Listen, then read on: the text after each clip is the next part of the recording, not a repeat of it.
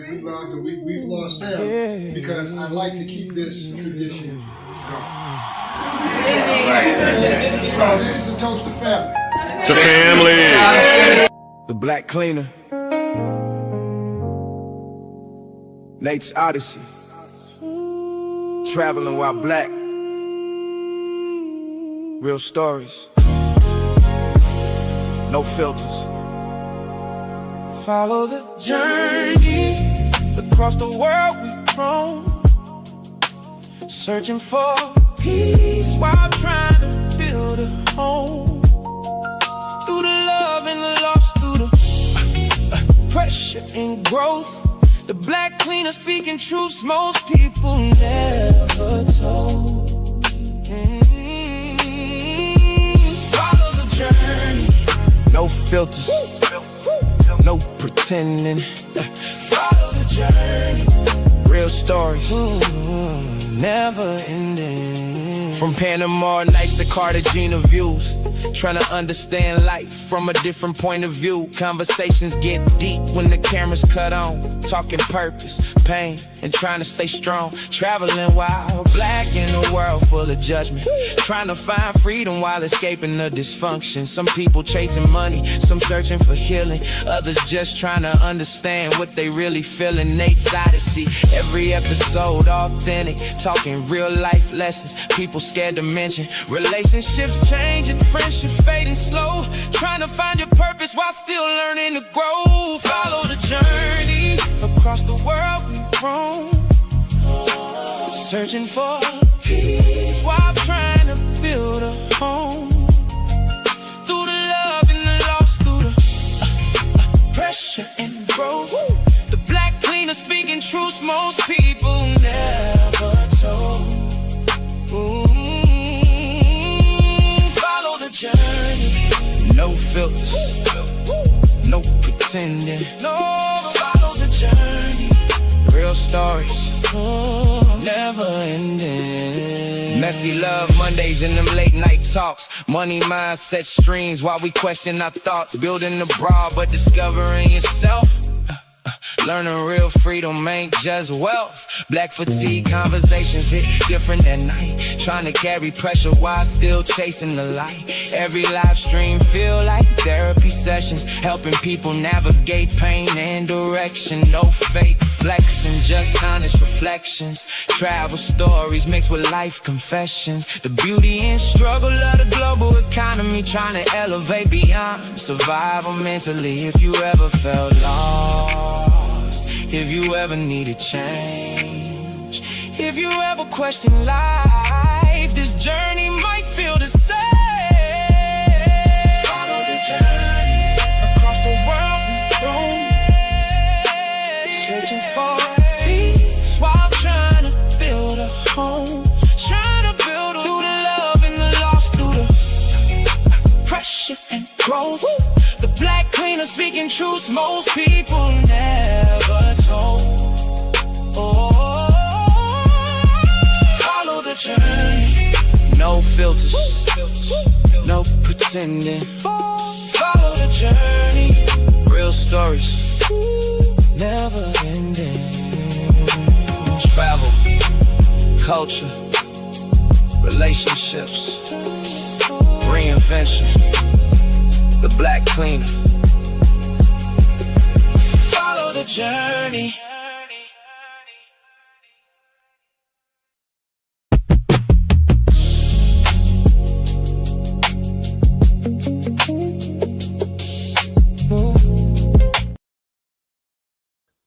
Good evening, everybody, and welcome to another episode of Real Talk with Nate, the Black Cleaner. Tonight's conversation isn't about hate. It isn't about division. And it isn't about telling anyone they don't belong. Tonight is about history. One of the biggest problems I see today is that people are trying to have conversations about foundational Black Americans without first understanding the journey that got us here. People ask, why are FBA becoming so assertive? Why are they drawing lines? Why are they talking about lineage, reparations, and identity? My question is, Did you study the receipts? Did you study slavery? Did you study Reconstruction? Did you study the closing of the Freedmen's Bureau? Did you study the collapse of the Freedmen's Savings Bank? Did you study Wilmington, Tulsa, Rosewood, Forsyth County, redlining, Jim Crow, the GI Bill, mass incarceration? Or are you looking at Black America in 2026 without understanding what happened between 1619 and today?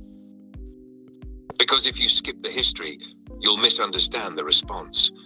When someone has been told to be quiet for generations, the first time they speak with confidence sounds loud. When someone stops accepting being defined by other people, they suddenly get called divisive. But there's a difference between being passive, being assertive, and being aggressive. Passive says, I'll stay quiet so everyone else is comfortable. Aggressive says, I'm going to attack everyone who disagrees with me. Assertive says, this is my history. This is my lineage, this is my claim, and I have the right to define it. That's what tonight is about. We're going to walk through the timeline, from slavery, through Reconstruction, through the destruction of prosperous Black communities, through the Civil Rights era, all the way to today's conversation about reparations. Whether you agree with me or disagree with me, my challenge is simple. Bring your facts, bring your history, bring your receipts. Because tonight, we're not arguing emotions, we're examining the historical record. Welcome to Real Talk with Nate. Let's get into it. Good evening, everybody. How's everything going? Happy Monday. It is I, the Black Cleaner, and the Black Cleaner presents Real Talk with Nate. And I'm here with my co-host, Cool King, in the building. Another week down. Happy Monday. Yes, another week down, another Monday up. Let's go. How was your weekend? You already know. I don't do much. So. I hear you. Oh man, we had another relative pass, man. I know. Rest in peace, cousin Shanita. Right. She All fought right. a good fight. Yeah, man, Shanita, you know, that family over there, they was always coming around. I remember Shanita, you know, she called me one day because she was hanging out she was old enough now to finally be able to come to the skating rink to hang out. And so, you know, she was there with her friends, and she gonna call me one day and be like, yo, talking about, you know, my boy. I always thought, I've mentioned my boy the last time. Short Puerto Rican dude, blind in one eye. So she gonna call me on the phone one day and be like, can I have your friend's phone number? Mm-hmm. I'm like, little girl, you better get out of here. Right. Don't be calling me looking for my friend's numbers. What's wrong with you? But yeah, she grown up. Ah man, beautiful woman, played ball because she was real tall. Then she go to the West Coast to go to school. You know better than me. Yeah, I mean, then, you know, she came home, she went to work, she had, you know, a beautiful family over there.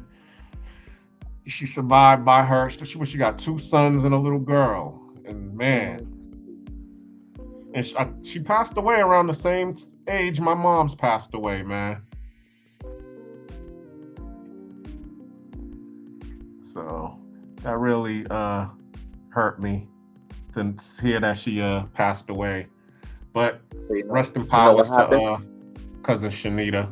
No, I was just, you know, saying that, you know, she passed away, you know, around the same age my mom's passed away, which is around 44. What happened to Shanita, cousin? I don't know actually what happened. Cancer. She, you know, she was fighting cancer. She fought the good fight, and cancer, you know, finally took her. That's really what happened. But and I don't know what's going on with Boston, because there's a lot of people that's passing away from cancer. I mean, I was thinking it's because of us being so close to the airport and the radiation, but it's more than that. We need to actually, do some research to see what's going on, with the environment over there, because a lot of the women over there is getting breast cancer and all of these things. So, but moving forward, we're going to be talking about reparations. I mean, not reparations. It's the fourth Monday of the month, and I try to be organized with my shows. Like the first Monday of every month, what I try to do is we have Money Mindset Monday. So, I always try to talk about finances. The second Monday of the month, I usually try to talk about relationships. So we have Messy Love Mondays. The third Monday of the month, we talk about family issues. And the fourth Monday of the month, we talk about race.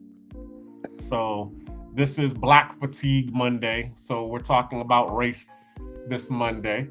And what's going on and what's trending out there right now is, the beef that's going on with the diaspora, And the reason that I wanted to have, a panel of other people. I got Ryan on here. Hold on, Ryan, before I let you say something.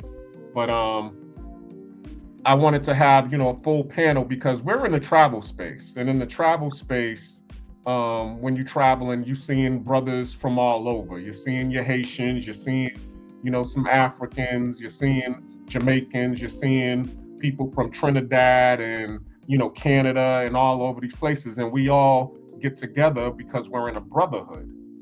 But people are trying to understand what the heck is going on between the foundational Black Americans and what's going on with everything else. Because I was talking to one person, and you saw what happened last week between Magnesia and KB on the channel, where Magnesia hit him with a troll hit, and then all of a sudden we just blew up into this whole race relation conversation. And I was saying, well, since this has been the trending topic, we want to get into it to find out, why is, it's like a Kendrick Lamar versus Drake type of conversation where, we're going at each other's heads. So, let's peel back the layers. So I brought, of course, I already showed my receipts on the thumbnail where you see, my great-grandparents. My great-great-grandfather, his name was Dawson Rivers. He was born in 1834. And as you can see, he was a slave. And also, if you look at his picture, he's very fair-skinned. He's very light-skinned. He could actually pass for white. So what does that tell you? Him being born in 1834 and him being, very fair-skinned, there was some poking going on in the hen house. So his daddy is definitely going to be the massa. And then, of course, my great-grandmother, was his daughter. And she was born in 1876. So she was born after slavery and Reconstruction. So when, they was promising everybody the 40 acres and a mule, she was supposed to be received that, along with her grandfather, because he died in 1924. But what happened was, once they, what's it called? The new president, after, Lincoln got assassinated and they had the new president come up in there. I think his name is Mr. Hayes, President Hayes. He took the troops out of the South, and all of a sudden the South rose again and took back all of the land that was promised to these people who endured slavery. And then, of course, you have my grandfather, who was born in 1905, and that was during the whole Jim Crow generation. We call that the greatest generation. My grandmother was also born around that time as well. On my mother's side, Gladys Anderson, that's actually Keem and I's, well, it's Keem's great-grandmother. It's my grandmother. And y'all are saying, well, y'all are cousins. How the heck is it his great-grandmother and your grandmother? Well, right. Great question. My grandmother had a daughter, okay, the second born, which is Keem's grandmother. Okay. And my mother was the 5th born, which is Keem's grandmother's sister. So that's how it happens. We come from the same lineage, but of course, he comes from the second oldest branch, and I come from the 5th oldest branch. And then, of course, on my father's side, we'll continue down the line. My father was born in 1929, which is, of course, the civil rights generation. Okay, and we went through all of the civil rights era, the redlining and all of that. And then, of course, you go down to me and Keem, we are Gen Xers. We was born in the disco era and the dawn of crack and the crime bill in the 90s and, and redlining and all of that was going on during our generation. So we are foundational Black Americans. And, us being from Boston, we lived around a lot of Jamaicans and Haitians, and we went to school with them. We grew up with them. Everything has never been a problem between us and, our cousins, as I will say. So what was the issue? Why are we beefing now? The answer is, everything was fine until we started, fighting for reparations. That's really what happened. And then everybody was thinking that we wasn't going to get reparations. So they're like, give it up. Y'all need to stop trying to fight for reparations. But as Black folks, we ain't giving up ish. You did that to great-great-granddaddy. You raped his mama. So now we ain't forget that. You didn't tell the Jews to forget. You ain't tell the Chinese and the Japanese to forget. Matter of fact, you paid them. So, cut the check. But then once people started seeing that, it's actually probably going to happen, because they're now starting to table the whole reparations argument, and people are starting to, different states are starting to, put a bill forward to actually put forth reparations in their state. Now, all of a sudden, you got people, either one that are fighting on the side of the oppressor as the proxy, and then you have the people who want to align because they want to be able to benefit from the reparations if we do get them. And we're saying, okay, well, this is for us. You all had an oppressor in your countries. Y'all need to do what we did. Don't be over here trying to, tether on to us or latch on to what we're getting. We didn't say nothing, when in the civil rights era, when they signed that civil rights bill, and they was only trying to allow white immigrants over to the United States. We didn't say nothing. No, we said, hey, what about our brothers from Africa? What about our brothers from Haiti? What about our brothers from Jamaica and all of the West Indians? If you want to let, the Russians and the Ukrainians and all of them come over, you need to let our brothers and sisters from these islands come over as well, because they're suffering as well. And then they started letting you all in, and we thinking, oh, great, there's power in numbers. We definitely would love to have y'all over here because we need the help. But what happened was they started letting some of the as we say, when they freed the slaves, they did free the house niggas and the coons too. So when they allowed some of the islanders and the Africans to come over, they let some of your African coons come over too. And we ain't got no beef with the ones who's about the movement and about the cause. We got beef with the coons, just like we have the beef with the coons that are here. When you over here trying to align yourself with massa and you telling, Black people to give it up or whatever, we like, yo, who is you? Oh, you cooning? Oh, you aligning yourself with white daddy? All right. Then we check you. So it's the same argument that's going on. But what happens is the waters get muddy during that time. But I needed to have somebody online to be able to pose a different perspective and a point of view. So that's why I ended up inviting Ryan from Vacation Time with Ryan to come on. What's going on, family? How's everything? Hey, what's good, gentlemen? How's it going? Salute, Black Cleaner, and salute to the other brother. I'm sorry, I can't see your name very well. Well, salute to you too. Cool Keem. That's my cousin. Cool Keem. Okay. Salute to Keem. Salute. Salute to you, brother. So how's it over there in you still in Florida, working all them jobs like the Headleys? Yeah. It's been hot, man. It's been hot. It's been crazy in Florida, man. Today it was raining, so it wasn't so bad, but it's been piping hot out here, man. Oh. But it's Did all you good, though. complete your move yet? I did. Okay, I did. congratulations. Yeah, appreciate that. Yeah, I got it done this weekend. Got that out the way, so it's Got all tired good. of that girl banging on your door at 6 o'clock in the morning. Right? I was like, shit, I ain't got to deal with her no more.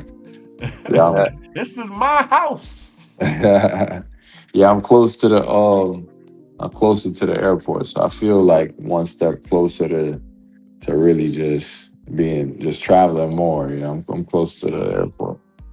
Hey, one thing, I sorry to change the subject, but Prime was telling me like he was trying to get in, but the link was like giving him a hard time.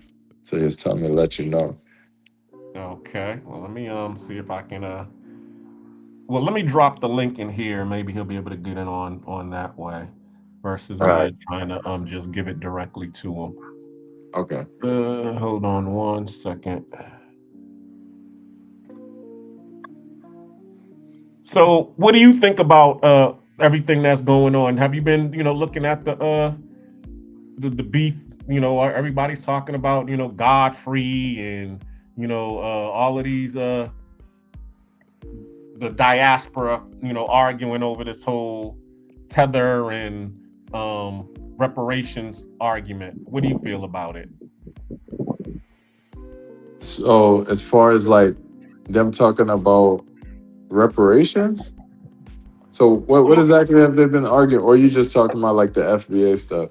Yeah, the whole FBA stuff. I'm gonna put some videos so that y'all could take a look at it and tell me what y'all think about it. Maybe I should do that first. What do you think? Yeah, why not? Sure, why not? That way I have something to bounce off of. All right, hold on. Let me bring Right, this you the host, stage. brother. You calling the shots right now, Black Cleaner. Say it again. I said, you the host, baby, bro. All right. Nice. Reparations isn't just about slavery. It's about the century of ongoing extractions from our communities. And, it's quite frustrating, especially seeing, folks talk online as if the suffering that Black people did was so long ago. It wasn't. It is still happening to this day. We literally have Black folks in American jails right now that are doing slave labor. Go to Anguilla. I've been there. They have literally prison guards on horses as folks are in the plantation, are on the cotton field, like are literally picking cotton, right? Are playing slave games, and they're running away from bulls in order to get more time with their family. This is America in every way. Yeah, preach.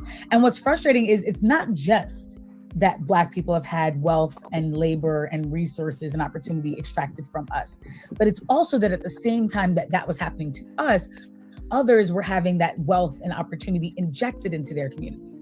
There was like the Homestead Act, where while Black people are fighting for 40 acres and a mule, white people are being given stolen native land, like as if like thrown out of t-shirt cannons, as I write in Rooted. And so it's really frustrating to kind of hear that narrative of, well, I wasn't alive, especially when I went to Yale. Man, it was wild to realize like, there are endowments that have been around since my ancestors were property.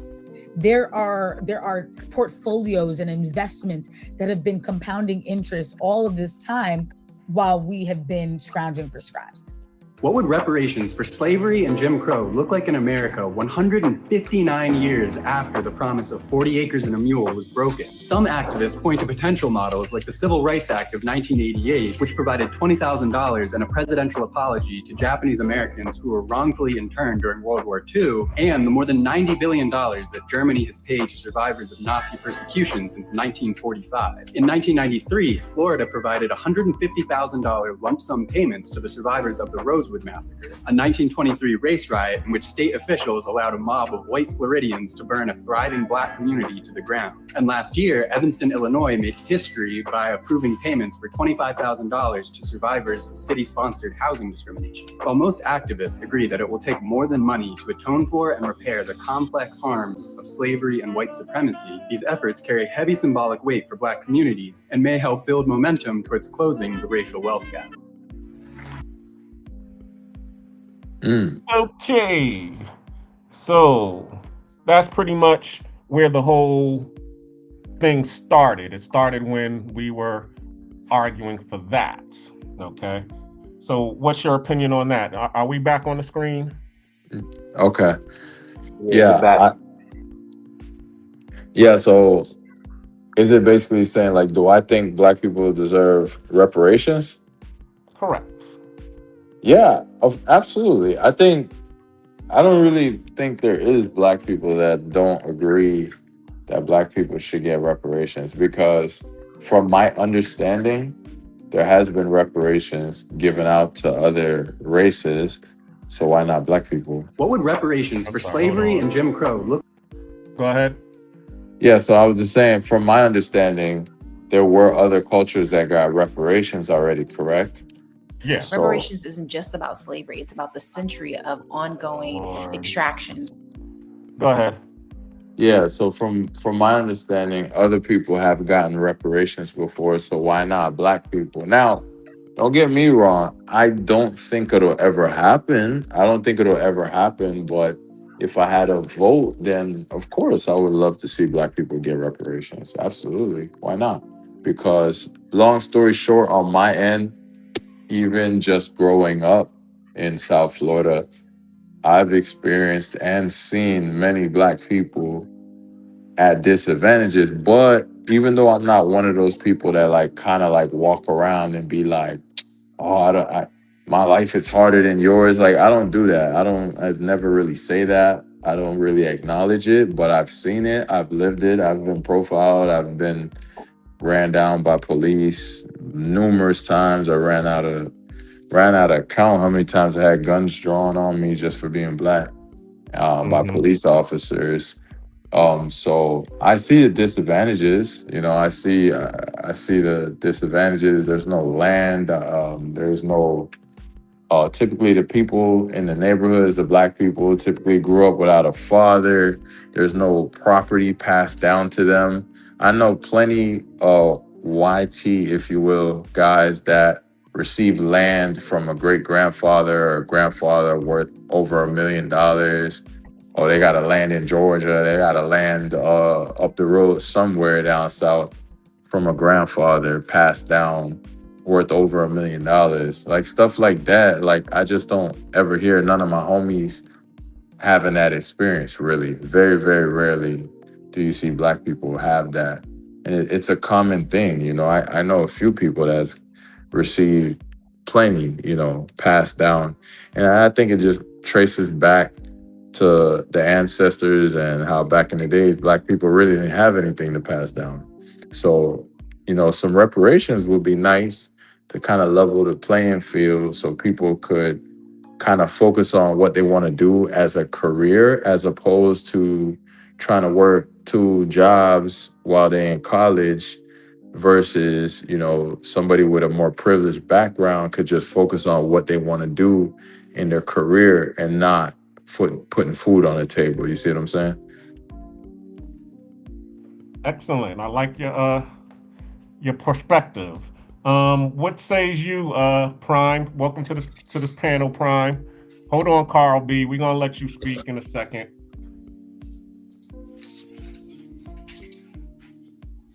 Prime, you there? Y'all still there? Yep. You just muted yourself, but you did unmute. You gotta unmute yourself again. See if I can help you. Okay, y'all can hear me now, right? Yep. Yeah. Welcome to the stage. How you doing?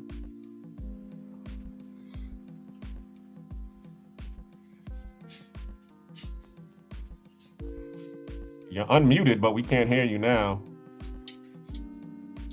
You sound very low.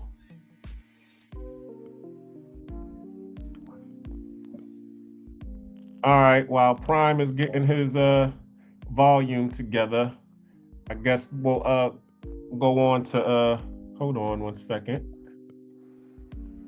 Oh, hold on. Prime came on his other. Let me add him to the stage. All right. What's going on? Yo, what's up, Black Kina? What's up, Keem? What's up, Ryan? What's up, Carl B? What's up, man? What's going on? So we're getting into the proceedings early. So what is your opinion on what you just saw? Yeah, I definitely agree that they should get reparations. Black people should, yeah, definitely. The Black Americans should definitely get reparations. I'm in agreement with that. Now, like Ryan said, are they ever going to get it? I don't want to say never, but it don't look like we close to that. But now, my argument is, yeah, it is unfair because I read that the Japanese, they got a little bit of reparations. Remember when they had the Japanese internment camps in California? Yep. They got paid for that. They got compensated for that. I don't know how deep you guys could dig into that, but I did read that they got $20,000 each. I don't remember exactly what it was, but at that time, that was a substantial amount of money. Exactly. So I do think that Black Americans should get reparations. Now, this FBA thing, I don't know enough about it yet because I don't know exactly what their stance is. You know what I'm saying? All right. Well, we're gonna get into some of that right now. Let me play one of the videos. Let me put it back on the screen. Hold on one second. Let's go, people. Pull up to the panel if you want to be heard. You want to talk about some shit. Let's go.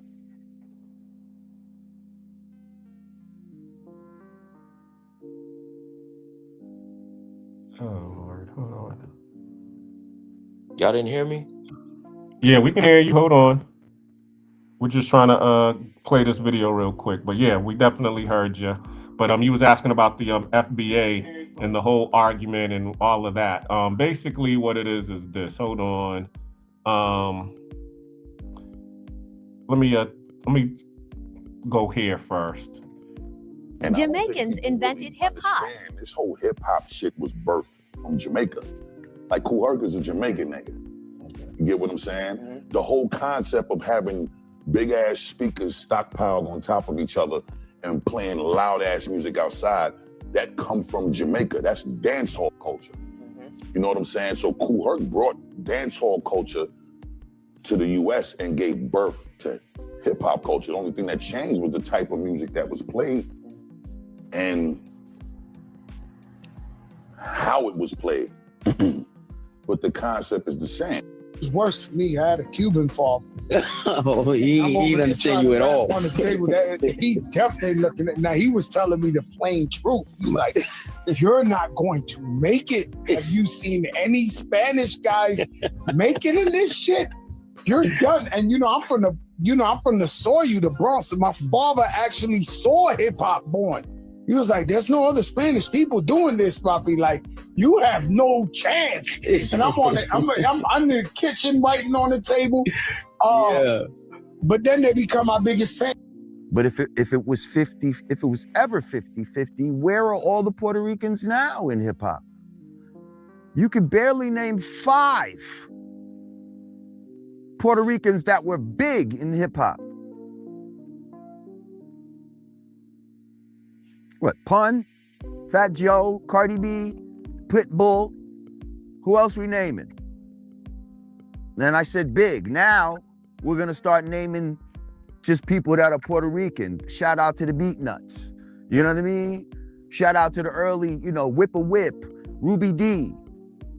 That's still like 7 people. What? Chino XL? That's 8. and the history of how it Latinos and started. blacks created hip hop. If you go to Wild Style, the first hip hop movie, you will see the Cold Crush Brothers. Their DJ was Charlie Chase, Puerto Rican. And you'll go to the battle that they had with Romantic, which was the first Puerto Rican MC. Booby D was in there with the Fantastic Romantic. You cannot eliminate the Latinos' contribution to hip hop. When you talk about breakdancing, we talk about Rocksteady and Crazy Legs. When you talk about graffiti, like it's every element of hip hop. It was 50-50, bro. Why do you guys hate on Tether so much?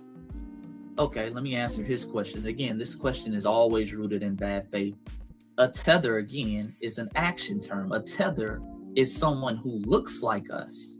And a lot of it comes from the movie Us, where you have this group or this family who looks like the original family.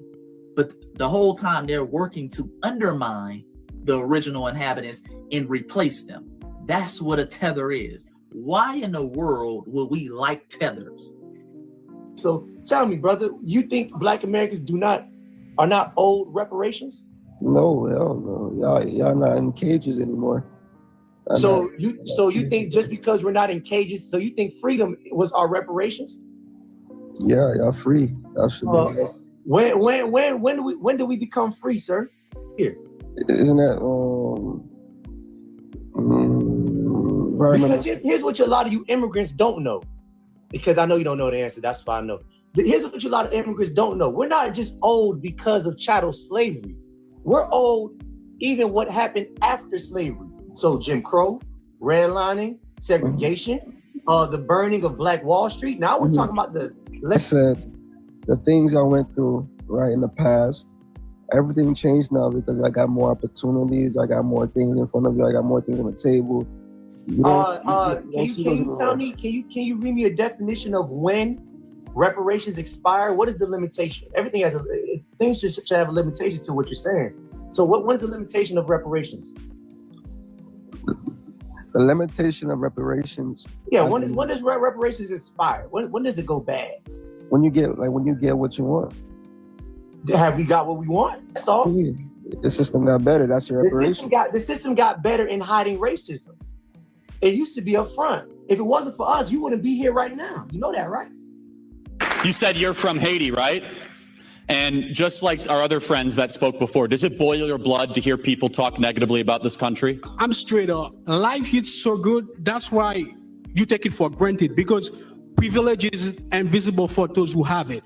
So wake up every day, your fridge have food and everything. You have electricity. You can go to school. Where I come from, I didn't have that chance. I have to work like 15 miles every day to go to school to know how to read. But you have PlayStation and Xbox, but you are complaining every day, and you are BLM, you are Antifa and all that BS. So, I mean, what is your take on that? And so this goes back to my opening remarks, which is you've lived a tough life and now you have it better. Every day you wake up thankful. And that is the core bedrock, isn't it? That's the difference. Is that people that are not thankful to live in this country, they scoff at this. They say, human suffering is my Netflix not loading fast enough. My Uber Eats not getting there in time. You know what difficulty is. And the last one, and then I'll get to the conversation. Hold on, it's loading. We got to bring it up and we got to show it in real time. Let's listen. He's somebody with culture. I'm sorry. Whatever. You Americans, just y'all non-cultured ass. Y'all don't even say nothing. Go eat. Dirty Black American? Wait, what? Huh? I did. A dirty Black American. I sure did. These are Haitian women talking about Black American citizens, by the way. Because that's what y'all are. My flag. I don't like this. Like, why are you telling me I have to do this because I'm Black when it's been already pointed out that I'm Haitian? Why do I now have to submit to this idea of being Black? That makes absolutely no sense to me. And that's what you don't get. A lot of people are... Remember, when people say, why do FBAs delineate? Why do y'all keep bringing up that other people say they're not Black? When people say, we keep saying the delineation word, and I don't understand why the energy is felt that way, bring receipts. Black Americans came here on a slave boat for slavery in America. You know, when you Black back on that slave boat to Africa and go look for which country in Africa you came from. Growing up, being raised to be very proud of being Haitian American, there was also for me, as there were for many other Caribbean people, or just any other, I would say, immigrant individuals from immigrant populations, this again, what I talked about, the racial distancing, don't be like the Black Americans. I do have this conversation a lot with Africans or even just Caribbean people who will often look down on Black Americans. Number one, they will say they lazy, they ghetto. I've heard African parents tell their kids not to date African American men, not to marry them, things of that nature. What are some negative stereotypes y'all heard about Black Americans from your parents, from your friends? You literally said it all. Yeah. That's it? Yeah, 100%. Right. Like my mom would tell me not to marry that. Yeah. Right. She says it all the time. Even when I hear like African parents say that, it very much sounds like the same rhetoric that a white person would tell their kids. Like, don't marry that Black guy, like he's ratchet, they ghetto. It's crazy to hear other Black people have that type of rhetoric towards each other. Good night, Trinidad. All right, so we'll stop it there. So that's really what's going on is, as they say, you know, we Americans do not know what the American military is doing in other countries in our name to represent us. Because a lot of times, you know, they're going over there and they're doing what they did in Venezuela. They ousting, you know, and ousting presidents. And then they go over to the Middle East and then they assassinate a president and we don't know anything about it. So it's the same thing what goes on with a lot of the West Indians and Africans that come over.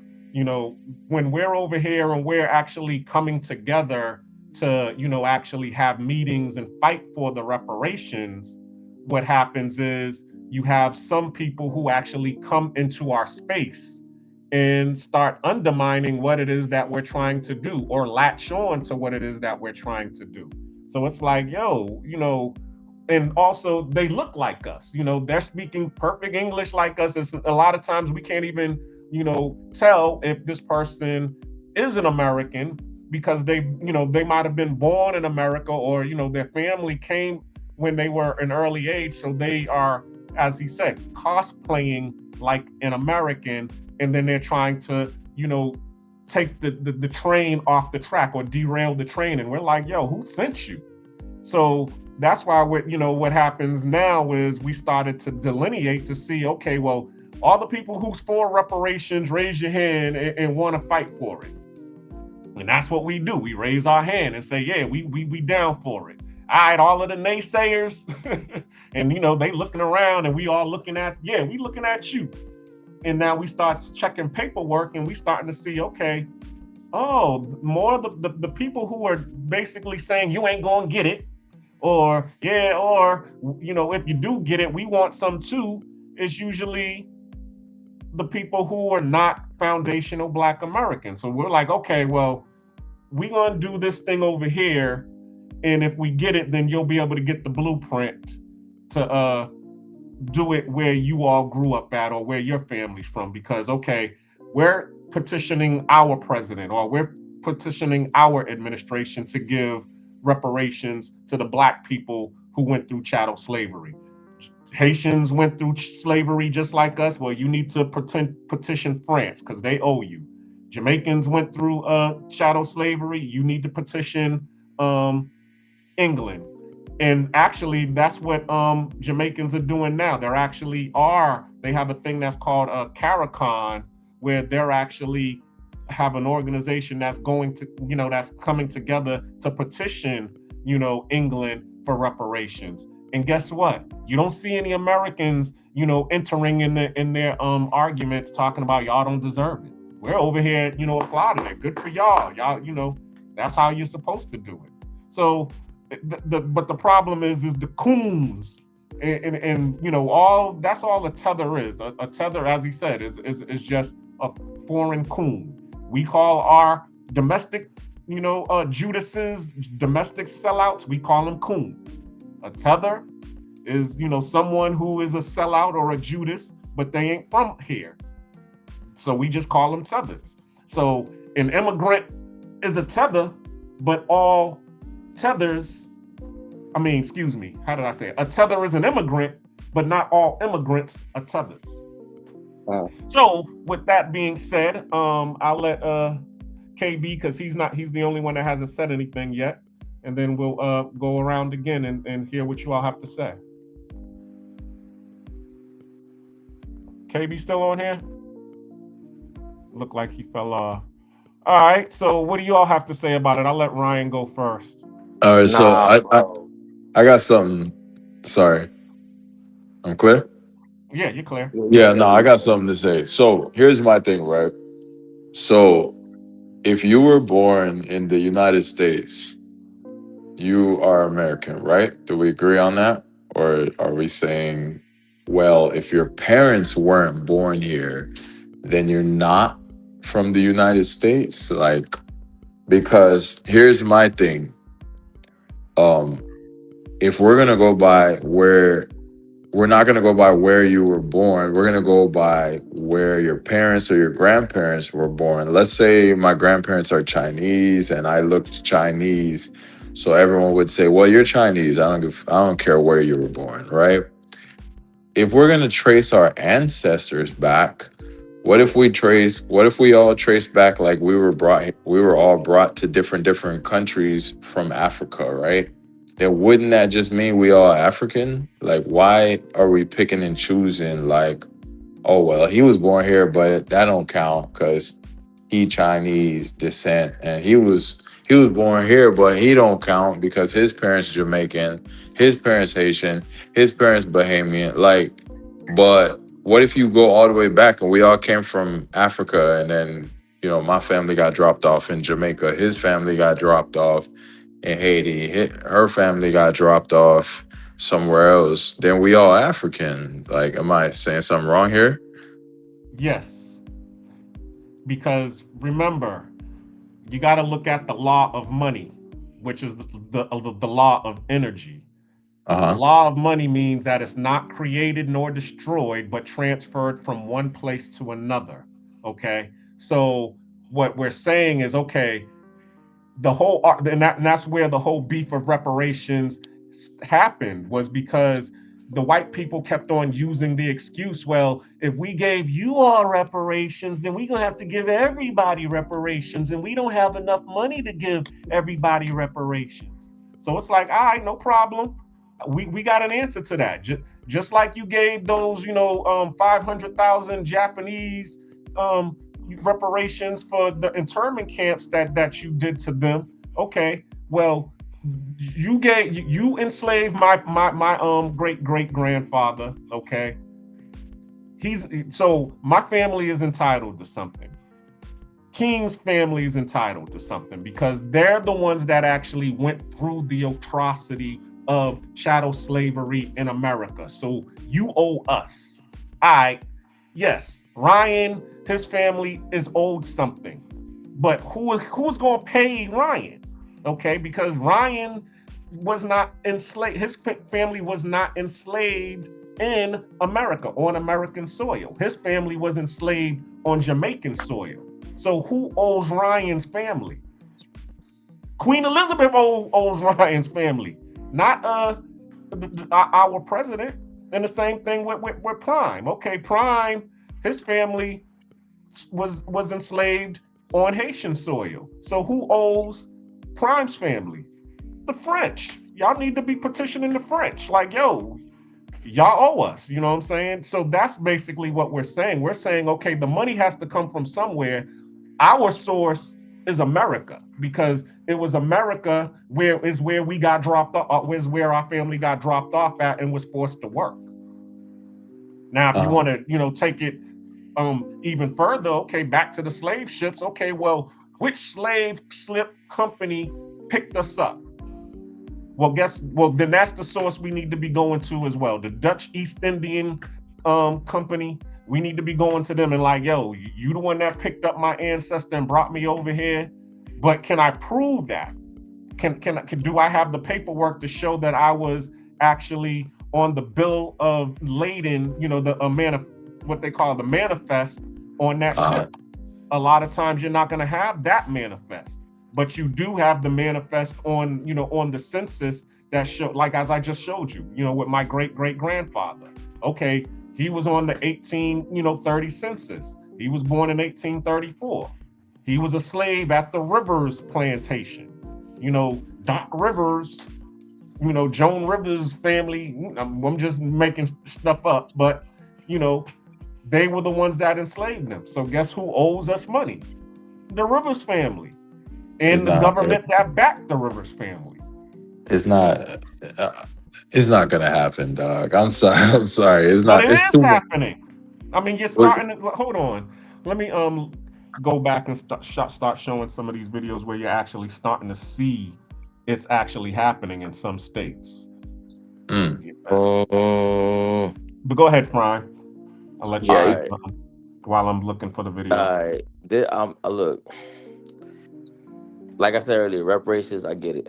But this whole tether crap, like, I think it's stupid, right? Like, I get, you know, FBAs that, you know, this is home. This is it for them. They're like, this is home. We were here first. Nobody else, no other black, foreign black people should talk about what we got going on. But this kind of negates all the stuff that Black Americans used to say from the jump, like, oh, we all together, we all black people, we need to fight this thing together, we need to be together. And it's kind of like, I don't know, man. It's just, I understand the reparations part, but this other stuff don't make sense to me at all. Like the guy that jumped on your panel the other day, Ryan, like, it's divisive to me. It's divisive because one minute black people want to be like, oh, UNITY, and the next minute, oh, but you're not Black American, so you shouldn't be speaking on this, right? You're not Black American, so this is my people. I'm about my black people. So now we're being divisive again, and this is what they want. Yep. This is what they want. Yep. And now look what happened. This FBA thing has gone out of control. You know what I'm saying? Man, YT people are sitting back, smiling at the top, like, yes, let them keep fighting while we just stay up here, like, laughing at them. Like, yeah, bro. It's crazy. Well, actually, what I think is they probably sent some of these people to come into because remember, we're the ones who started roasting people who came into our circles who was being undermining. But we did not, as you said, we were the ones that was being invitational. It was when they started bringing these agents started coming in and started, you know, putting stuff in the soup that's messing everything up. Now we're like, oh, hold up, that's not what we want.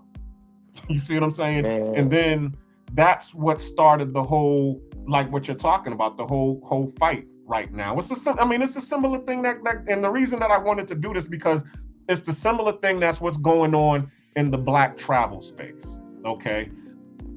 Who started we already know that black people been traveling since, you know, the beginning of time. But the person who actually started the whole passport bro movement was Aaron Ferris, okay? Who was also in the FBA, you know, born and raised in Atlanta, you know what I'm saying? So, but then, you know, it started off as a positive thing, you know, black people and, you know, people all leaving America or leaving what we call the matrix in search of better lives and better relationships. But then what happens? Other people come up in there, the passport pookies and what have you, and they mess up the church's money. You know what I'm saying? As a shout out to Bernie Mac. It done messed up the church's money. Man, and now you done made it a negative thing. So that's really what's going on with this whole reparations movement is, you know, these people came up in there and they're starting to mess up the plight. And all we're saying is, hey, who asked you to, you know, if you don't believe that we're not going to get it, step aside, step to the rear, shut up, and let us fight the good fight. That's it. Man, black Americans, bro, like, they got short-term memory and long-term memory when it benefits them, man.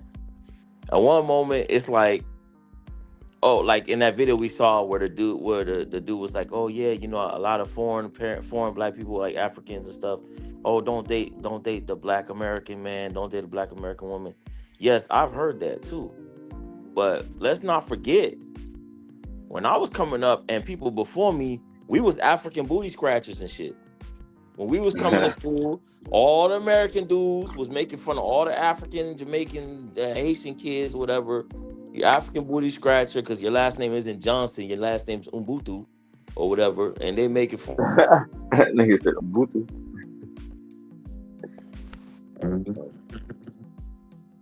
Go ahead, Ryan. Yeah, I mean, go ahead, Prime. Sorry.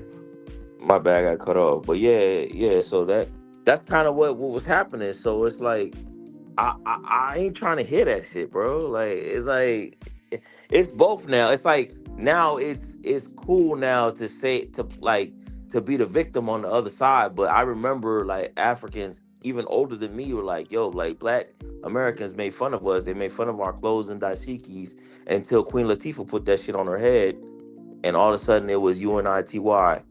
And then after that, people forgot about that. You can't really claim that because I was called an African booty scratcher. That was just something that FBA. Yeah, I was called that too. African bush boogie, black and crispy. That was just, you know, something that we would always say, roast. Nah, but you know, I think you know what he's trying to say though. Even if you were called that, I think you know what he tried. Island people, like there was a certain type of like roast that people had for island people, even black people. Yeah, it wasn't just island people. It was melanin people, period, bro. No, I'm saying like, I guess it depends where you grew up. I know in South Florida, black people would definitely be roasting like island people, like for sure. Like to a point where people would like act like they weren't from the islands, and like some people would literally lie and just be like, yeah, I'm American. Like, fuck it. I ain't trying to get roasted. Like, well, being up north, you know, Boston, New York, we had the people like me and Keem whose family came from the South, you know, during the Great Migration. But during the 80s, okay, that's when a lot of the immigrants started coming in. And where did they come? They came into our neighborhoods. So, you know, I went to a Seventh-day Adventist school, you know, from first grade all the way up to sixth grade. Okay. So if anybody who knows about Seventh-day Adventists, you all know that's West Indian all the way. All my friends was either Haitian, Jamaican, from Barbados, Trinidad. So that was all around me. I think there was 26 people in my class, and probably 5 of them were foundational Black Americans. So we have always lived amongst each other in harmony. You know what I'm saying? Okay.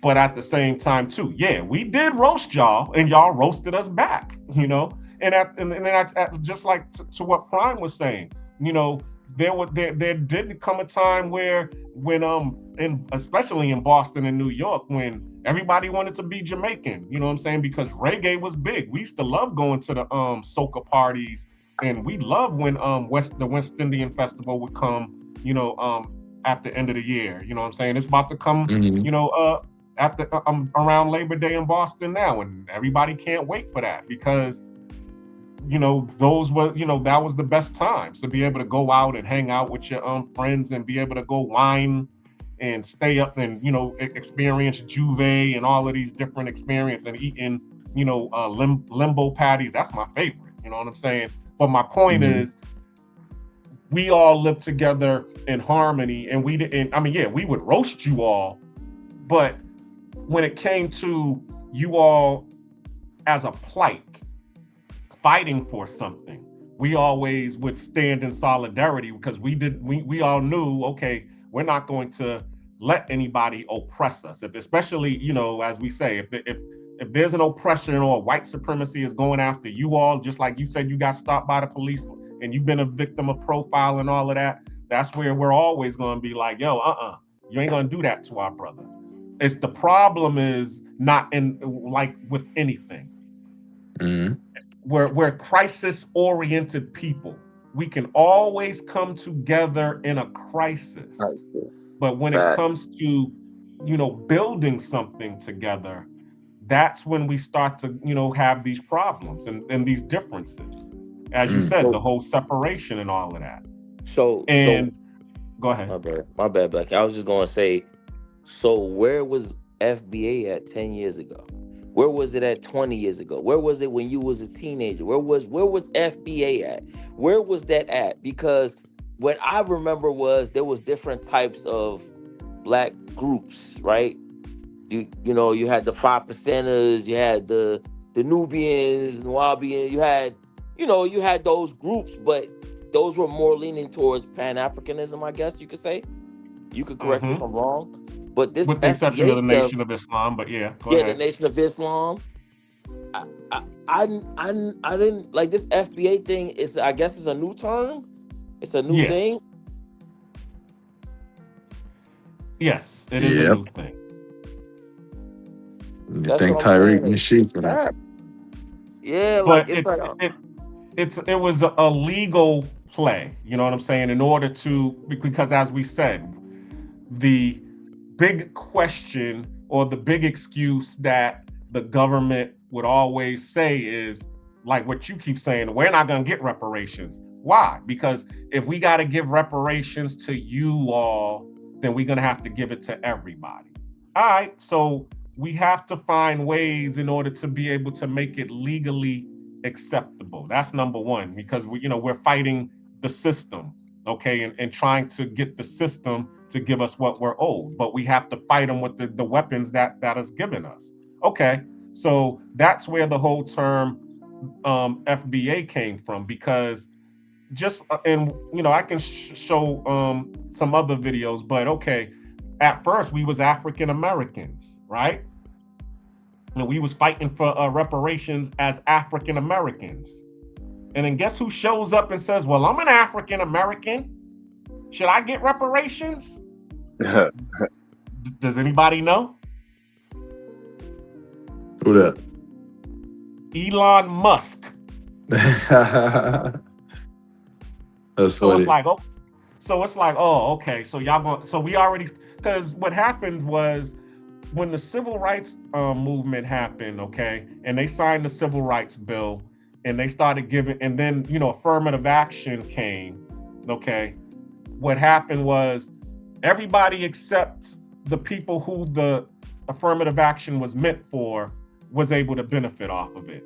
It went to the minority immigrants and the women. That's where the people who was first in line in order to get it.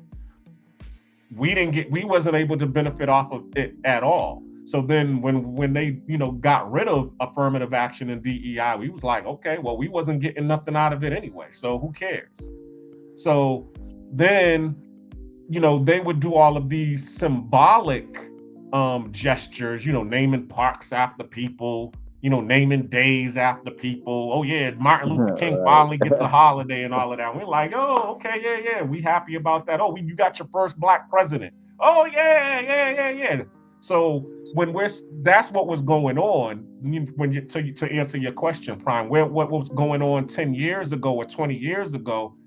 They was doing all of these symbolic gestures to shut us up. And what we started to realize, especially after the Obama administration, us having a black president, that nothing changed. We're like, okay, well, we done had all of these things, ain't nothing changed. What's going on here? Oh, we ain't getting no tangibles. Everybody else is getting tangibles. Everybody getting, money, and they getting land, and they getting all of these things to be able to help them. All we're getting is days named after us and pardons and oh no, we ain't falling for the banana in the tailpipe no more. We want some tangibles too, just like you gave them small hat people, just like you gave them Asian people. We want the same thing that you gave them. Right. So go ahead. So first of all, do you think that they should go back to the segregation ways? Because you could argue, black people always say, especially black Americans say, things were better for black people when there was segregation because we had our own bus. Well, FBAs had their own bus lines. They had their own dentists, doctors, law firms. So would you say that things will be better for, I mean, because if you think about it, right? If people say that you guys are saying you guys are going to get it one day, but if people are saying that now you're not, then what is FBA going to do? Because I mean, if anything, it sounds like they wanted to go back to segregation, go back so you can just have your own stuff, your own economy. Well, the key thing is the optimum verb is they. They is not responsible for doing none of that, because if we're relying on them, our open enemy, okay, to do right for us, then we already know, like you all just said, that isn't going to happen. We have to do for us. You know what I'm saying? So yeah, if we're gonna set up, if we're gonna segregate ourselves, because that's really what the ideology of the Nation of Islam is. It's like, self-sufficiency. Stop begging for master to do anything for you. You need to learn how to do for self. Accept thy own and be thyself. Because why would I want to go to a school where my enemy is teaching me? He ain't gonna teach me right. What happened with this whole, let's bring up the whole Nolan Wells situation. Okay. Here he is, his family's thinking that it would be great for him to be, aligned with white people and, be dealing with the rich white folks. And then he goes, off on a boat to an island with, 4 rich white kids. How did that turn out for him? You there with the fox. So no, you don't need, and our family and our histories, that would have never happened. I would have asked my mom, can I go over so-and-so's house? She'd have been like, who's so-and-so? As soon as she would have saw that situation, she'd have shut that down quickly. She'd be like, nope. Why I can't go over? Nope. End of discussion. You want to go over Ryan's house? Yeah, you can go over Ryan's house. Oh, you want to go over Keen's house? Yeah, you can go over Keen's house all day. You're not going over Jason and Jared and Brett's house. Sorry. I'm not leaving. Okay, Black Lens, okay, cool. Like I get what you're saying, right? Now, I'm gonna go hang out with the brothers, right? And I'm gonna go hang out with all the brothers, and I end up dead at the club. What's the difference? What's the difference? At least if I'm going to the club with all the brothers, I'm going to hang out around my people, and I end up dead at the club. At least my brothers ain't gonna come home and try to cover it up. They're gonna let me know what happened. And also, I guarantee you, it wouldn't have been one of the brothers that I hung out with that was the assailant that actually did it.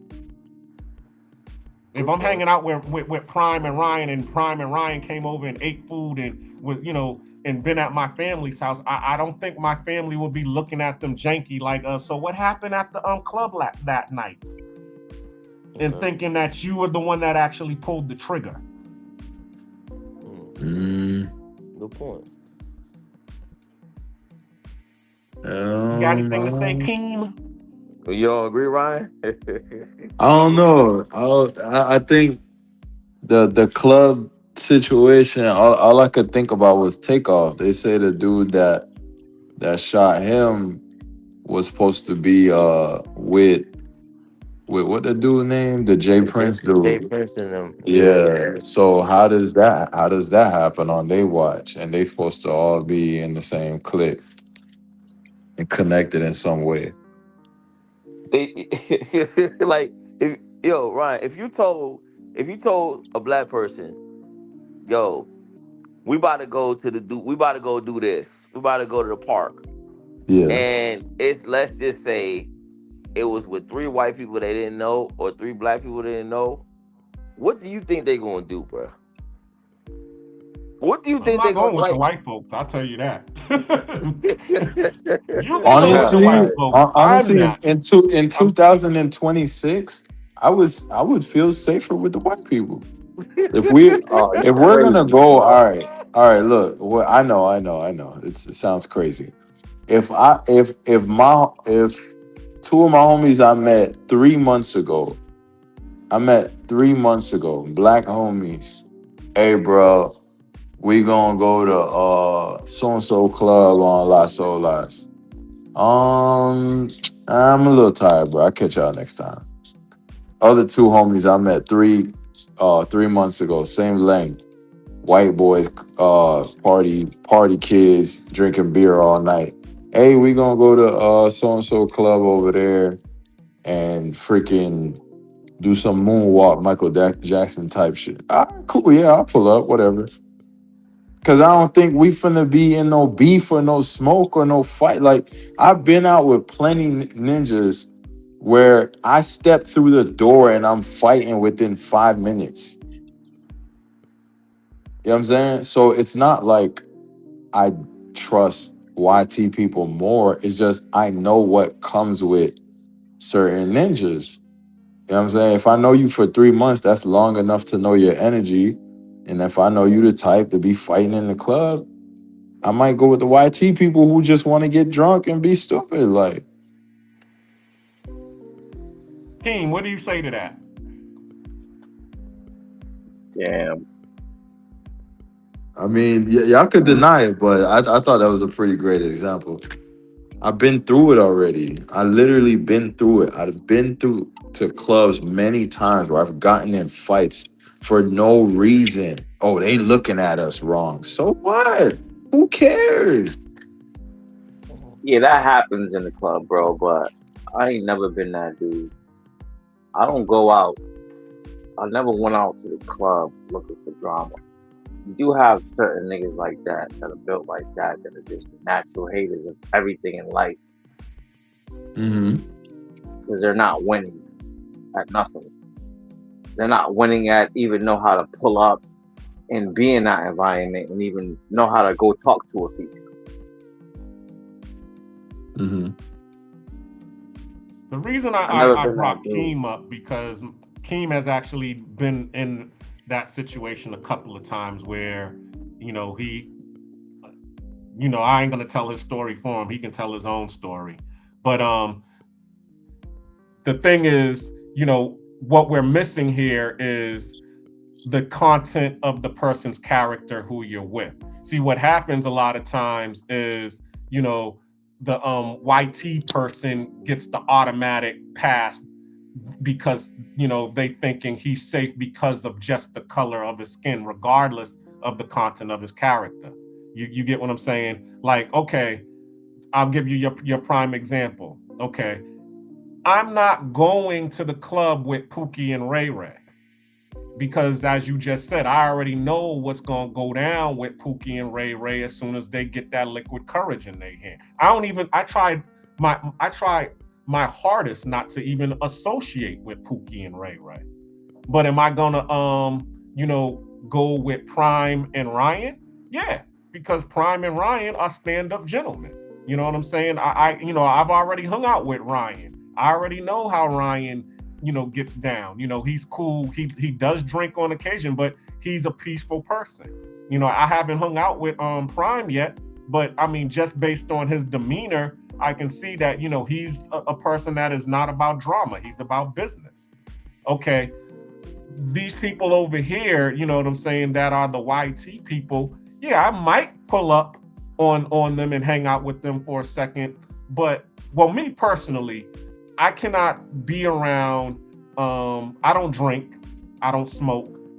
And the music that I like is hip hop, R&B, reggae, pretty much black music. I cannot be in a club listening to Dwight Yoakam, Randy Travis, Green Day. I can't listen to it. I'll be up in there for about 10, 15 minutes, and then I'm just going to, pay my respects and go about my business and go to the black club that I feel that is safe enough for me to be at. Because if it's one of those ratchet clubs, like one of those hood clubs, I'm not going to be there, but for only 15 minutes as well.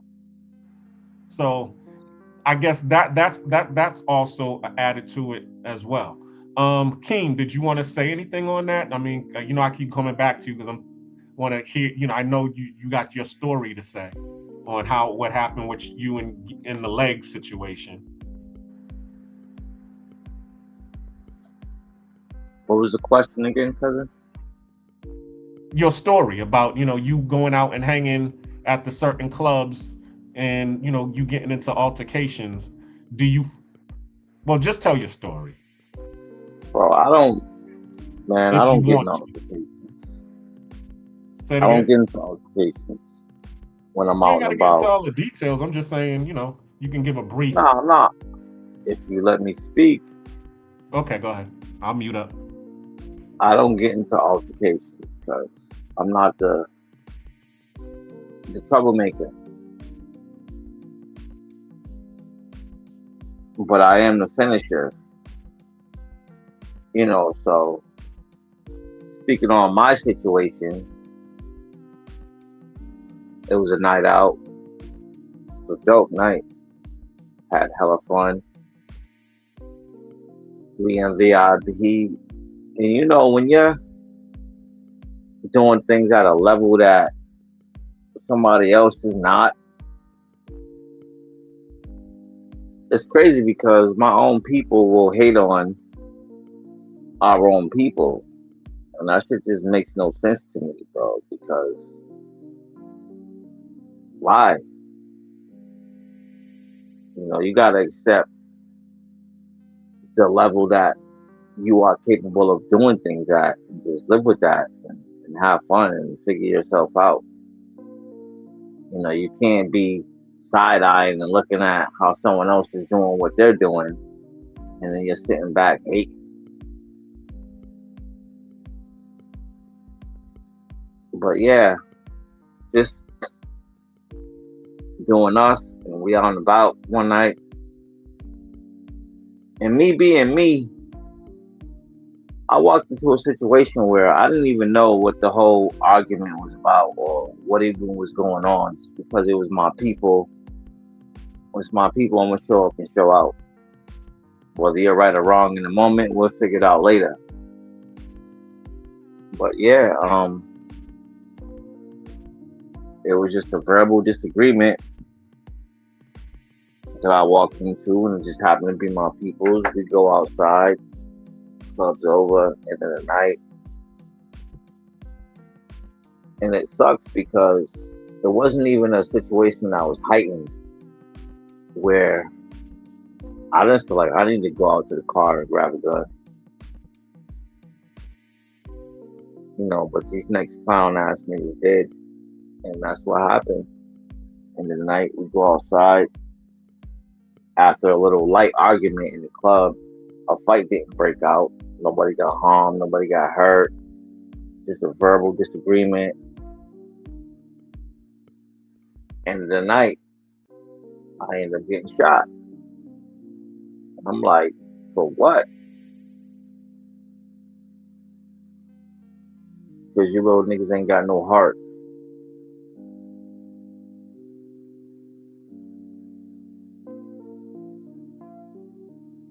Damn, bro, you just went deep because, man, I made it that night, but my people didn't. So, you gotta give me a quick second thought.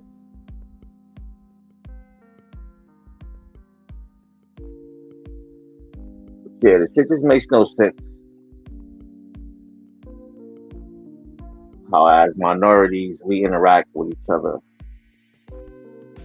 And that wasn't like a situation of celebration, but it was supposed to be a fun moment and not on some corny shit. My man lost his life on some corny shit. And I would never respect corny shit because I don't even know where you whack ass niggas came from. But then that's kind of my fault. And, my people used to tell me all the time, like, yo, King, bro, you gotta start, watching your surroundings. Like, niggas be watching you and niggas be hating on you. What the fuck? I'm not in the club to be watching niggas, bro. So how am I doing wrong? Like, that should be weird as fuck to me, dog.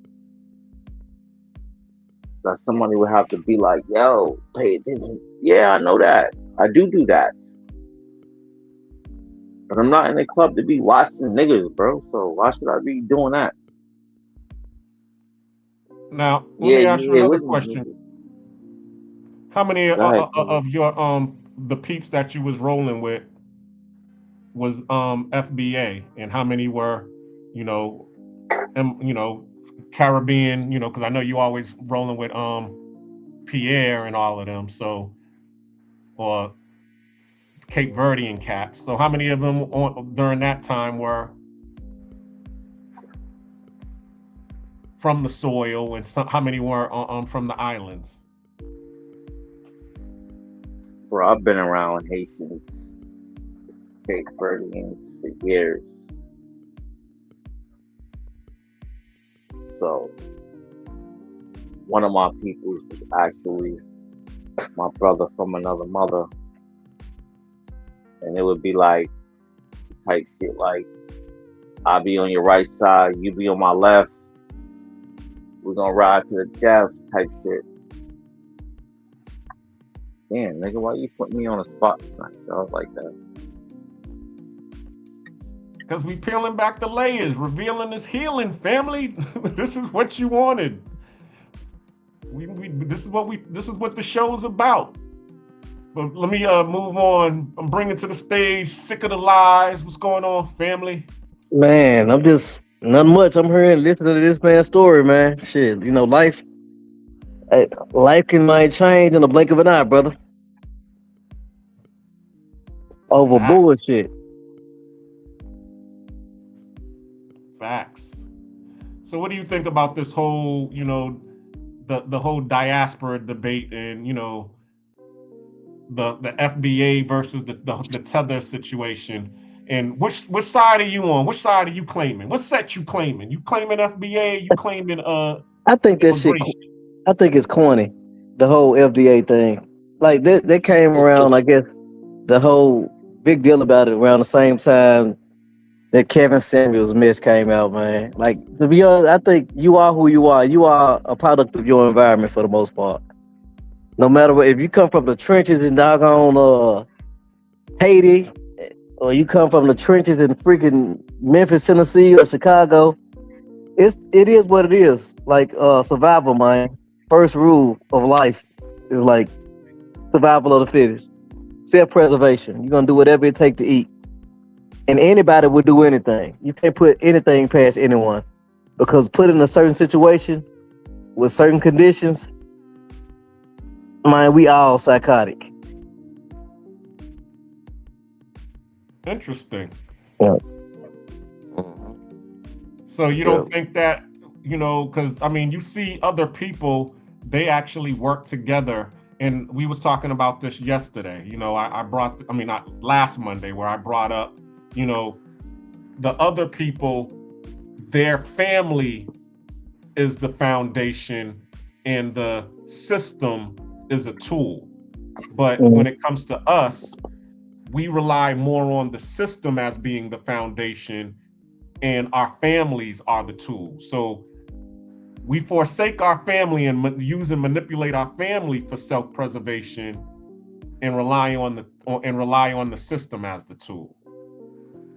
Well, you gotta understand. The system is the more guaranteed, giving you the benefits, the extra butter biscuits and all, these social guarantees that we get. Now, I'll land there. America is a fairly young country, right? So we like the we like the little brother that's running shit, kind of sorta. You know what I'm saying? So I guess what they did with us, with blacks in America, like they put us on stage for everybody to just look and observe and be like, okay, this the petri dish. Let's see what we can get away with, what we can do, or whatever.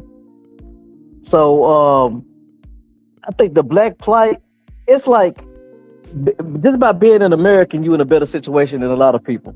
Just by being American, you know what I mean? But our mind has been toyed with and manipulated so much that we are ruined as a people. You can't fix the black man. The black man is the black man, the black family is over with. You cannot, because you think about all these other minorities, how they do stick together. But it's something about that chocolate skin that just won't hold. We have to try to impress the white man. We gotta make daddy proud.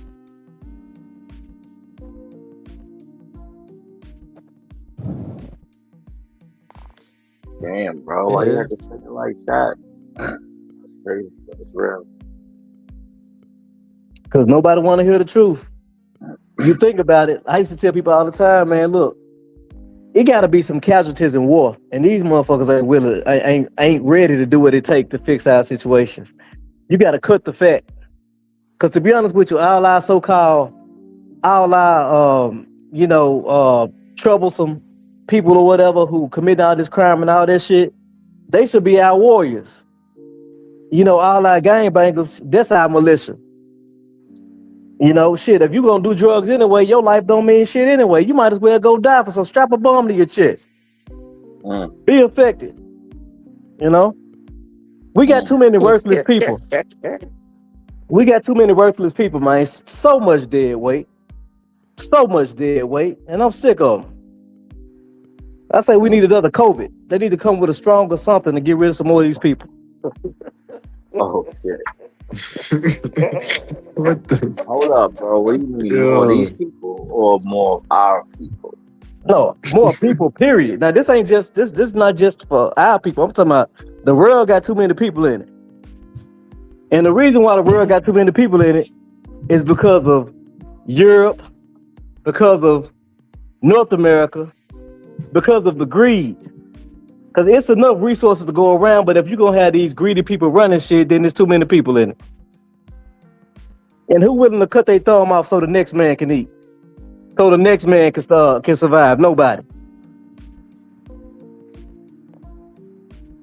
Yeah, FBA shit is counterproductive, bro. It's bullshit. Yeah, it's count. I agree. That shit count. Not making any sense. Because all of them got a price. Motherfuckers got, that's human nature to have a price. It's fucked up. These niggas sorry, man. All right. FDA what? FDA what? You still want to make Malcolm happy.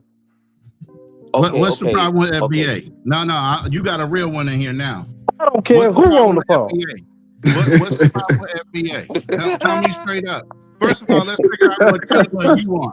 What team are you on? Are you a Caribbean? Are you from the coast of Africa? Where are you from first? Where are your people from? Well, I'm a descendant of God. It don't matter where I'm from. No, none of that shit matter to me. Oh shit. No, none of that shit matter to me. That's why I said where are your people from, not where your God is. My people, we from Memphis. Fuck all that.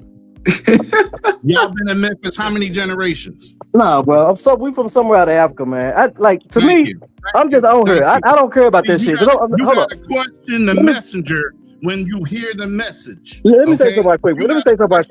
Who's saying this shit to see if they relish? You gotta question who's saying the shit to see if they relish and honor the fucking ancestors that helped them get over here. Hey, Ron, a question. Just like when people talk about how great our ancestors are and how we had Kemet, how we taught white folks how to bathe and all that shit. What does it even matter? What? What does it matter? No, real talk. Right now, what does it matter? What if every black man knew that that's what the truth was? What does it matter?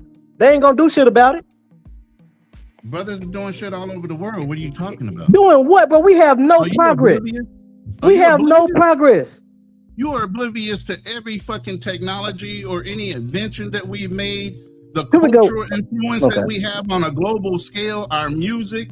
We are a huge influence on a global scale. And I'm talking about Black Americans, not just Black people, period. Our culture is violence and chaos. So are white people. What the fuck? Are you blind? Our culture is violence. Like a motherfucker. White people are more violent and have a culture of colonization than Black people do. You talking about the Moors, and even when they propagated themselves all throughout Europe, all the way down to fucking Italy, and they control things, they weren't ruling with an iron fist like that. They taught those cultures how to bathe, education. They gave them every advance without treating them separately from who they were as the ruler. Well, they so fucked up in it. Bullshit, bro. Black people are more calm about our control than white people are. They're domineering. That's how you should be. Yeah. They still got control. That's how you should be. Yeah, because you said, all over the world, like we doing stuff all over the world, but it's like, then it goes back to what Black Cleaner was initially saying with the reparation. Okay, so if that's the case, why do you need reparation? And I told you I agree with reparations. But if we're doing so good, if we're doing things all over the world, why do we need them to give us something in order for us to continue to do what we want to do? Why do we need them to give FBAs money? Why do the FBAs need Again, I money gotta from ask the? you where your family is from first before I answer your question. Yeah, I'm okay. I'm not an FBA. My parents are foreign. Okay. Foreign. They are not from here. And this is why I believe a lot of people that have that background have no basis of drawing from historical or ancestral pains to even ask that question. Okay. When you're like, if you go back to your Caribbean culture or your African nation, that colonization has happened. You guys are owed reparations as well. But you realize nothing was done until after America was freed itself. Then other countries followed suit after the fact. The only other culture that did this was Haiti. And even with Haiti, it came down to a point where they had to pay back the owners of those slaves a loss fee, or what you could say reparations, back to the slave owners, right? So even with Haiti, even though they claim, and hey, I'm not taking anything away from the battle for warrior class of Haitians, okay? Y'all beat the fuck out of the French.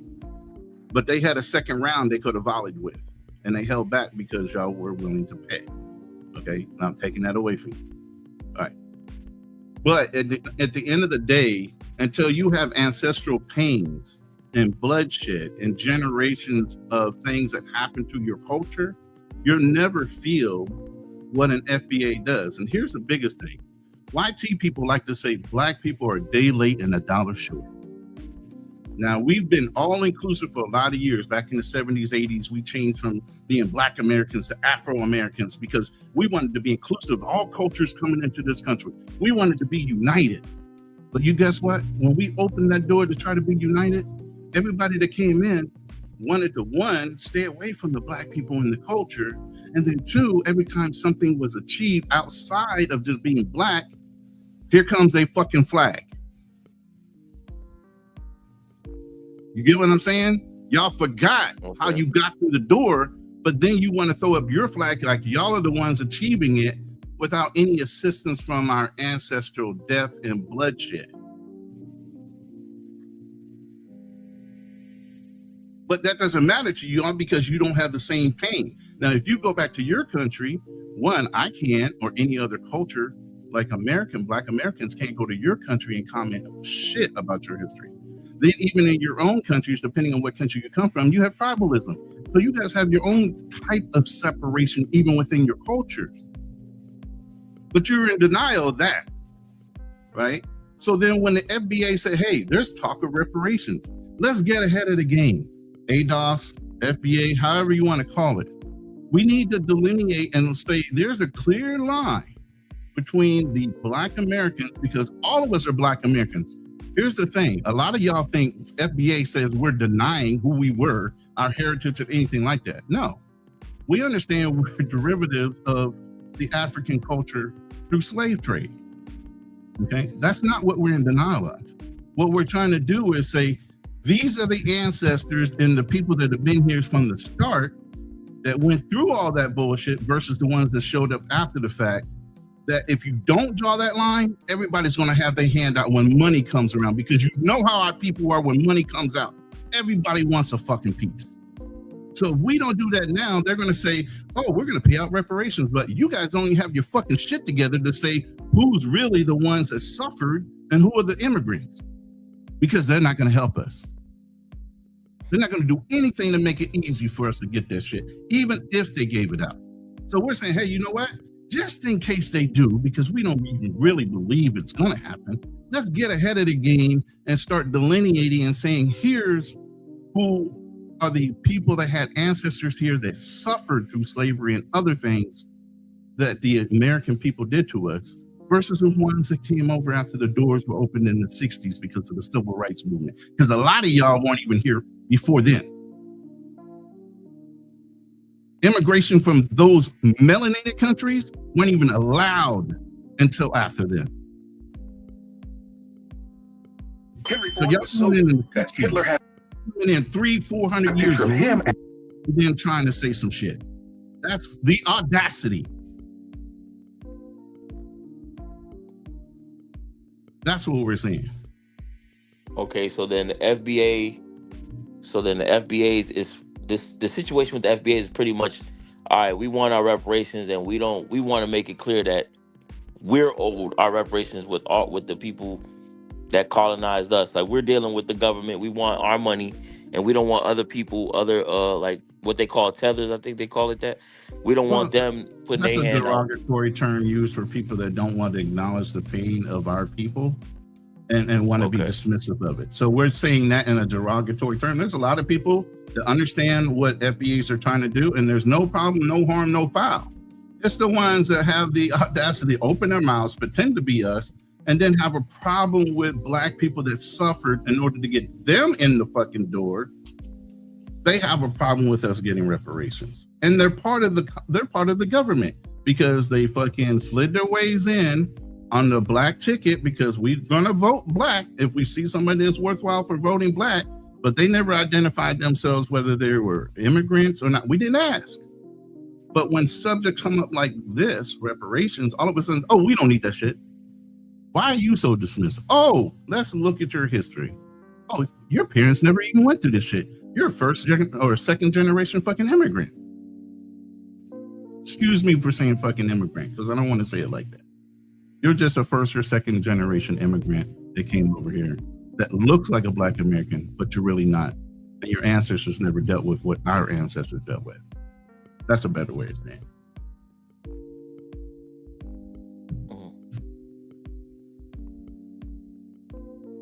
And I'm not coming with fuel for y'all. I'm coming for fuel with the people that are listening, because I've said this to Mosa. I've said it to a lot of different people on a lot of other channels, and they understood after the fact. Nobody's in denial of our own heritage.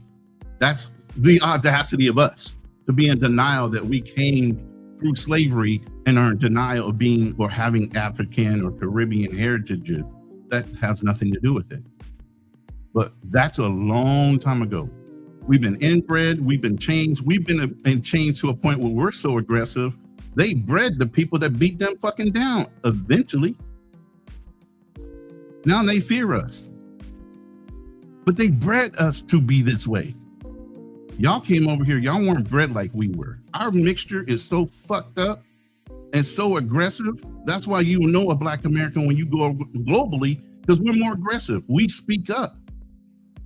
Some of y'all are passive aggressive in your nature because that's what you grew up in. Yeah, we grew up in an era where we were taught to challenge tyranny. Well, I won't say aggressive, because there's a difference between being aggressive and assertive. No, we're aggressive and assertive, bro. Don't downplay it. Americans are totally different. You can go into Africa and you can tell an American straight up the bat. Versus, aggressive means I'm going to put, to rest anybody that doesn't agree with me. Our president right now is being aggressive. He's the aggressor. Hey, assertive is, hey, you're doing me wrong, and I'm not going to let you do me wrong. And I'm going to stand on, what I believe in 10 toes down. That's what being assertive is. And that's why I was saying, if you listen to the intro, I said, we're not being aggressive towards anybody. We're being assertive. We're saying, hey, we've been passive. We've had the silent generation. We've had the greatest generation. We've had slavery where our ancestors have been very silent and passive. But now it's gotten to the point where, and you said it a long time ago, Ronan, the Gen Xers have been silent for too long. Now it's time for us to stand up and say something. And that's what we're doing. We're being assertive for what we believe in, because we're not going to let people just run over us. I showed the videos of, Busta Rhymes and Fat Joe and all of them talking about, Jamaicans and Puerto Ricans created hip hop 50-50. And then they're giving their reason, and we're like, hold up, we've been having block parties ever since the 30s and 40s. hip hop has been around. We just haven't brought it to the forefront. It didn't get to the forefront until other people started to get involved. You all did not create it. You all participated in the creation. Stop trying to, what they call that? Misappropriate history, cultural history. Yeah, stop trying to appropriate our culture. That's what white folks have done with, country, rock and roll, and, every other thing. And we were silent to it. We were like, you got that. We're just trying to survive out here. But now, a lot of Black people have gotten past the point of survival to where now we can actually stand on our own 2 feet and now be a little bit more assertive and not be silent anymore. And what's going on is because we're being assertive, now everybody wants to say, hey, what's going on with y'all? Why y'all being so dismissive and divisive? We're not being dismissive and divisive. We're being assertive because we've been so silent. We've let you all in. We invited you all to the cookout, and now y'all trying to take over the cookout. And we're like, hold up, you in our house.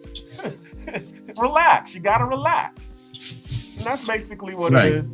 And the whole thing is, we see what's going on. It's not like we're oblivious to it. And believe me, we got our own little things going on in the background. That's why I see people say, "Oh, we got paramilitary troops. We got people that own guns too." Question. Okay, so look, I'm gonna be honest with you. I'm not really educated on the subject. Okay, so ADOS, that's the ones that are born in America or born overseas. It's the same thing. It's American descendants of slavery. Descendants of slavery. It's the same thing as the FBA. It's just a different group that coined the phrase. Okay, so the Americans you got about 3 different factions that are basically the same thing. Okay, you got all this division to make the group even smaller. Not division, because we're still united on the idea. Now we don't all have to agree with the idea. And even though you might say I'm ADOS versus FBA, believe me, ADOS and FBA are not arguing amongst themselves. So don't say that. Okay. It's just like travel bros and passport bros. They the same thing. I got you. Okay, so pretty much all these groups are coming together for the begging for the pity of the white man. No, we're coming to collect the check that's old. There's a check that's old. Here's the thing, and this is why you're being dismissive with the way you said it. We're begging the white man. No, the white man said that he was going to give us 40 acres and a mule. We're not asking for any less or any more. That 40 acres and a mule compounded interest over the fucking generations, it was never given to us, is what is owed. That's all we're asking for. Give us our 40 acres and a mule. However you want to decipher that to be. And monetary value, whether it be in land, whether it be in access to education and housing, whatever you want to equal that shit out to be, give us our 40 acres and a mule. We don't want any more, no less.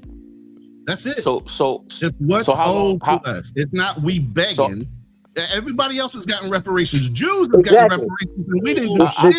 The Japanese got them. Hold on. Japanese got them. They're not giving us shit, man. They're not giving us shit. Hold on, because I agree 100%. But why is it when I brought it up just the other day, you guys were defending it like, no, they shouldn't get something. You should pull yourself up. Who said that? Who said we shouldn't get something? No, that's what I agree with. I've never heard that in my life. I agree with the education from the educational standpoint. Remember, we were just talking because I remember distinctly. We were talking. I said, for the plight of Black Americans in this country, if there is going to be a solution, the solution is going to be through government. And we went back and forth, and you were selling like, oh no. Well, not you and OTO and a few people on the panel were like, no. Blacks need to go in and they need to make their own community, and they need to go in. You misinterpreted what we were saying about that. What we're saying about that is what we've always done, even in the generations before now. We've always pulled ourselves. What's the phrase? Pull yourself up by your bootstraps, right? All right. We've always gone out. We developed communities. We've developed, like I said, different patents and different types of companies where we were very successful over the generations. But guess what happened? What did we talk about? They kept knocking us back down, burning our cities, taking our fucking titles after they burned the city down because the city building with all the deeds were fucking gone. You get what I'm saying? They kept stealing it back every time we did it. So now it's about digitally figuring out a way to make money while you're waiting for this other shit. Not to wait around for a fucking check for the 40 acres and a mule bullshit. What we're saying is black people need to go ahead and get it done however best they can within the system. Look, I've learned the system multiple different times, from government to corporate sales, executive level sales, VP, all that bullshit. Okay, but I've taken those best practices and I've been working for myself since 2011. I don't need to work for nobody to cut a check. I know how fucking money works. But see, we're so reliant upon a white man giving us a fucking check, you too scared to step out on your own. You're a fucking CPA. Guess what? You can work for a CPA firm for a couple years, learn all the infrastructure, how a fucking CPA firm works, and go open up your own fucking store front and do your own CPA bullshit. It's your license. It's the same thing I do when I train people how to sell insurance. I worked for insurance a couple of years and I went independent. I'm my own broker. You get what I'm saying? I work my own hours. I'm not paying somebody else just to have the legitimacy of their brand name above me, a commission off of my fucking hard work. Why? Because people buy from people. They don't buy from the company. Correct. So I agree, but you know, as we've discussed before, as I said before, you know, blacks are an impoverished. By blacks, I mean American descendants of slavery. When you don't have, it's like how we were talking about a few weeks back about Big Baller Brand, right? By LeVar Ball and the Three Ball brothers, right? Yeah. And how, you know, we were talking about how he was selling a $2,000 shoe. He was trying to. Mm-hmm. It's not that, you know, the point isn't that, you know, blacks can't do business. It's just that they can't compete and do business at times because they don't own or have any of their own institutions, number one. And on top of not having their own institutions, they don't have means of productions where they're able to compete with things like Nike for a shoe. But the whole thing is, nor do white people. We just piss poor at doing our research. We're fucking lazy. I don't the think same company, listen, just like Nike, Adidas, white and everybody else. Shoes. Listen. Just like they go over to fucking China and have the manufacturing process done, and they come back and stick a fucking label on it and say, "Here's Nike, but it's made in fucking China." If you think all that goes into the process, LeVar Ball could have went over to China. Those same fucking plants that are making Nike would have cut a time limit on production for those shoes, depending on how much he wanted to process, and they would have processed them with the same amount of care and quality Nike and everybody else did theirs. No, they but would he not. Took other avenues. I don't think they would have. I think at least in the case of LeVar, I do think he had advisors and he was doing his best to make. No, he didn't. Nike would have paid. Nike would have paid them to make sure that they didn't have the shoes quality. They would have made sure he failed. Yeah. And my point is, if you believe that the process of, my bad, Prime, I'm gonna let you go afterwards. I know you go off, my bad. If you believe that the only thing that is really going into these shoes is the fact that they're being manufactured in China, I think you're dead wrong. What if you buy a shoe from Adidas or Converse, they get here and you don't like the quality and they tear? You can send them back to Converse or Adidas and then they can replace that shoe. But to have that, you need both supply chain and you need a customer service apparatus in order to do it. Correct. And they didn't have customer service either. How are you going to have the customer service when the shoe itself is already $2,000 and you're already stretched in just to manufacture the shoe? But you know how much call center services cost here in the Philippines? You know how much call center services cost in fucking India? It's not just cost service cost. It's not just the call center itself. It's the actual supply chain underneath to get that shoe over. So if you're selling a shoe for $2,000, but the process of making the shoe might cost you $25,000, which means you have a hell of a lot of profit for support and replacement. Okay? It's break. The shoe only costs $25. No, it does not. No, it does not. Where are you getting that? Hold on one second. Let me be. Listen, I'm giving you an example, but here's the problem. That's not We're true. not talking about shoes. You equated FBA over to a fucking quality of a shoe in one person's decision. No. You see, I didn't say that. I said I used it as an example of a famous situation that we can all see, where I'm like, listen, part of the reason why this business was not successful is because they did not have the capital to actually do this business. And this notion that you think the shoe is just $25, that's not true. Nike's margin. Like I said, I just threw out a figure. I don't know what I don't know anything about the Okay, guy. hold on, both of you all. But let's Let get me back to FBA welcome. business.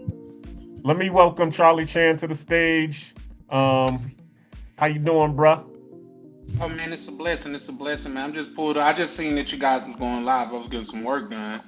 I just been sitting here listening, but I can't see this many brothers gathering and me not pulling up being a part of it.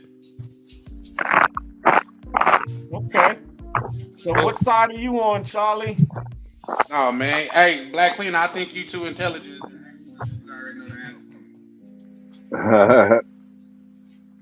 Oh Go man, ahead, your Brian. phone is going in and out again. But I heard what you said. So You got what do that you say T-Move phone to line. this whole? What do you have to contribute into the argument? I mean, you can go at anything. The FBA versus the immigrant, or the whole tether situation, the whole reparations. What do you have to say about any of it? I will say this. I don't think there's a other race of people that show most self-hate than black people. If I'm being honest, you got people that'll come out and really argue the side of their oppressors, and that is quite interesting to me. You got Sir Officer Bootlicker over there using that child's passing to show his allegiance to the white people, and that is crazy to me.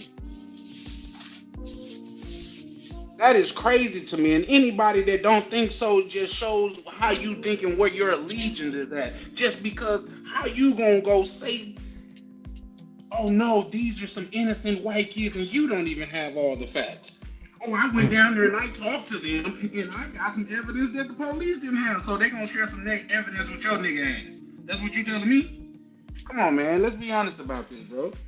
And you know, I got a lot to say and things of that nature, but at the same time, I'll chill. I'll No, man, I done said a mouthful. I need you to chime in. Come on. But I need to. Well, here's the thing, though.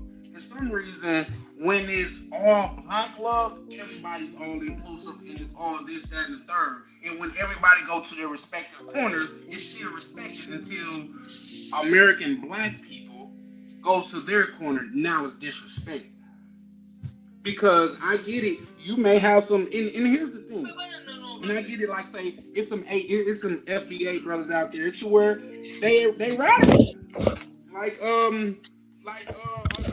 said, he was a black supremacist. I've never even heard that term. I'm like, what is that? He was like, what is a white supremacist? I was like, oh, I got you, good brother.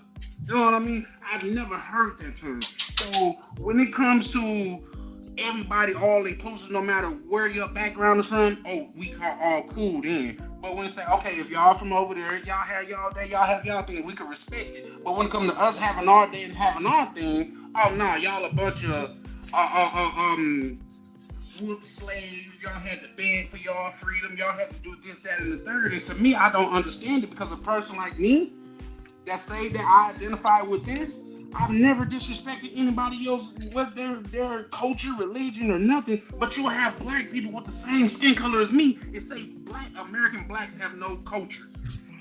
The blasphemy about it. It's Okay, Charlie. Yes, sir. Charlie. Yes, sir. What's good, brother? All right.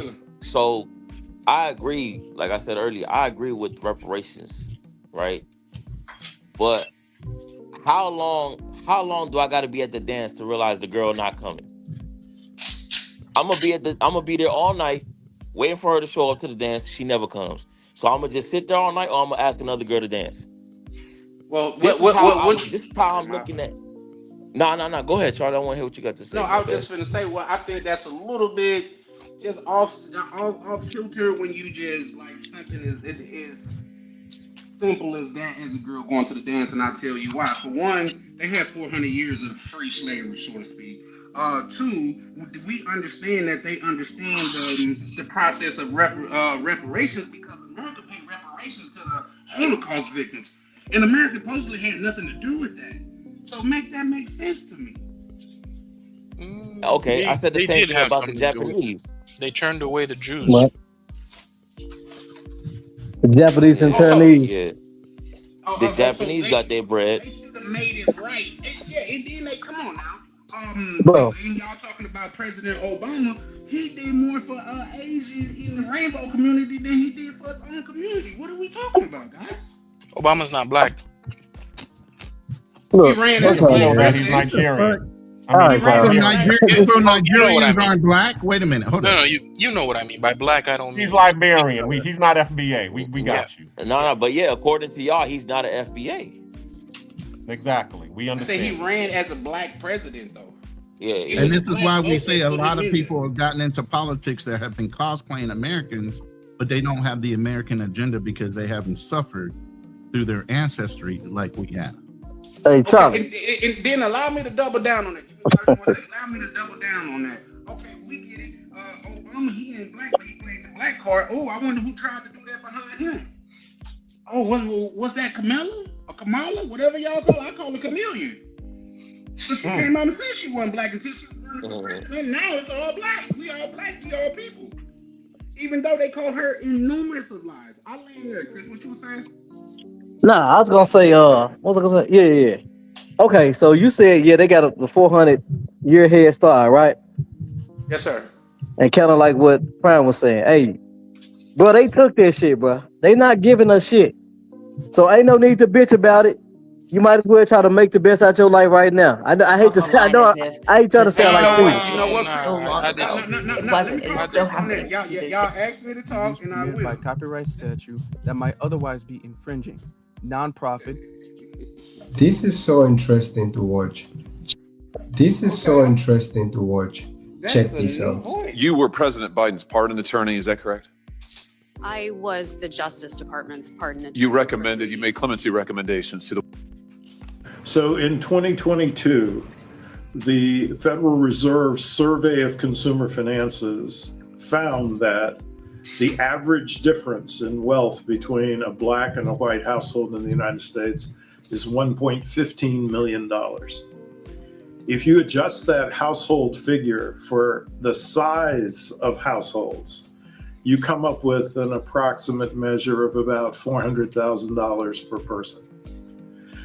There are maybe about 47 million blacks in the United States, 40 million of whom would qualify for our under our criteria for eligibility for reparations. Again, Black Americans whose ancestors were enslaved here. So 40 million persons times $400,000 per person would constitute $16 trillion. Reparations for people of African descent is long overdue. We don't want a piece of freedom. We want the whole package. The city of Evanston has pledged to give reparations to Black residents. This is American history. We want cash payment. Give us what we're due. I don't know why they would be given more status than any other group of people. It was a crime, but no one paid the price.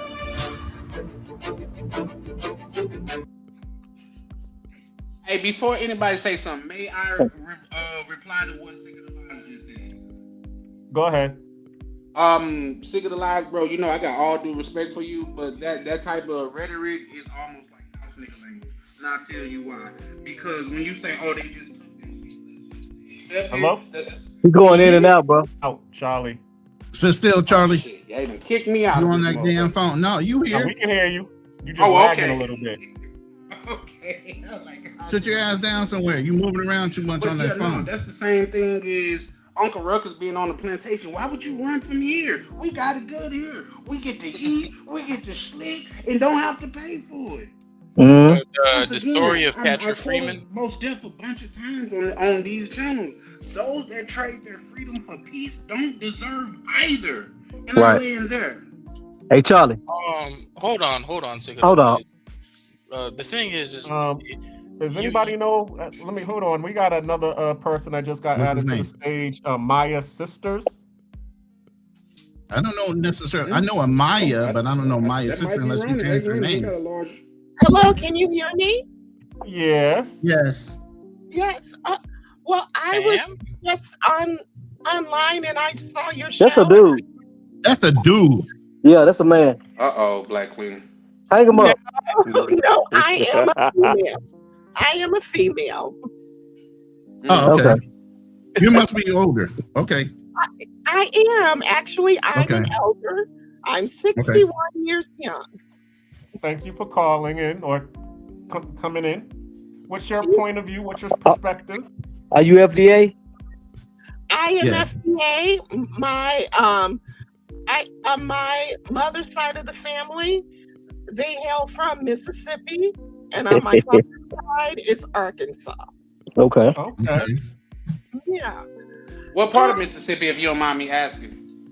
Well, my grandmother, she was born in this little That's Tam. called Iola. No, it's somebody. Let her speak. It's called Iola. I went there when I was a little girl. I barely remember it now. Okay. So you heard the conversation. I don't know if you heard my part of it or you've heard It's some not my others. turn. I was just asking questions, but please continue, man. But yeah, where are you at with this conversation right now? From what you've heard.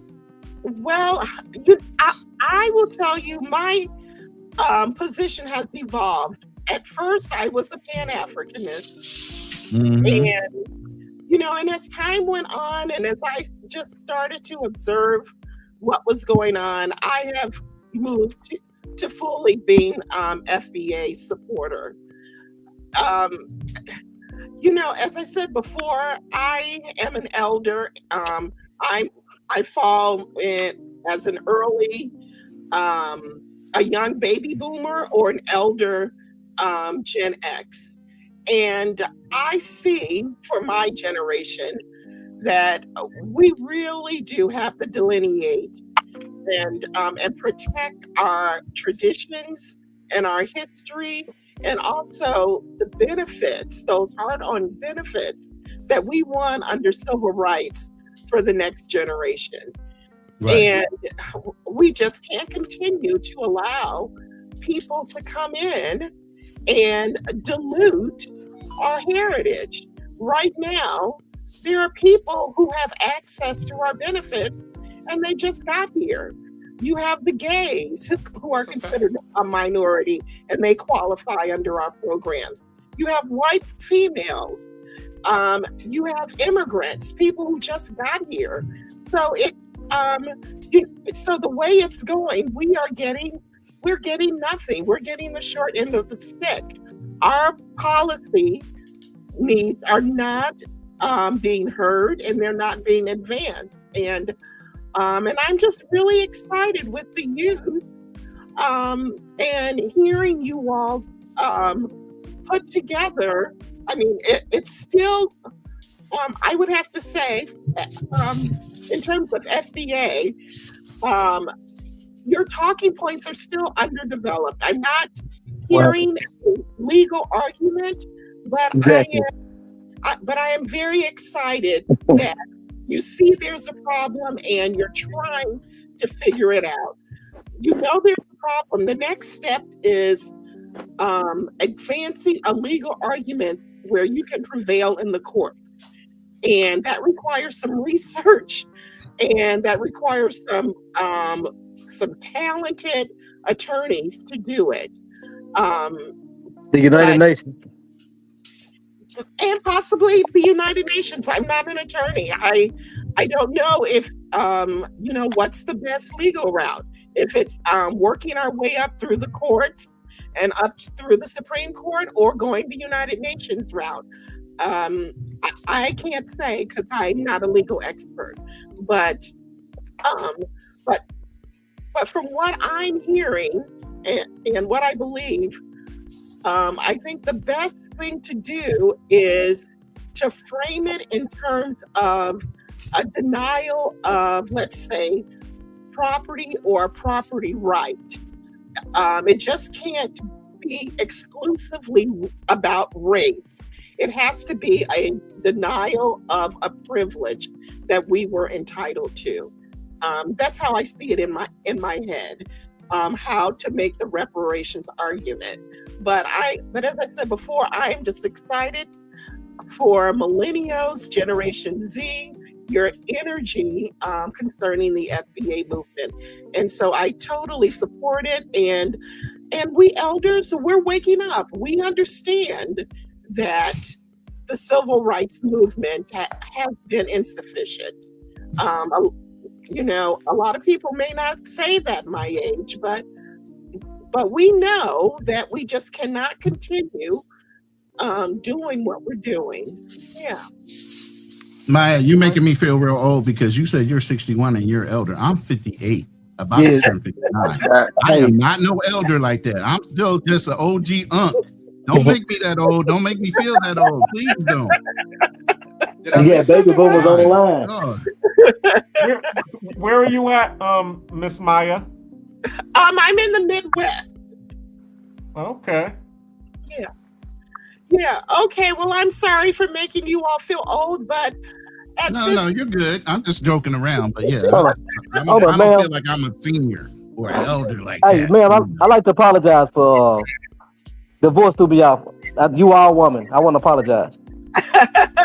That's okay. Sometimes my voice can be an octave lower. So no offense taken. Thank you. Yeah. So You have I'm just go ahead.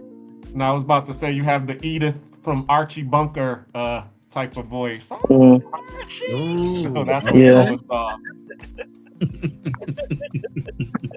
I thought she was Dookie calling in. Where are the ladies? Oh, we got a few in the chat. Tam is in the chat. That's who we thought you were, Tam, maybe playing around. Well, I'm just gonna. I like to stay up on the panel, but you can. But I'm gonna turn my mic off, and I want to hear from the females. I hope. I wish they would chime in. Yeah. I like to respond to Charlie. Go ahead. Okay, Charlie. I agree with everything you said, brother. I wish that we could get that. I'm more of a realist, brother. More of a realist. When I say they took that shit, they did. I mean, because there's nothing we're gonna do about it to make them do to give us what we deserve. What I said earlier, that's what it takes, bro. It takes chaos and anarchy to get your way. That's the only thing they understand is violence. That's the only thing they understand. They're not gonna ever give us anything. You know why? Because they already created us to be the public enemy of the world. Even though they cause more chaos than anybody. They created us to be so nobody's gonna have sympathy for us. Nobody's gonna have empathy for us. We have to take what we want. If we ain't willing to take it, we ain't gonna get anything. So I don't care if you consider yourself a FDA, a PBA, a TDT. You're not gonna get anything unless you go out there and get it yourself. That's the Booker T. Washington mode of doing things. Pull yourself up by your bootstraps because ain't nobody else gonna do it for you. Or you can go out there and get this welfare. That's your option. Well, hold on now, Chris. You know, I'm not from my perspective, right? I don't think that's necessarily the only way. Like, look at for example, the current Trump administration. Now, regardless of what you think, what the political slant is, you got to think since 1965 or 7. When was Roe v. Wade? The political right in America, specifically evangelicals, have been trying to get that reversed, and you know, probably that whole entire generation of people have died, or they're very old now.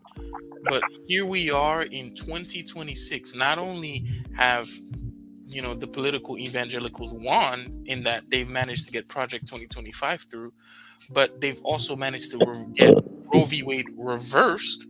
And then on top of getting it reversed, they've managed to successfully roll back several of the civil rights protections that we have in place through executive order. And simultaneously, you know, if we're looking at some of the mid sectors and the manufacturing hubs, we're seeing Donald Trump through executive order essentially impose brand new tariffs and new restrictions to limit and or significantly disincentivize immigration into the United States. So it's definitely something possible, because if you thought about it 10 years ago, back when I was in high school, you know, legal people in the legal professions, they didn't think that Roe v. Wade was going to get overturned. But here we are today because those people kept fighting and they kept struggling and they eventually got what it is that they need. Even though the overturning of Roe v. Wade and most people agreed with Roe v. Wade. But yeah, here we are. So I think it's possible. I hear you. Let me play this video real quick and let me see what y'all think about this. This is actually kind of proof that, you know, we can get reparations. Let me know what y'all think about this.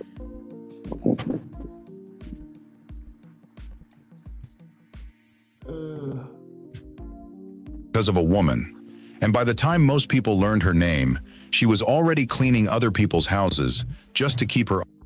They called it the house that Ruth built, not because of a man, because of a woman. And by the time most people learned her name, she was already cleaning other people's houses just to keep her own lights on. Her name was Ruth Brown. In the early 1950s, she gave Atlantic Records 5 #1 R&B hits. Teardrops from My Eyes, 5, 10, 15 Hours, Mama He Treats Your Daughter Mean. She sold so many records that industry insiders started calling Atlantic the house that Ruth built, years before Ray Charles or Aretha Franklin ever walked through that door. But under her contract, every recording session, every tour bus, every promotional expense got charged straight back against her royalties. When she left the label in 1960, according to her own memoir, Miss Rhythm, Atlantic told her she didn't have money coming. She owed them $30,000. Despite selling millions of records, she hadn't seen a royalty check since. So for the next 15 years, the woman whose voice built a record label's fortune worked as a maid, a school bus driver, and a teacher's aide on Long Island, just to raise her 2 sons. Here's the turn nobody sees coming. In 1975, an old friend, comedian Red Fox, pulled her back into show business with a walk-on role on Sanford and Son. That single appearance kicked off a stage and screen comeback, a Tony Award in 1989 for Black and Blue, a role as Motormouth Maybelle in John Waters' Hairspray, a Grammy for Blues and Broadway. And once Ruth Brown had a platform again, she didn't just enjoy it, she went to war. Working with entertainment attorney Howell Beagle and civil rights leader Jesse Jackson, she spent nearly 11 years pressuring Atlantic and its parent company to make things right. In a 1997 NPR interview, she put it plainly, "I refused to beg because I was going to fight for what was mine." She won. Atlantic forgave her debt, cut her a settlement check, and, this is the part that actually changed the industry, agreed to pay back royalties to dozens of other artists from her generation, according to Blackpast.org's historical archive. The label also funded the Rhythm and Blues Foundation with roughly $1.5 million, an organization that has since distributed millions more to musicians the industry had left behind, many of them black artists from the 50s and 60s who never got paid what they were owed. Ruth Brown didn't just get her own money back, she rewrote the rules for everyone who came after her. She wasn't fighting one man who wronged her, she took on an entire institution, and the institution blinked first. So here's what I want to know. How many more artists from that era never got their Ruth Brown moment, and never will? Drop a name in the comments if you know one. Like this, share it with someone who needs to hear it, and follow Black History Unfiltered, because the real story is never just the hits, it's who actually got paid for them. All right, so what do y'all think about that? Again, historical facts are when it comes to what FBA have done in the past. You know, that gets erased, that we don't have no culture, we don't have any influence on a global scale when we have effectively influenced the whole world in multiple different aspects, not just music, not just athletic. But the key thing is that we just kept persevering, even though everybody told her, just give it up, continue cleaning them houses, because you ain't gonna get that money. Once she had a chance, and that's all it took. It just took that one opportunity that Red Fox gave her, and that became the catalyst that started everything. To where she was able to get enough money to actually hire the lawyers needed to be able to fight the fight, to be able to get the money that she was owed. And once she was able to win that fight, not only did it help her, but it helped the other people who was actually robbed by Atlantic as well. Yeah. And there's a thing that they call in law and also in government contracting. It's called piggybackable. Once something has been established on a legal ease, people can reuse that case in order to promote and prosecute their own cases. So it behooved those companies, once one case was lost, to be forthright in updating or correcting past transgressions against others of similar note before they all get taken or take them to court. So sometimes it's proactiveness. Once you've been proven once wrong, not to have to keep on going back to court repeatedly. Same thing in government contracting. Once you've eliminated all the competition for a certain product, it doesn't have to go back out to bid. You can allow other government agencies to piggyback on that contract. It's already gone through the testing of whether it's the lowest price available. But go ahead. Yeah.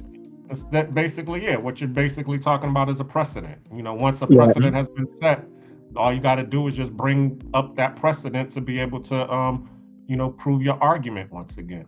Right. Charlie Chan, you just got back on. You have anything to say? Can y'all hear me? Yeah, yes, we can sir. hear you. Loud and clear. Just sit still. What first came to my mind, like, damn, record labels been fucking over people longer than I thought. Always. That's You part see of the Cadillac business. record? Oh, damn, they was fucking over people back in the what was those small records called 4.5s?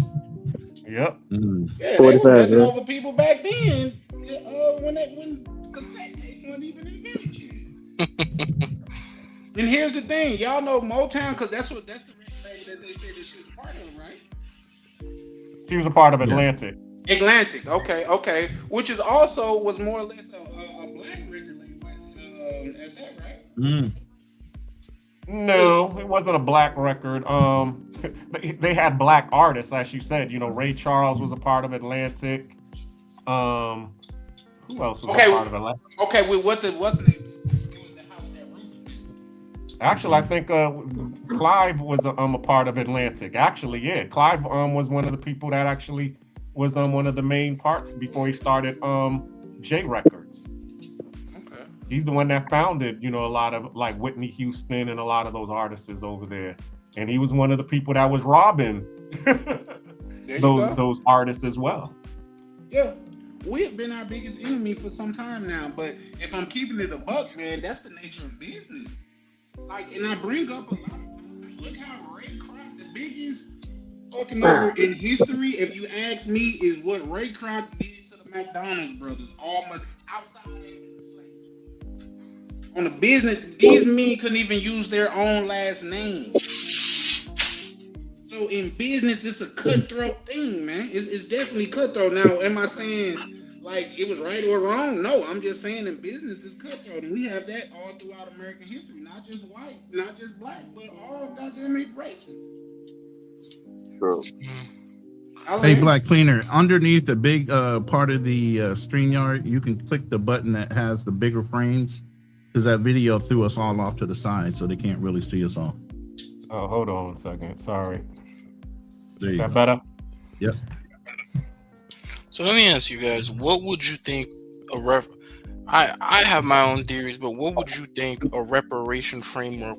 Would it just be cash payments? What exactly would you guys aim to the brother that he played said $400K, per person out of the 47 million potential black people in America, which is only 12% of the population. 40 million he's equating to being ancestors of descendants of slaves. So when it comes to that, you're talking about 400K, which is $16 trillion is by his definition. Now, hey, they got all these national forests. Listen. He said 400K, 16 trillion. What I'm saying is, get it back the next day. Listen, give me some of that national land that y'all own that ain't giving out to nobody. Give me a little portion of that. I don't give a fuck about the 400,000. Give me 20 acres of that shit that ain't nobody using, but the government wants to own it and hold on to it and not do shit with it. Give me 20 acres of that and I'll be good. I don't need your $400,000. I agree with Ronan wholeheartedly because to answer the question, it don't have to be in the form of a cash payment. No. Form of land, property, because these are the cornerstones of wealth. It could be in the form of free education for all FBA people that comes from this. These are the cornerstones of wealth that you have deprived people of. And let's not talk about the fact that when black people was doing their own thing, as if the Irish did and the Italians did, they came in and actively destroyed that. Let's not act like we don't know about legalism. Man, YouTube don't want you to win, Charlie Chan. Every time you get on your rant and your horse, you start dying out on the back of your voice. Ain't that some shit? I don't know. I got to turn it. Hey, yeah, Ryan, I agree. you've been silent. Hey, go ahead. Go ahead. Who was talking? I was thinking. Go ahead. I think Black I'm English. Yeah, go ahead, y'all. Y'all get it. No, see. So go ahead, Chris, because you was the only one talking. I was about to refer to Florida Ryan, but since you spoke up. No, I was just saying, like, okay, I think a condition, and this probably some people ain't gonna like this. I think a condition to, if they do reparations, a condition to receive reparations is you have to, be educated in financial literacy before you receive benefits. And also, I think they should. I think that would be nice, but there was no stipulations on reparations given out to any other culture. Why are you asking for stipulations on our culture? Because I want to learn. I want. No. I know it's a fact that it would help them, but at the end of the day, we don't need any stipulations on something that's owed to us in order to get it.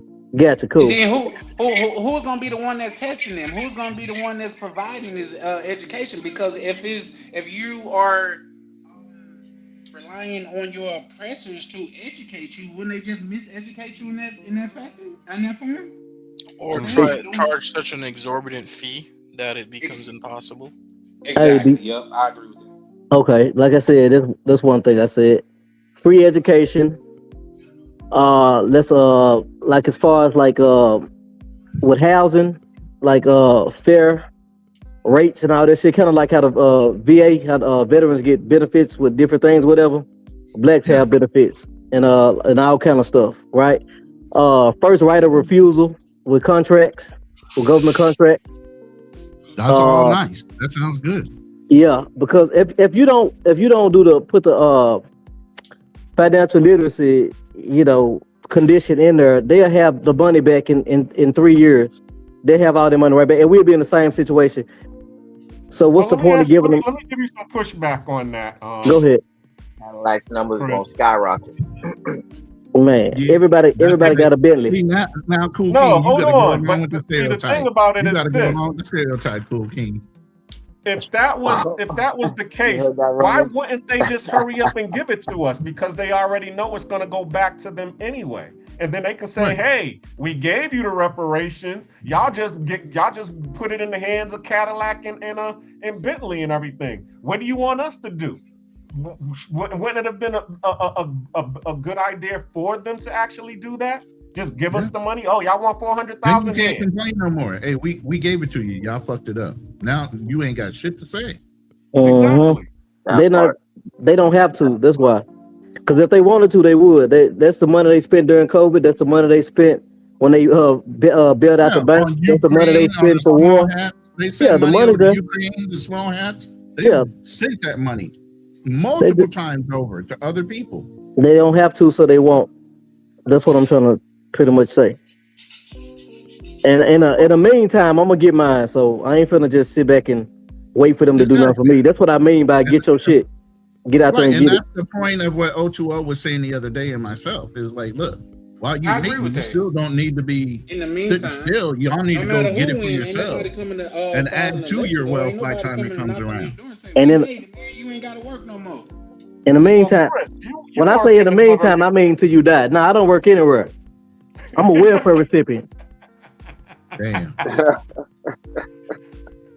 But you understand, getting your benefits, because we do have a couple of vets on here, and we just didn't, just get out of the military, and then they automatically just handed us, 80 or 100% disability. We had to actually fight for that benefit. So, but were we sitting around waiting for it? Like, oh, Yes. it's gonna come anytime. No, we went to work. We was doing what we needed to do in order to, keep food and on a roof over our head, and actually. Shit, by the time I to got be able that to create 100%, I was businesses and already things. financially set. That's just extra money. Exactly. So that's the key right there. But the whole thing that I want to get into was how we got into the whole reason for this diaspora debate was the fact that there were people who were in the immigrant community that was, pretty much coming in and undermining what we was talking about. So I wanted to, give them the floor to, excuse me, Ryan, Prime, Oh shit, you calling KB, names and shit. because those are the ones that are on our panel right now, that have that perspective.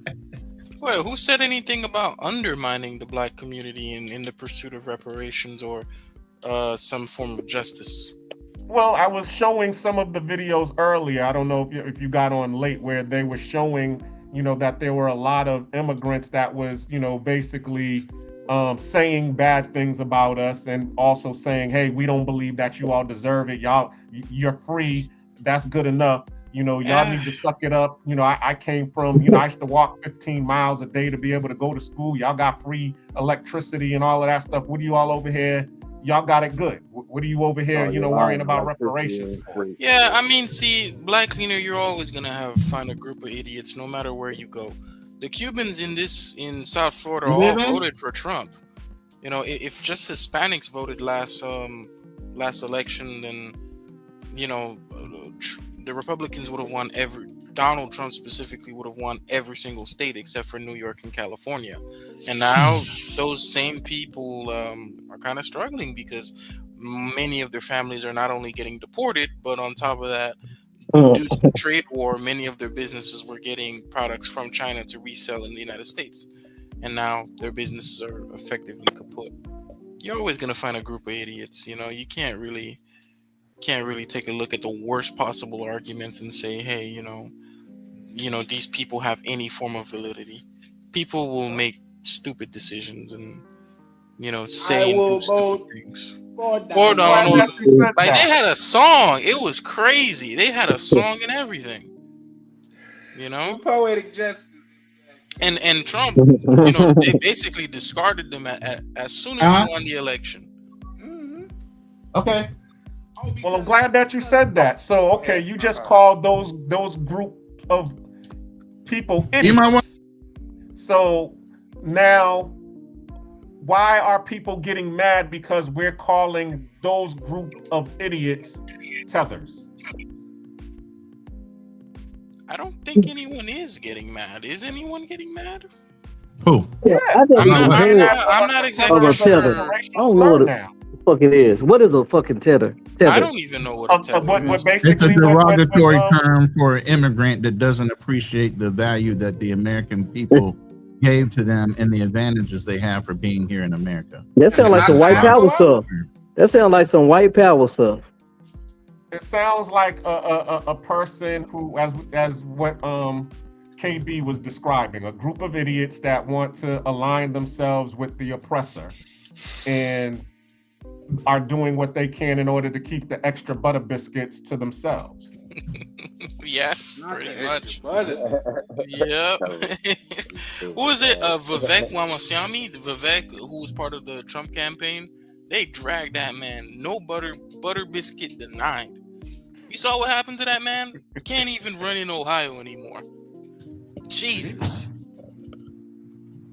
They had him Photoshop with his shoes off. Because you know what they say about Indians. They had him Photoshop with his shoes off, and Trump just stood by. Wow. What happened? Vivek, who was running with Donald Trump during the campaign. Mm-hmm. So he, he had a lot of things to say, and then he flew too close to the sun after Donald Trump won the election. So he thought he was going to start saying some stuff about the white people and whatnot, and they shut that shit down immediately. They got him out of there. He was fired immediately, and no butter biscuit, no soft landing, nothing. and Trump won't even endorse him to go run in Ohio either. So, yeah.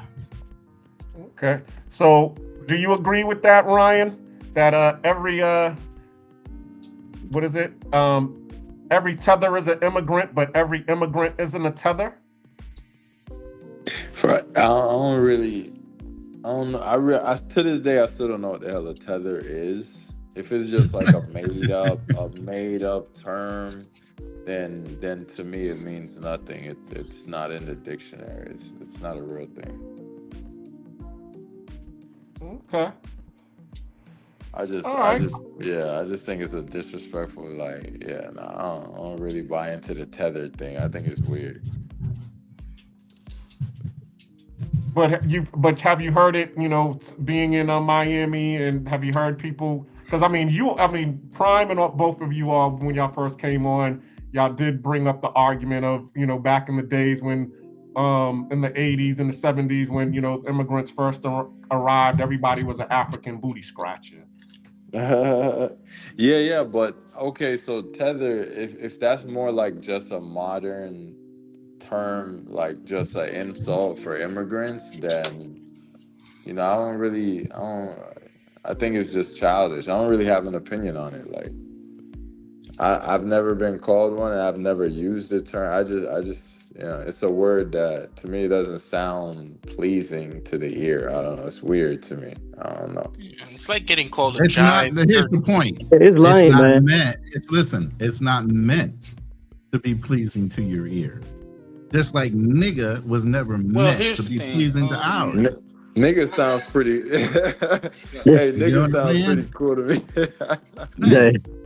It's basically saying that, and how you call another black person a nigga? You can't really. So what are you saying? You're gonna come up with a term that's gonna be kind of like unpleasing to the ear and a little insulting when it's being said. Hindu Indians coming to America, and this is a real thing. There you go again. That voice is going again. Certain things, they pose as black to get in certain aids and stuff. Those, in my opinion, what I've been taught, those would be they're tethering this to the FBA community or the. Charlie, you keep jumping in and out. Speaking to the mic.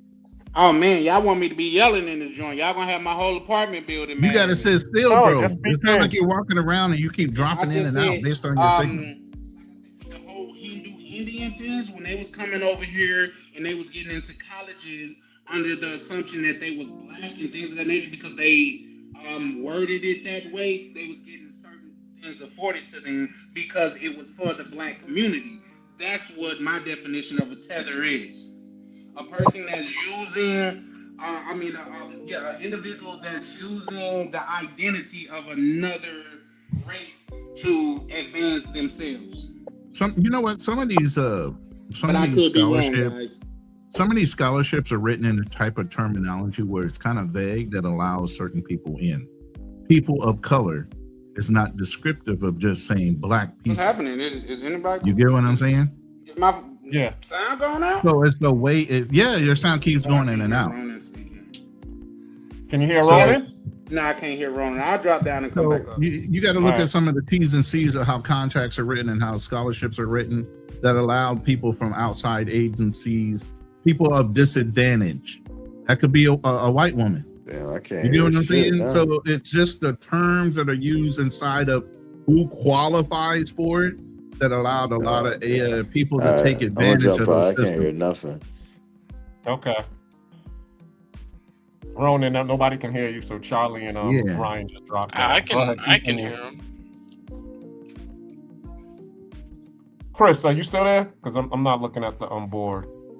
Chris, are you there? Can you hear Black Cleaner? Yeah. All right. Can you hear Ronan? Yeah, I can hear him. Y'all ready to go to war?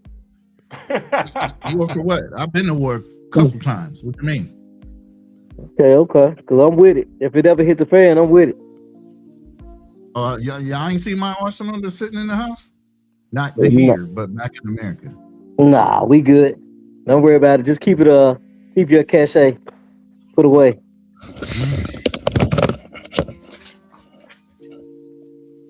Okay, keep on going. What were you saying, Ronan? No, I was just talking about Damn, I forgot what I was saying. Where'd Black Cleaner go? But at the end of the day, it's just like, you know, with this whole situation with FBA, nobody's in denial who we are as people. Okay. But it is a thing in America, if you know anything, we've been here a while, where they always say we're always last to start planning something.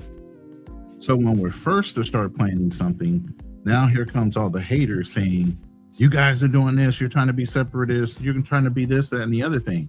Well, guess what? In your cultures, you have tribalism. We're not talking down to you about your tribalism within your own cultures that you come from. So when you come here, you see this one united front and say all Black people are the same, but yet and still you don't take advantage. You take advantage of it until you don't. And that's the difference. You'll say you're Black, and then when it comes to celebrating a win, it stops being we're all Black to, hey, the Caribbeans are doing great. Hey, the Haitians are excelling. Hey, this culture and that culture, Jamaicans, this, that, and the other. But we're all Black Americans. When it comes to time to protest, when the immigration and ICE started coming in, all of a sudden we're all Black again. Somalis who don't claim to be Black, all of a sudden wanted Black people to start reacting and protesting because Somalis were getting ready to get kicked out of the United States. It's funny how that fucking happens. You're Black when you want to be, and you don't want to be Black when you don't want to be. But then you want us to react to everything that goes on in the United States. And we're just tired. We're not doing it no more. You talk yourself into that shit. It's like people selling wolf cookies when you're popular. Get yourself out. Charlie, I know you got something to say to that. Can you hear him now? Yeah.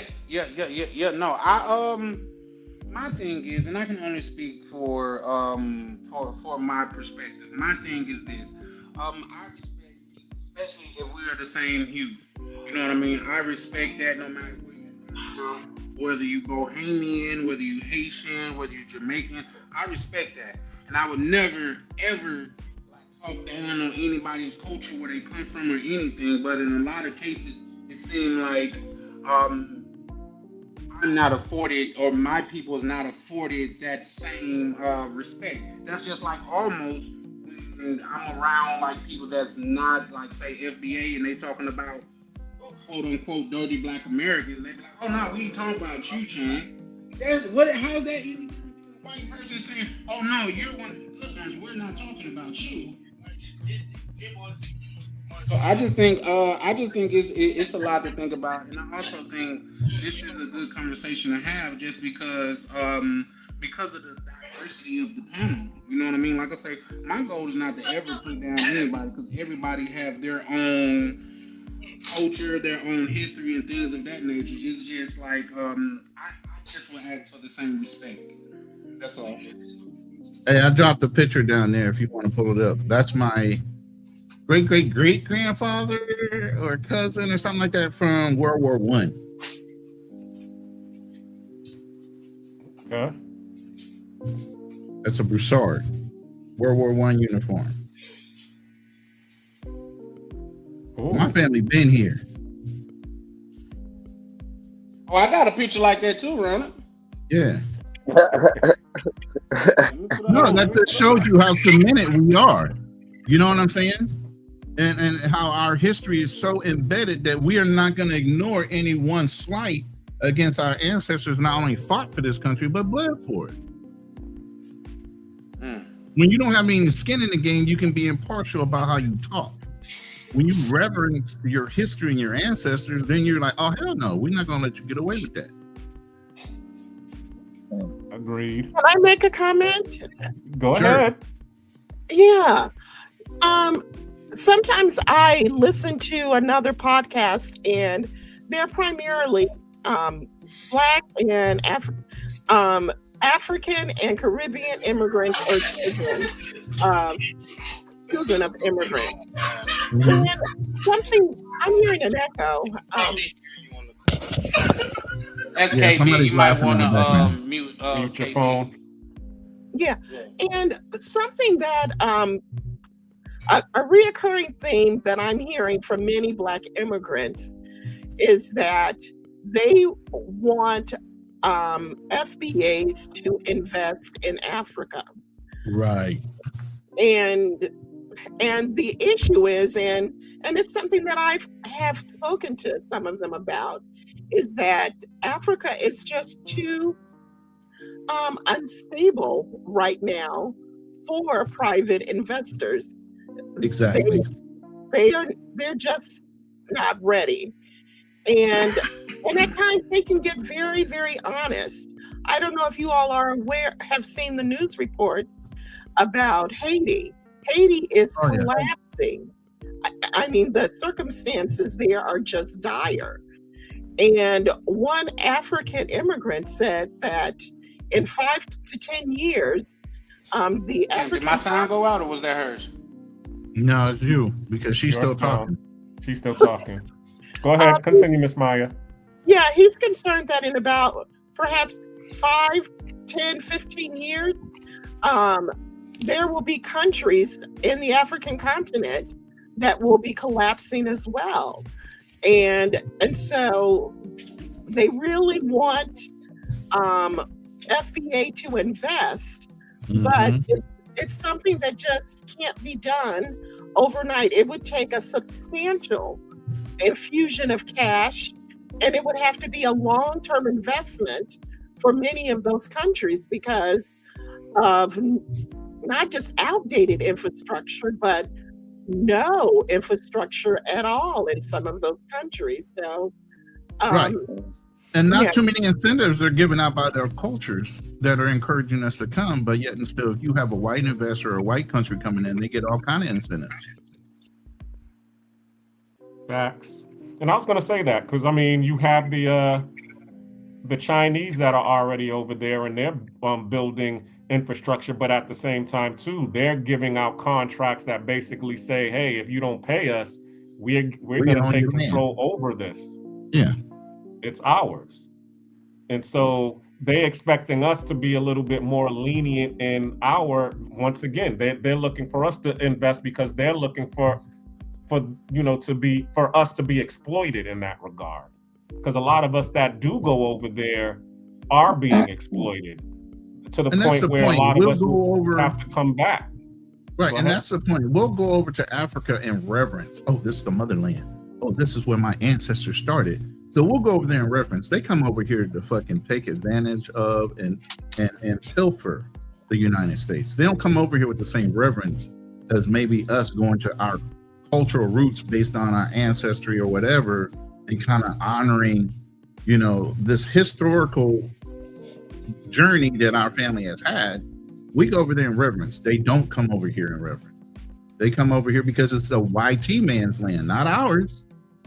And they have that mentality of conquering and taking and dismantling things without honoring the black people that allowed them to come in to do that. Go ahead. Do you think it's most Africans? Are you talking about Africans or certain black immigrants in general? Both.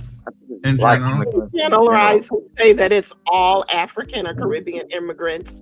But what I will say is that there does appear to be a need or an agenda, I should say, with many African immigrants. They see their country is about. They see their country is about to collapse. I mean, they sense it.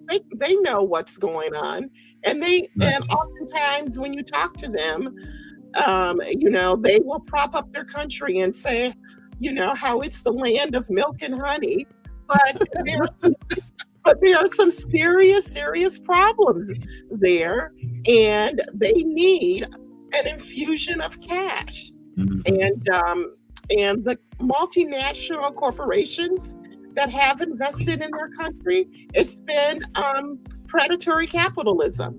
They just extract the resources, they take the money, and they go. They're not rebuilding Africa or the Caribbean, and that's the problem. And they're hoping that that we will do it, that we will come and do it. So I think so. I just wanted to just share that with you all. I And agree with I you. believe that we can do it. I mean, but we just have to do it the same way that the other corporations are doing it. Just like with Jamaica. Okay, you go to Jamaica, as they say, all of these resorts are being built on Jamaica, and they don't have control over their beaches. Okay, so it's the corporations. They're coming over there. They have their own people. They have their own business models. They pool their own resources together, and then they go and then they implement and they set up, the resorts. They set up the commercial buildings, the high rises, and because they're able to set up their own infrastructure there, they're able to benefit off of it. And a lot of times, because I'm here in Panama, and what I see is you have a few expats that are retired that will, invest in real estate, or they'll, start a business or something. But then when you try to get the other Black expats to be able to do the same thing, they're saying, nah, I'm done. I done worked my, 40 years. We leaving that up to you. Y'all the younger generation have to do that. I'm just trying to retire and live my life as it is. So, but you have on the flip side, the white tea expats, they will always come together and find an area and pool their resources together and go gentrify that whole area. And all we do is we just become consumers of the area that they gentrify. And I think that's one of the things that does need to change, that we need to be able to come and start gentrifying pooling our resources and gentrifying areas ourselves. Right. Hold on, what Black she was man. saying real quick, what she was saying is absolutely true. A lot of cultures come over here. I know I've heard Kanal say it. I've heard several people, Caribbeans and Haitians are coming over and we're excelling. We're making all kind of money. We're doing so great. But they won't go back home and fix the countries they came from. Hold But they'll on, encourage hold on. But they'll encourage American, like Maya said, to go over to their country and help rebuild and infuse cash into their society and their infrastructures. But they have successful, well-adjusted immigrant Americans that came from those cultures that won't go back to do it themselves. Now you can go, KB. Sure. To answer Maya's question, and I'm Haitian, so I'll illuminate a little bit. Yeah.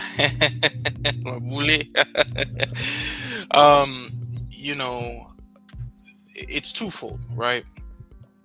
First, typically, at least me personally in my life, I've never really seen too many situations where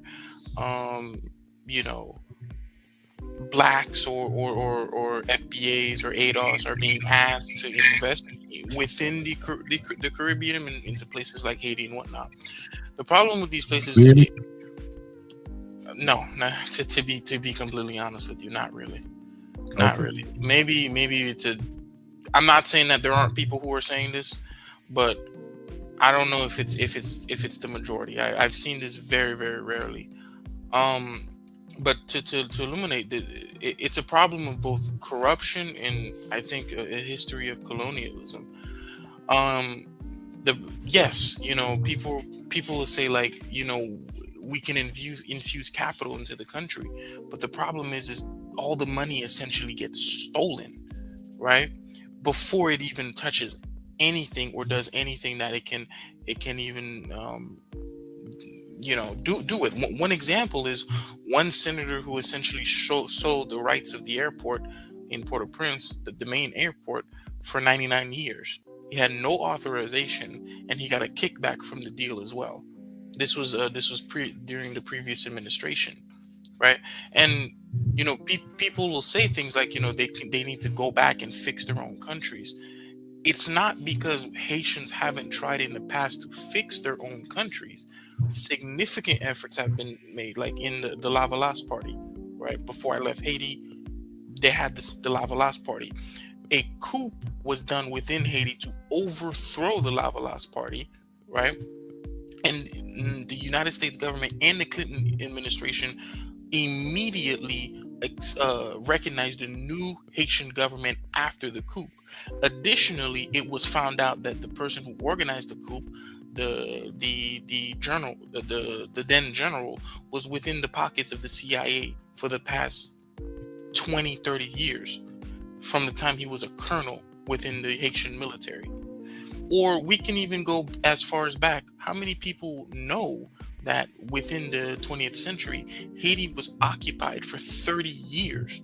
There was the first Haitian occupation within the 19th century, and then there was the second Haitian occupation after World War I and II. And this was over the course of 30 years. And even after the occupation, U.S.-backed dictators were placed within Haiti. Dictators like François Duvalier and then his son Jean-Claude Duvalier. François managed to maintain power within Haiti through a military junta and was supplied weapons from the U.S. government because the U.S. felt threatened in having the exact same situation in Cuba happen in Haiti as well. So it's not, yeah. Are you saying that wouldn't have happened if they didn't interfere? No, it would not have happened if they did not interfere into the politics of Haiti to install these people. That's what I'm saying. So while I can agree and say that, yes, FBAs and ADOS are very right in what they're saying, I'm not going to come in and say that, the immigrants that are flowing into the United States, take even somewhere like Colombia or Guatemala or Panama with its canal. Guatemala had 3 lawfully elected presidents overthrown by U.S.-backed forces and within the CIA. Not just Guatemala, but even Colombia.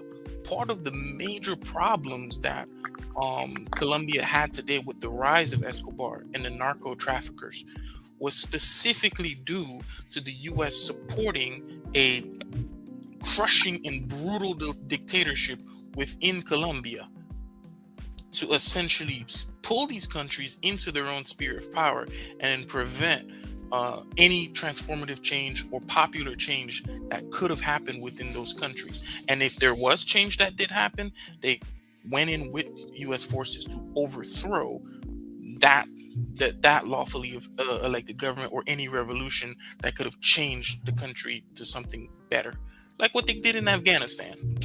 But what do you think, Maya?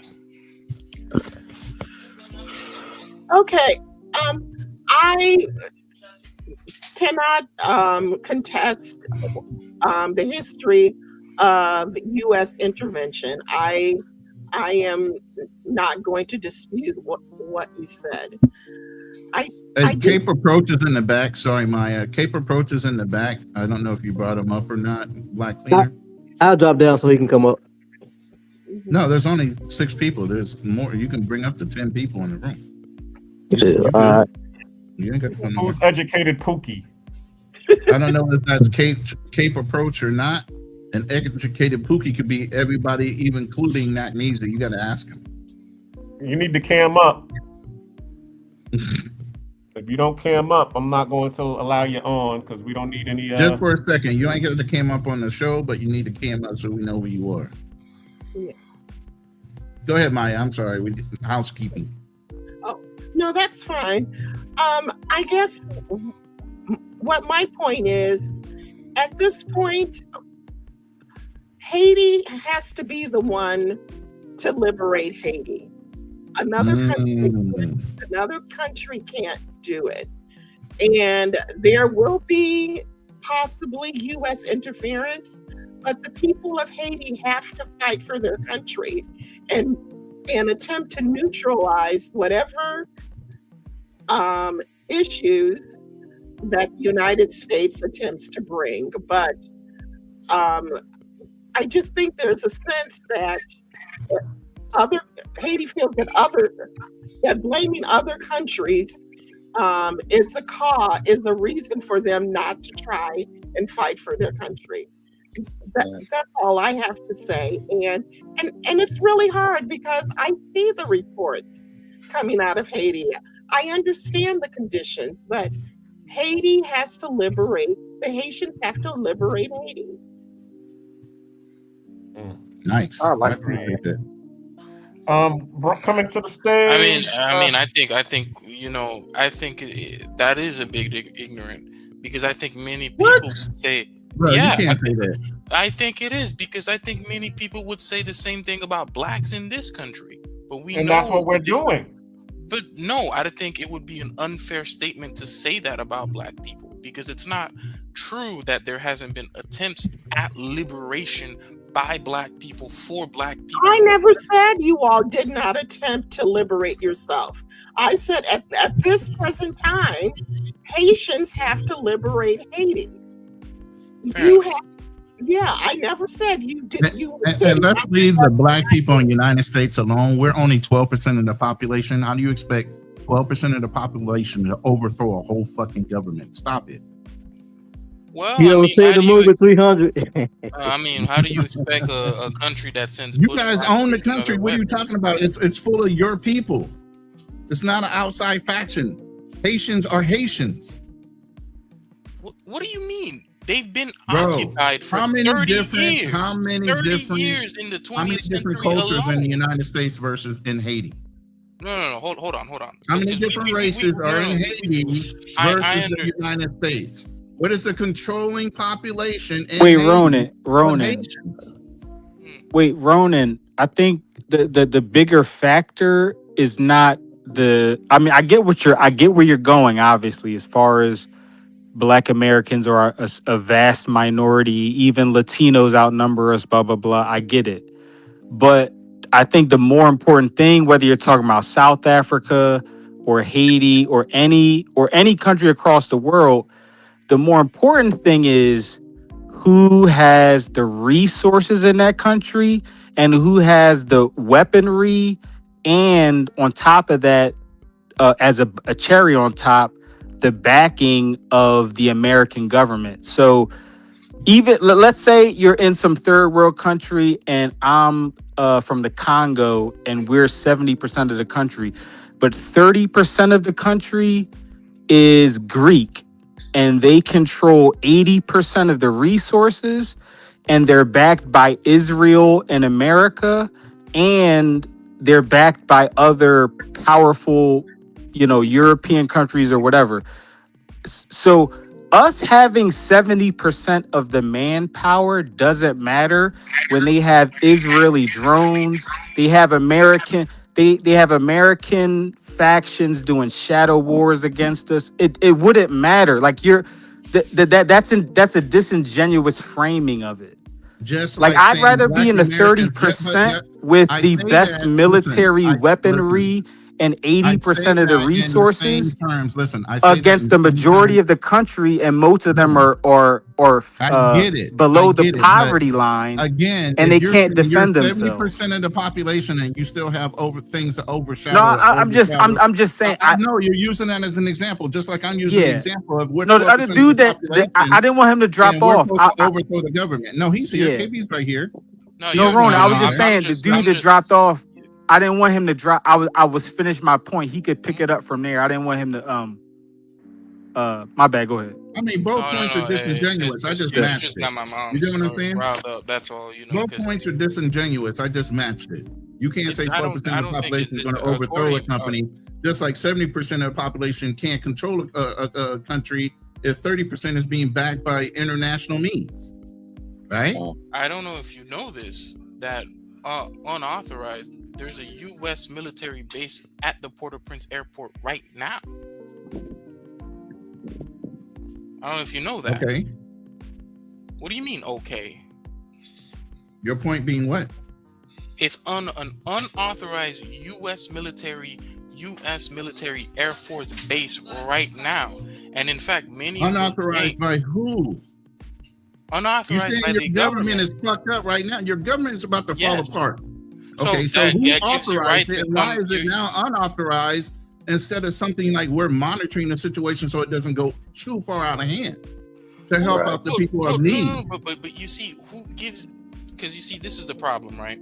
You come into the country. See, they want United States aid, but when the United States go over to try to help set up aid, because you just said, and everybody else is saying, they can forecast that Haiti is going to fall. So when Haiti falls, who's going to get asked to show up but the United States? So when we preempt an issue by showing up early and setting up some kind of resource to get things in and out of the country, y'all got a fucking problem with that too, right? So you overthrow the lawfully elected government. After you overthrow it, recognize the new government that you set in place. Then you send aid into the country. I'm not the you. United That's States. the United States. The United States I sends have nothing to do with the United States policies.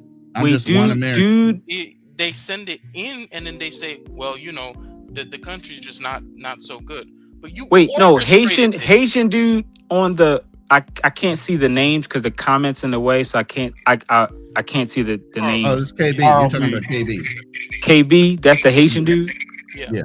Okay. Again, just to be clear, I'm Black American. I'm not Haitian. Now, I have dated 2 Haitian women. My most recent girlfriend was Haitian, but I'm not Haitian, so I can't speak on it I can only speak on it from dating chicks that were Haitian and hearing their family talk about it. Like whatever. The dude, I was agreeing with KB because Ronan, your points don't hit that hard because in the past 15 years, in terms of American and Haitian relations, when Americans claim to be helping Haitians, it was Hillary and Bill Clinton and Bill Gates doing questionable projects in Haiti, and journalists in America were literally analyzing the money and that they were spending on quote unquote donations and volunteer work and quote unquote whatever and quote unquote humanitarian work and blah blah blah. Now I'm not going to go down the rabbit hole because I don't care about politics that much anymore. All I'm saying is your whole point about Americans or the American government coming to save Haiti because no one else will after it inevitably collapses, your point doesn't hit as hard as you think because in recent memory, Americans' relations, the Americans' government with the Haitian government or helping them or whatever, it's not that positive. Like, and I'm not just saying this as some extreme leftists or whatever. This is like a common thing that most Americans agree on. Like, yeah, Democrats and Republicans agree. Yeah, Hillary and Bill Clinton and Bill Gates, all those thousands or millions of dollars they spent down in Haiti, quote unquote, building housing and doing this and that. It is questionable because it didn't really lead to any positive results. So I don't know. Again, I don't know if they used it for tax write-offs and this and that. I don't know I don't know. I'm not saying it was trafficking. I'm just saying your point didn't hit that hard. America, Ronan, the rest of the world does not see America as Captain America, the way you see it. And I love America. And by the way, I love America. You're talking about a president. Hold up. You're talking about a president that said Haiti's a shithole country. That's the person that's running the country right now. That's the person that's making all these decisions. Whether Trump said it or not, a lot of ignorant people think that regardless. Whether Trump said it or not, I don't care whether one person said it. A lot of people agree with it, so that's fine. A lot of Haitian people have way more balls than any American subculture. Whether it's, I could go down the list. I'm not going to single anybody out, but Haiti's the only people that actually had a full-scale revolt against their colonizers. But I mean, not only in the entire world. I'm saying compared to us. So a lot of you Americans that be talking tough and this and that, y'all should just humble yourselves and not judge Haiti so harshly because, again, as a Black American, yes, our ancestors had a lot of balls too. Yes. I mean, my my grandmother was interracially dating in the 40s. She didn't care what white men thought because she was like, yeah, this Asian dude I'm dating is cuter than y'all, whatever. Even and they didn't lynch her, they didn't hurt her. I mean, she lived till she was like 80 or something. But anyway, so I get it from all sides. I'm just saying the rest of the world does not see America the way you see it, Ronan. And look, if Haiti collapses, I want America to. I would rather America send Haiti. Clear. How do you think I see America? I would rather America send Haiti $500 million than send $500 million to Israel. America? That's my opinion. Wait, before you form an opinion, how do you think I see America? How do you think I see America? I'm not saying you see it as like a MAGA supporter. I'm not being extreme. I'm not being hyperbolic. I'm just saying the way you framed it was a little naive because let's just say in 2 years, America comes to save Haiti and they're the only major nation that gives them significant funding to rebuild their economy and blah, blah, blah. I'm saying, let's just say that's the case. I'm saying it would be received as a mixed bag of results from the population because yes, they would be happy. But again, in the last 15, 20 years, America and Haiti's relationship has not been the greatest because all of that supposed humanitarian work that Hillary and Bill Clinton were doing in the past 25 years, it didn't amount to any positive work. Now, maybe some American contractors got some good contracts to build some meaningless hotels in Haiti or something. I don't know. I'm just saying from the ground, liberals and conservatives both agree that Bill Clinton and Hillary Clinton and Bill Gates, when they did all and I'm just, you could Google just, Bill Gates Foundation, Haiti, blah, blah, blah, whatever.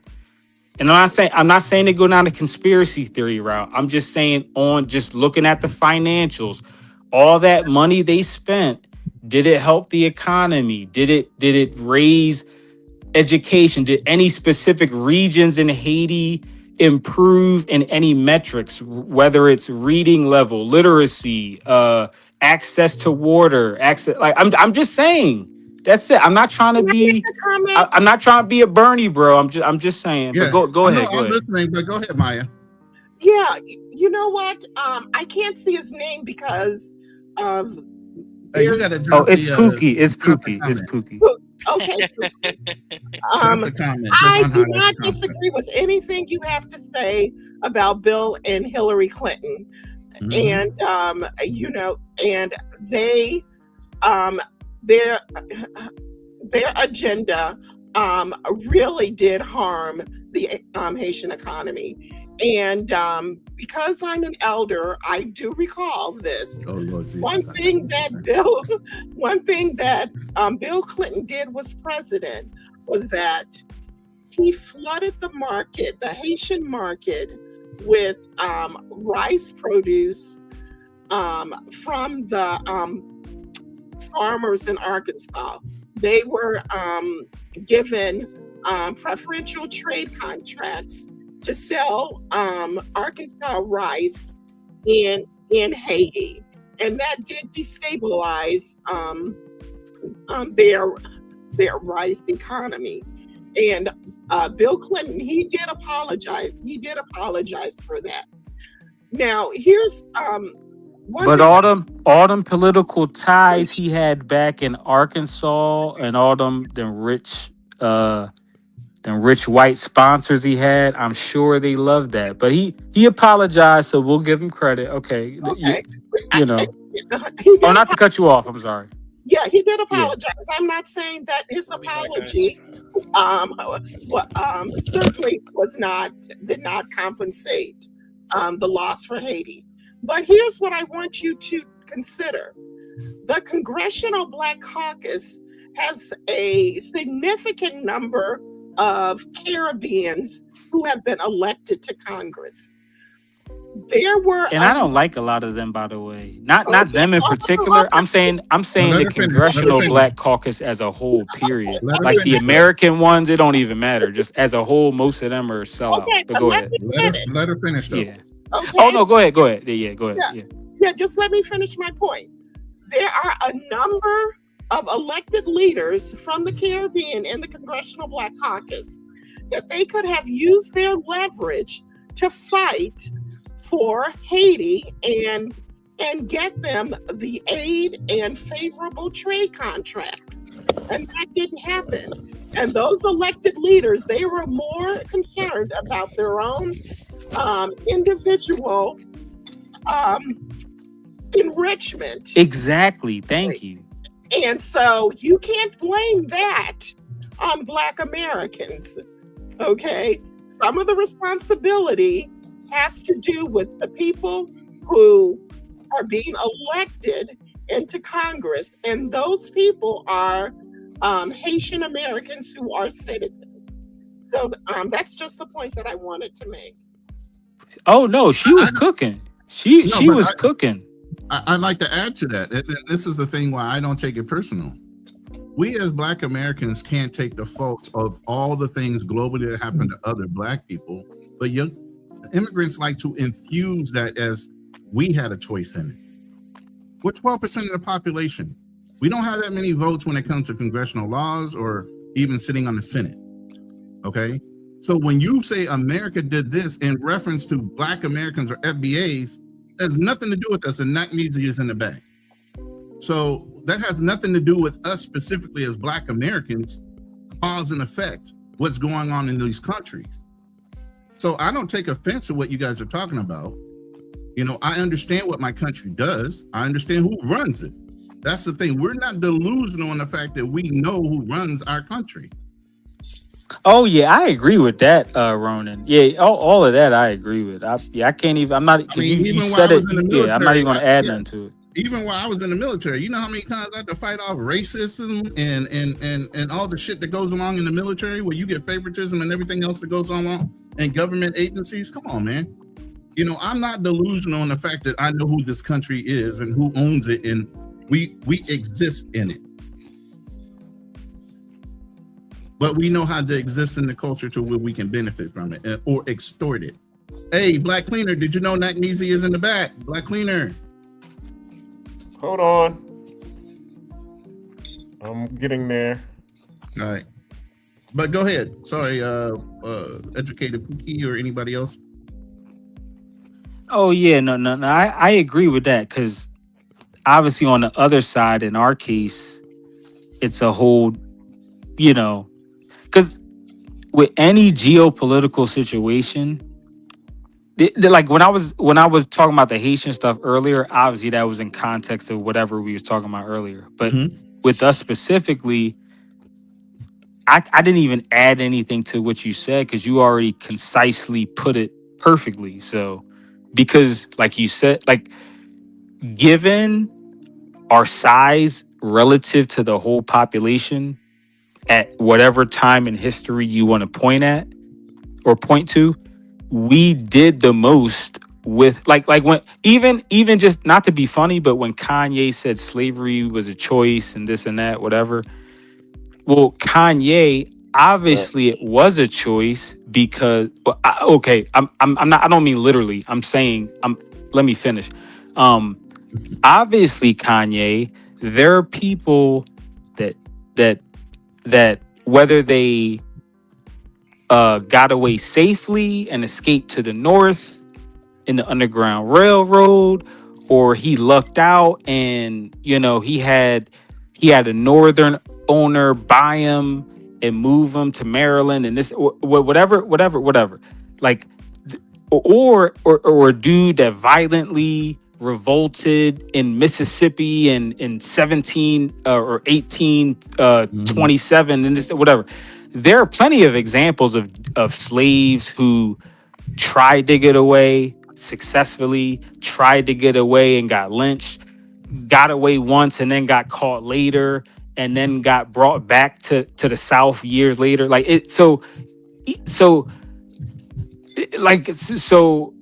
at any given point, there were either individual black men or small coalitions of black men and black women who revolted or, boycotted or, built a Black Wall Street in Tulsa or built a Black Wall Street in some small town in Tennessee or Mississippi or South Carolina or yada yada or Baltimore or whatever. So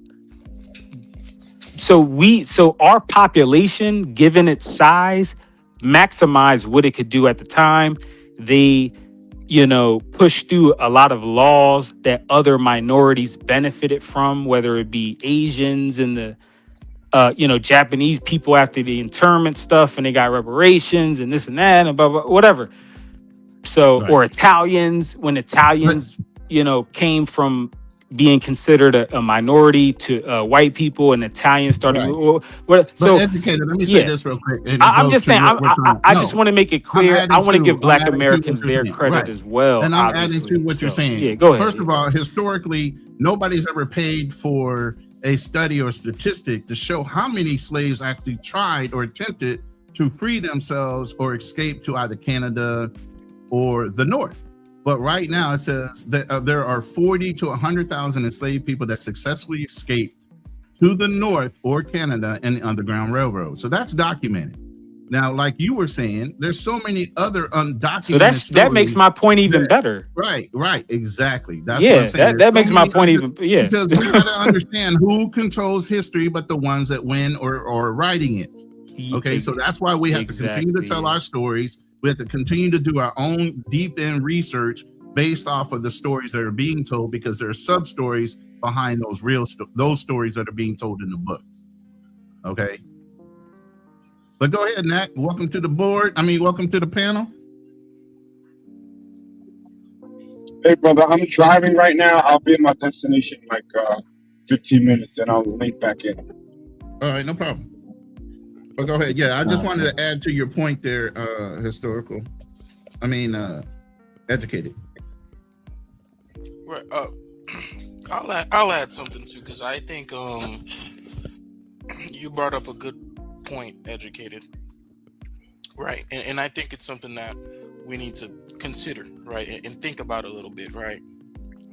So, when you say things like, for example, I understand that while Americans, and this is all Americans, I think they're mostly good people, in that whether nowadays anyways, whether especially Black Americans, if they were to think that, hey, and they were given an opportunity to vote, where they would say, do you think we should do X within this country, but in exchange we get X amount lower in oil prices or X amount, geopolitical favors down the line, right?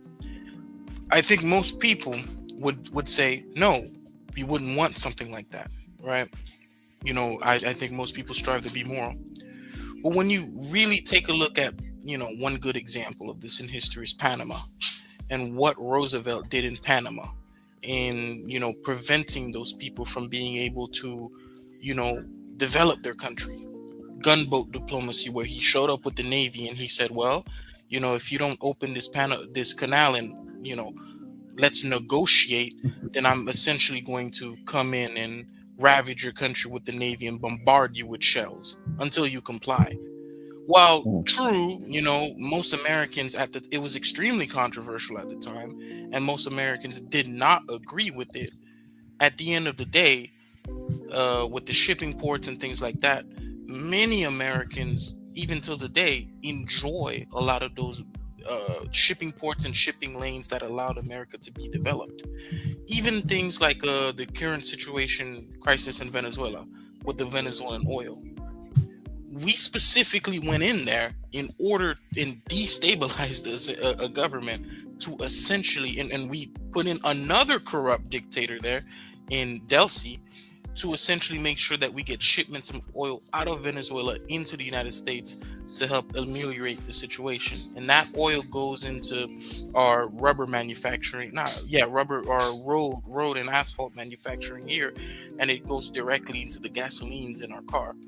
So even for someone like me who didn't even get an opportunity to vote on whether I wanted this to happen and don't agree with it, I benefit. And we should just recognize true. that. That's all.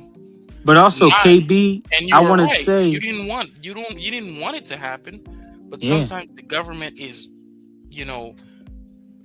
darkness or velvet. Is the velvet glove in with the iron fist. They go out and just do these things because they think that it will benefit the national security. And in a way, in a twisted way, look how much flack Trump is getting right now, or Joe Biden got, just because the oil prices went up. And people voted and said they didn't want this. But then at the same time, when it comes to going into Venezuela and places like that, they'll go in because that's going to translate into lower oil prices, which translates to victory during elections. Complicated. Go ahead. Yeah, I was just going to say one thing. I agree with all that. But I was just going to say, as far as the modern times, a lot of Americans agree on a lot of topics. But like if you just get consumed with the algorithm, you would think like, oh my God, like half the country is stupid and half the country supports Trump. And what I mean, obviously some of them do, but like when you factor in that like over a third of I forget what it is, like maybe between a third and a half of the country doesn't even vote. And a lot of the non-voters actually do agree with like the actual voters that agree on reasonable things. Like even stuff like you could name like whether it's late term abortion or this or my bad, late term whatever, or like, would you want to have a 4-day work week, or do you want to improve the public transportation in your city, or do you want to do like just a bunch of random policies? Most Americans, like some of these, like 80-90% of Americans agree, like Republicans, independents, Democrats. But the reason you would never know that is because most of the people they elect, they only serve a small portion of Americans. So like whether I elect a Democrat, a Republican, a Libertarian, for the most part, it doesn't matter. They're only serving. Like, even if I elect a Democrat, they're probably a limousine liberal. So they might give me lip service or say some stuff they think I want to hear. And that has to do with, or maybe not me because I'm a black man, but maybe stuff that they think, women want to hear, or, minority women want to hear, whatever, to get their votes. But like, they're a limousine liberal. Their donors are rich. They all go to the same parties as the rich Republicans and the rich celebrities that are all cool, like all the moderates and centrists that are in the middle, quote unquote, middle of the road. And when it comes to stuff that, negatively affects like middle class or working class people, all of those politicians vote the same on the bills. So it's like, it's not really like when people say, "Oh, you're a liberal," you're this. And obviously, I'm not a liberal. Like I'm literally an independent. But when people say, "Oh, you're a liberal," you're this, or when I say I'm pro-gun, and they're like, "Oh, wait, oh no, you're a black Republican." I'm like, "No, idiot. I'm pro-gun. That's it. I'm just like I'm not. I don't think I've ever voted for one Republican. Like I voted for one libertarian in my entire life. And that was like a local election, and he would just happen to be the best person. But anyway, that was a local election. But I know. Yeah, but you get my point though. Don't be ashamed to be an independent. Don't be ashamed to be an America's independent. population has never been represented in their Congress. So America's Congress serves the billionaires and the lobbyists. They don't serve the American people. So even if we all agree on every policy, it wouldn't matter anyway. Because even if you had a good politician that was going to really serve the people, they will probably get unalived before they got the chance to really do anything. Yeah. Hold on. Let me explain. So you touched on a really good point. Oh yeah, go ahead. Is a little bit of like a political science thing, right?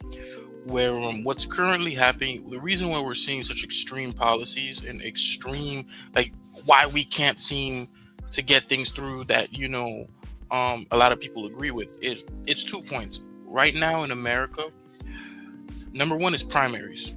You are either a registered Democrat or registered Republican, and these are closed primaries, meaning you have to be registered in order to vote. So, and second is uncompetitive seats. In places like Texas or Florida, basically whoever, if it's a hard D or hard R, then then at that point, whoever wins the primary is going to be the one who essentially wins the election. So if you are in, say, California, for example, you'll see crazy policies like 100% EVs in the next 10 years, indigenous peoples and blah, blah, blah, and blah, blah, blah. Policies that don't. Yeah, they got some weird laws in California. Exactly, because the most important thing is a Democrat's always going to win. And the people who are going to participate in primaries, they're always going to be a minority and just extremely political. So because of that, once those politicians win the primary, they get out into the national stage or the state level, and they push through policies that primary voters want, but that not necessarily statewide voters want. This is how you get situations like that where, no one wants to go fight in Israel, but Israel helped that particular politician win his primary. So that's going to be who he goes with to, he's going to send support to Israel. Because regardless, as long as he wins the primary, you're going to vote for him anyways. It's not like you're going to vote for another Democrat. Exactly. And a bunch of the Republicans just voted to merge the American military with the, the I real people, because I don't know how you, whatever. I'm trying to keep them people off my back. I'm just saying, because I am a leftist, so they may target me. I'm just, but anyway, I'm just saying that. I'm just saying, if 200 Democrats voted to merge the American military with another foreign military, whether it was the I people or anybody else, all the conservatives on YouTube will be calling Democrats, traitors. They're treasonous. They have no backbone, no spine. They're giving our sovereignty to another foreign government. They're in cahoots with another country, yada, yada, yada. But because Republicans were the majority that voted for that bill, of course, conservatives aren't going to say anything about it. So it's just independents like me bringing it up, and then I have to argue with Democrats and Republicans on both sides arguing with me because neither of them want to admit that their party is a bunch of corrupt, brainwashed scammers and yada yada and nepo babies, et cetera, like. And I went to school with some of these people I probably went to college with, or, some of these people, if I went to like a mock law class, I was like, yo, I remember this nerdy dude 20 years ago in college. And now he's a congressman in Tennessee and he's screwing over poor people in Tennessee because he's getting sponsored by, so-and-so company in that city or that region or whatever. But anyway, but go ahead, KB. You was cooking, though, KB. Hold on. Yeah. Guys, is this a political show or the one about black fatigue? Because all I'm hearing is liberal, Democrat. Yeah, my bad for the political rant, Ronan. If you want to, pivot. Well, we can spin the block since Magnesium's back on here. But yeah, we segued a little bit and got into a little bit more of the immigrant portion of it. But what do you feel about the whole FBA versus the tethers and the fight for reparations? Oh man, FBA or Black Americans, African Americans, it's all the same thing. It's us, it's Black Americans that have a history of slavery in America against basically immigrants that come that are not down with the program. And look, some of them are with it, and some of them aren't. I just think the ones who don't appreciate what our ancestors did in America, should just go back home. But a lot of them are economic leeches that don't appreciate the carpet that we laid down for them. As far as reparations, some of them try to lump themselves in to our reparations claim. They try to claim that they're Black Americans, the original Black Americans. All that's a bunch of nonsense. I come from a place where we had a lot of immigrants, right? Where I lived was called Little Caribbean in Flatbush. And a lot of them are cool, but then you have some that have real anti-Black American sentiment. And those people, be a proud Haitian in Haiti. That's all I want to see. I want to see a proud Jamaican in Jamaica, not on Flatbush Avenue. That's it. Right, that part. And somebody, I want to say this too. Someone made, I guess, they tried to insinuate that Black Americans didn't fight for our freedom or something like that. Look, man, I think this whole Haitian revolution thing is overstated. It's way overstated. Because you cut out, Mac. I don't know if you're moving or you're moving around or whatever, but you just cut out for a second. saying, shout out to those that fought, but every single diasporan group on every country has fought for their freedom. What are Haitians doing today to liberate themselves instead of kissing the ass of the African Union that rejected them twice? Then I think Kenya finally sent some troops. The troops are getting washed in Port-au-Prince. Haiti is an unlawful land, and the Haitians present day have themselves to look at as that. All these Haitians in the diaspora, ain't doing nothing for their country. Be a proud Haitian and fix your country, bro. That's all I'm saying. Ignorant take, but okay. Well, it's not ignorant. Ignorant means lack of knowledge. Show me where I have a lack of knowledge. Well, I mean, Haitian occupation, and also as well, there's been multiple times within United States history where Haiti and the surrounding nations have tried to do for themselves, but the United States has blocked it several times. Wait, hold on. Who's this? Me. Of course, KB. It's KB. Oh, it's KB. Hey, how you doing, KB? How you doing? Oh, the age shamer. What's up, brother?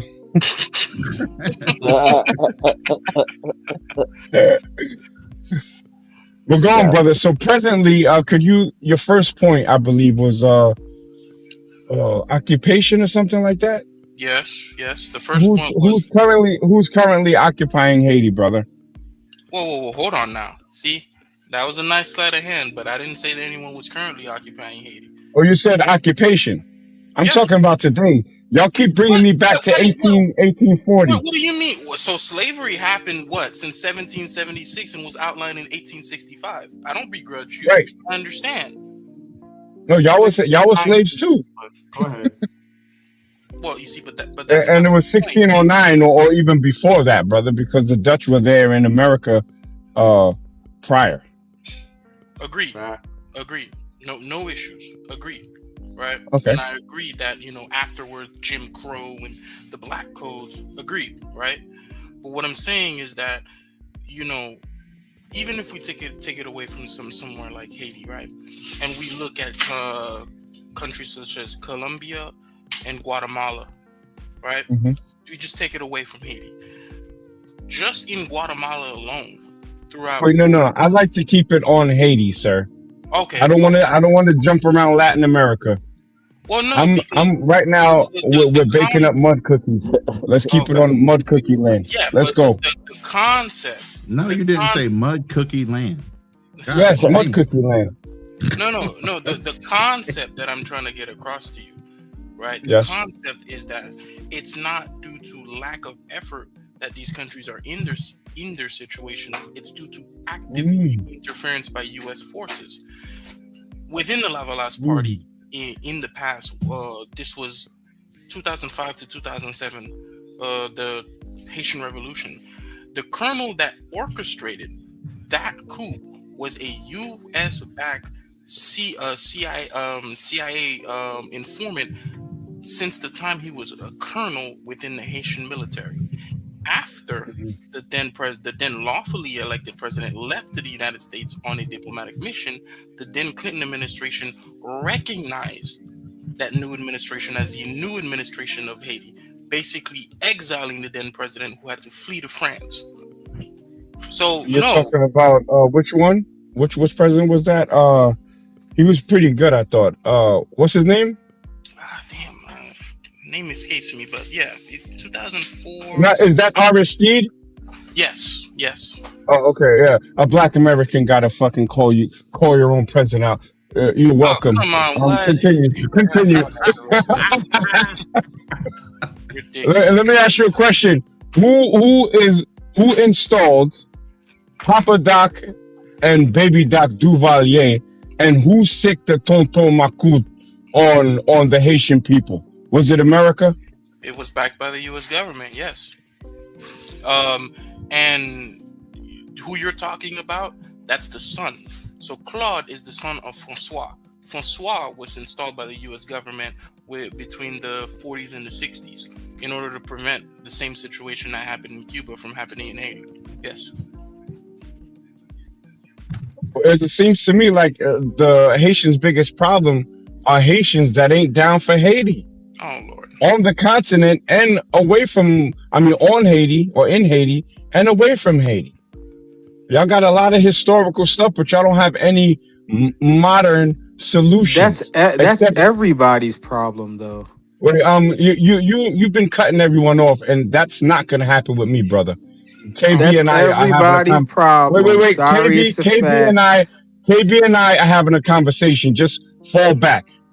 I done heard you cut off the black woman. Yeah, and I hear you being disingenuous and I heard you talking over. I heard you talking over Ronan. It's not going to happen with me. Allow KB and myself to have a conversation. No, I don't even know who you are. Being disingenuous. If anyone needs to talk, it's KB. Let the Haitians. Yes, let KB talk. Yes, you're right. I agree with you. You know what? And he and I are having a conversation. You said all night. And he and I are having a conversation. Yeah, that's the smartest thing you said. Let KB talk. Shut up and let KB talk. Mind your business. Mind your business.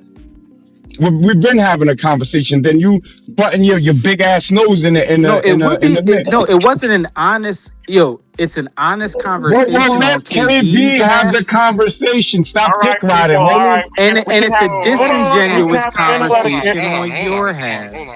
Stop dick riding. Let KB handle it. Let it get here. Okay. Hey, Knack. Let's keep it at an elevated level. Hey, let's keep this conversation. Wait, Ronan, was that not a neutral observation, Ronan? No, it's not neutral when two grown men are having a conversation. No. Are you a grown man? Are you not able to be logical? Hey, yo, man, shut the fuck up. Wait, no, Ronan, hold on. Did you not hear my? Did anyone? Did y'all not hear my statement? Educated Pookie, come on, let Carl be. Let educated. Let Carl be. Let Carl. Okay, I'll let KB. I'll let KB cook you. Oh, come on. I'll let KB cook you. You're right. Okay, you're right. All right, come on, just let him. Have the opportunity to kind of bring up his point, and because maybe come on, y'all. Like, what are we doing? Come on now. KB and I can have conversations. He and I already have a rapport. Yeah, I can throw a shot. He can throw a shot, and we're men. So you have a rapport with him, and you're still being disingenuous? No, it's not. Well, first of all, why are you still talking to me, homie? No, hold on, Ronan. He's being disingenuous. Ronan. He's being disingenuous with someone he already has a rapport with. So that means you can't be trusted. No, you just admitted, bitch ass nigga. How about that? You just admitted you already have a rapport with him. So if you already have a rapport with him, why are you framing everything through a biased lens? Why aren't you just having a neutral conversation? KB is the one that should be talking about this. You act like the CIA doesn't. Not you. Please. Nakmeezy, All right, if the This ain't CIA your wanted to shut you conversation. down, you will be This ain't your detained. conversation. This ain't Nakmeezy, your the CIA conversation. will This is detain you in KB. less than 60 Oh my seconds if God. they Who wanted the to, fuck is bro. this Stop dude, it. man? You're not invincible. Stop it. Y'all act like What are you y'all want to talking about? downplay the CIA. Y'all stop it. No one's line is downplaying that anything. the suffering that But I black was people having a did was so conversation long with ago. KB, It wasn't. It is and still you And jumping in she it. looked good, by the we way. have But go black ahead, folks in ahead. American jails right now that are doing slave labor. Go to Anguilla. I've been there. They have literally prison guards on horses as folks are in the are on the cotton field, like are literally picking cotton, right? Are playing slave games, and they're running away from bulls in order to get more time with their family. This is America in every way. Yeah, preach. And what's frustrating is it's not just that Black people have had wealth and labor and resources and opportunity extracted from us, but it's also that at the same time that was happening to us, others were having that wealth and opportunity injected into their communities. There was like the Homestead Act, where while Black people are fighting for 40 acres and a mule, white people are being given stolen native land, like as if like thrown out of t-shirt cannons, as I write in Rooted. And so it's really frustrating to kind of hear that narrative of, well, I wasn't alive, when, especially when I went to Yale, man, it was wild to realize like, oh, there are endowments that have been around since my ancestors were property. There are portfolios and investments that have been compounding interest all of this time while we have been scrounging for scraps. What would Now, can we continue having panel etiquette and having a good dialogue, please? Yes. So all right. I wanna start by saying this, right? You know, what's important is understanding that no matter where anybody is in life or where their thoughts are, it's important not to kind of go in and just be like, you're doing this, you're doing that. It's important to just be like, okay, people can change as new information and new understanding come through. Nobody's gonna be perfect, and that's okay. When you get new information, you know, that is different from your point of view, it's important to incorporate that. And you know, from the past, I've seen that he has a little bit of a anti-immigrant tint, or tilt, and he might have that because growing up in the neighborhood, even me, I didn't like Cubans, I didn't like Hispanics, because I always thought they were very racist until I got out of where I was and I went to other countries and started meeting more Hispanics and speaking the language, and I realized not all Hispanics are like that. And you can't just lump them in. Yes, Cubans and Hispanics in South Florida are some of the worst Hispanics out there, but they are a minority, a bourgeois class coming out of some of these countries, and you can't take that and be like, well, you know, they're this, they're that, and the other. So I understand where both sides are kind of coming from. I just think it's wrong to just say, you know, well, the Haitians need to go back and just fix their countries and fix this and fix that. Most people don't want to leave their country. Ask most Haitians and they'll say America. The United States is one of the most isolating places. There's no sense of community in the United States. Everyone just kind of keeps to themselves. Most Haitians, especially when they get old and have some money, they move back, you know? But, you know, Haiti in its current iteration isn't a failed state because they just sat around and didn't want to do anything. It's a failed state due to continuous involvement in hidden shadow wars that's put it in this condition. In the same way how you might have a Ukraine that is devastated by Russian troops, people need to understand that Haiti has been devastated by a shadow and constant state of war and conflict that hasn't really ceased. That's all. Can I make a comment? Go ahead. Yeah, I just want to respond to Carl.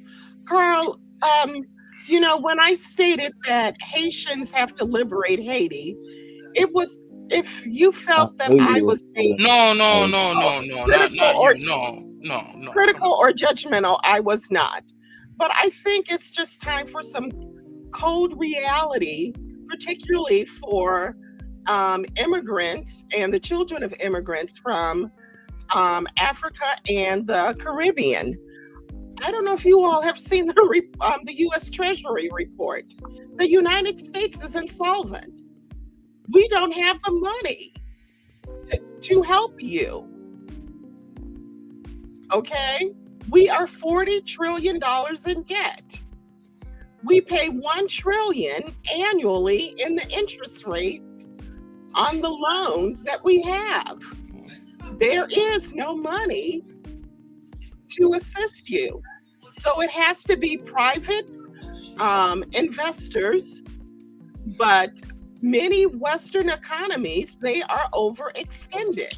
So all I can say is that Haiti has to develop itself. You know, there are, from what I understand, about 350,000 TPS holders who are subject to deportation. Mm-hmm. If they all go, we don't know. But there are news reports that there are a number of those people who are health care providers.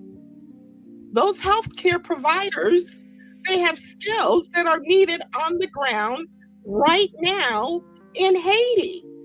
They have skills to help rebuild the country. So I understand that the truth may hurt, but that's just where we are right now. And I'll end there so someone else can comment.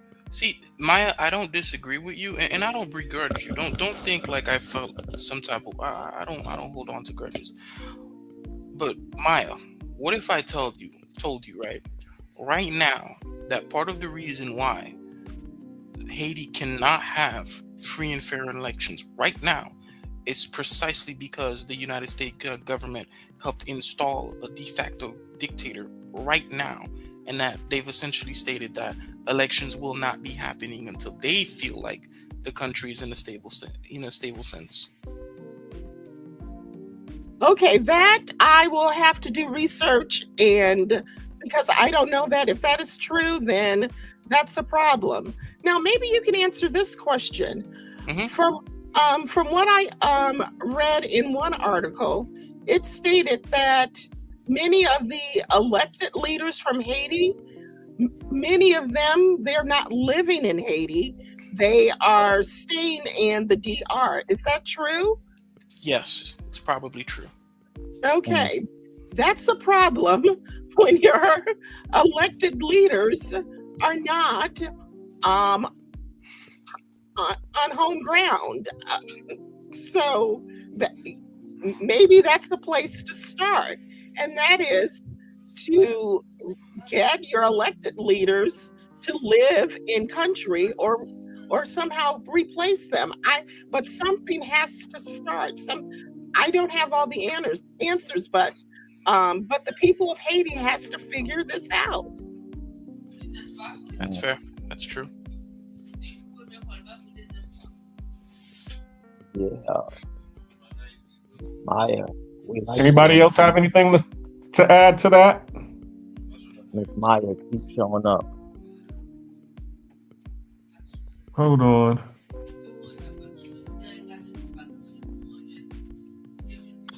What's going on?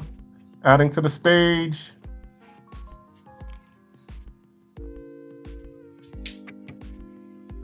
Who's this? Black man. I can't see the name. It says the Hughes. Hello? Are you there? Unmute yourself. Hold on 1 second. Can y'all hear me? Yeah, we can hear you. We can hear you. We can hear you. All right, somebody's on here, but let me I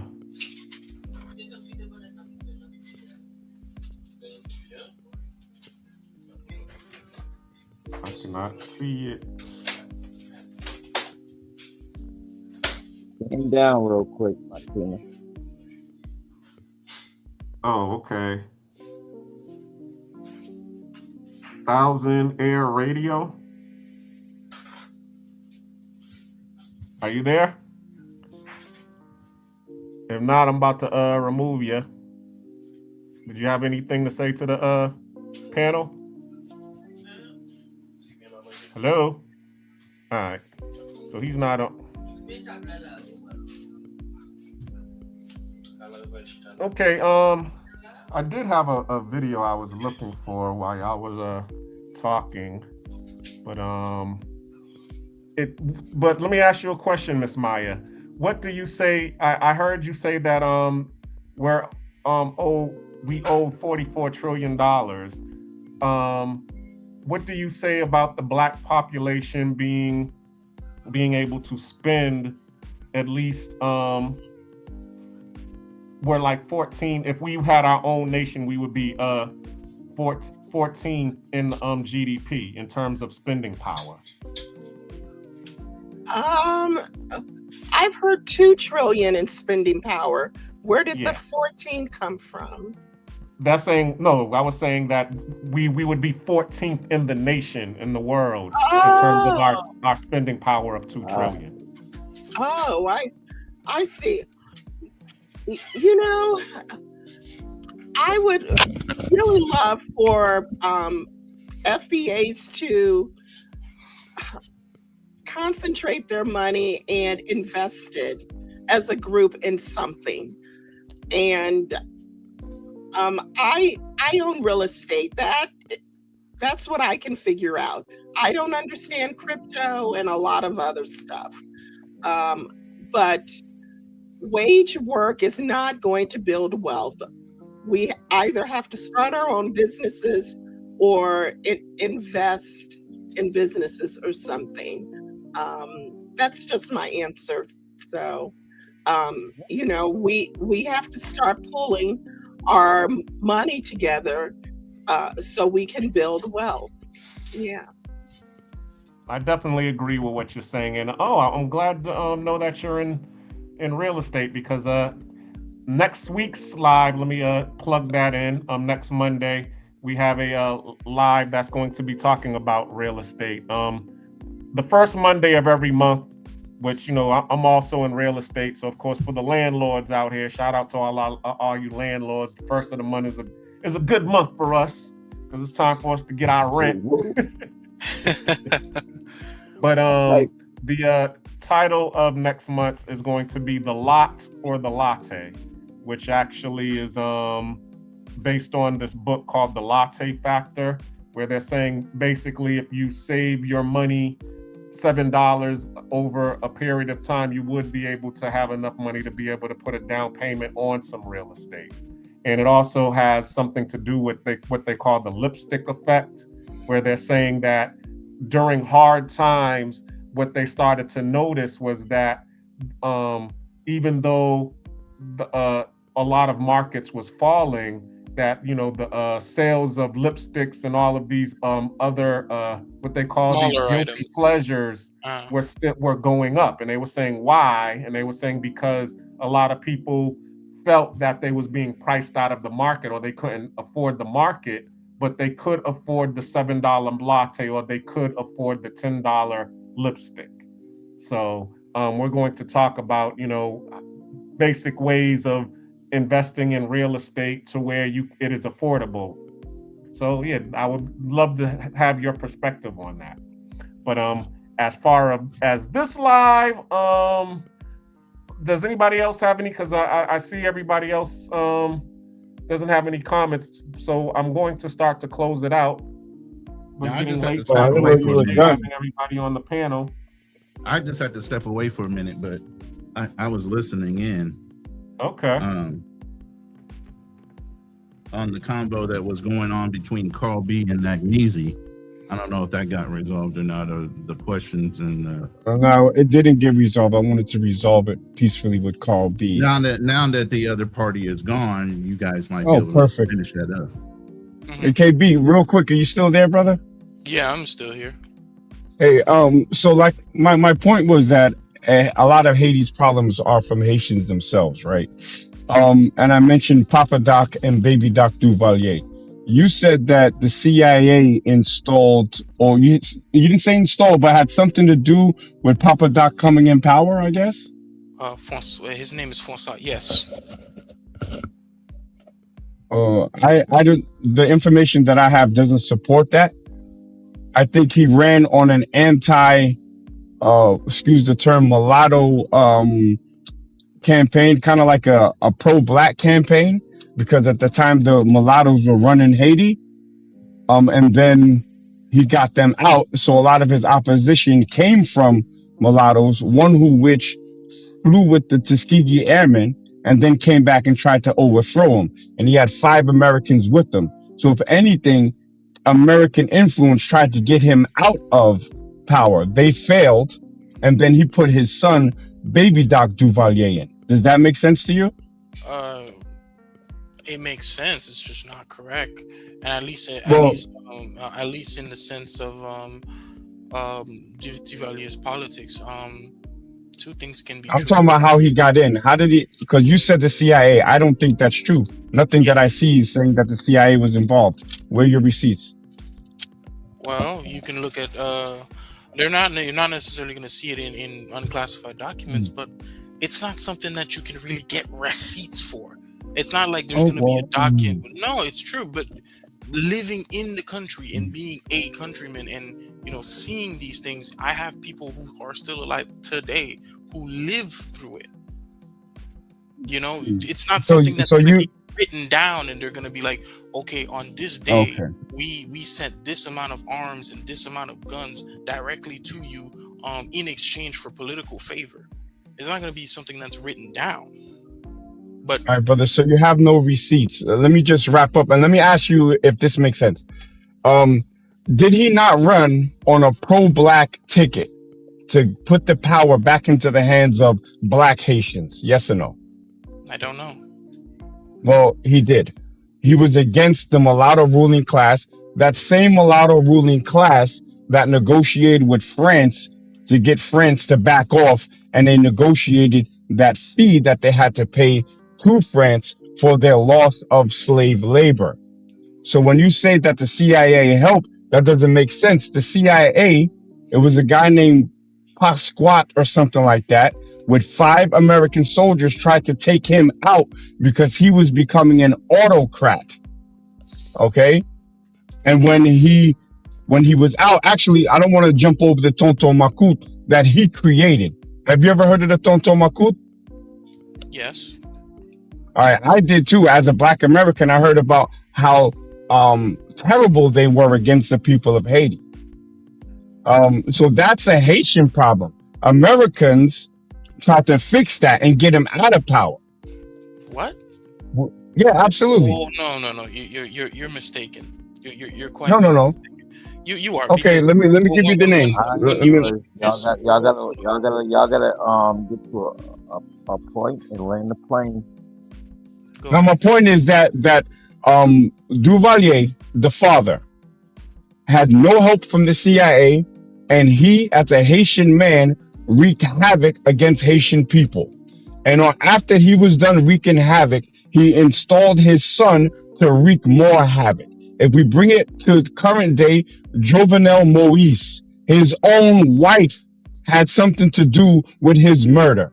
And it was Haitians in the diaspora that supported that didn't want him in. So again, Haitians' problem, they like to say the CIA. I asked the brother for receipts, and he said out of his own mouth, we don't have receipts. I know people that live there. There is nothing on the internet that says that supports.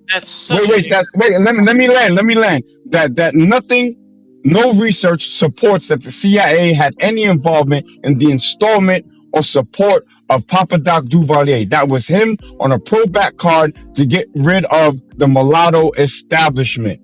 You failed in providing your receipts. So like a lot of you guys come up with these fantasies about American involvement, and we wasn't even involved unless it was time to take him out. That's such an ignorant. You see why that's such an ignorant thing? It's kind of like things like redlining. Or No. Tell me how that is ignorant, brother. No. Tell me how that is ignorant. Allow me to. I'll even give you 2 examples. while it is true that if you look at the letter of the law since 1865, and you were to just look at the letter of the law, there's nothing saying that they're stopping black people from having certain things. There was just separate. Brother, keep it to Haiti. I don't want to go to America. Let's keep it in Haiti. Because it's an ignorant thing. Not every. No, but you're saying it's ignorant, but you didn't disprove me, brother. Well, show me CIA involvement. CIA. Yes, sir. CIA. CIA. Go. No. You see, you're not gonna box me in.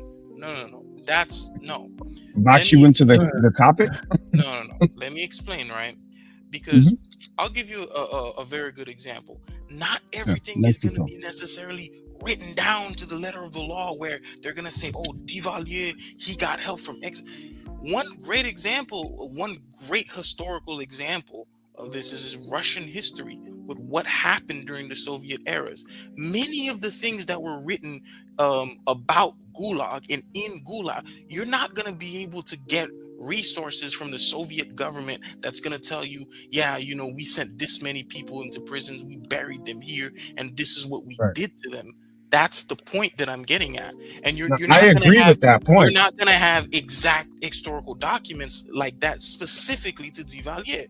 But what I agree 100% with your point, right? So now my question to you is, where did you get your source? Where did you get your source for the CIA? Give me an opportunity. Okay, brother. It's from people who lived within the country, who were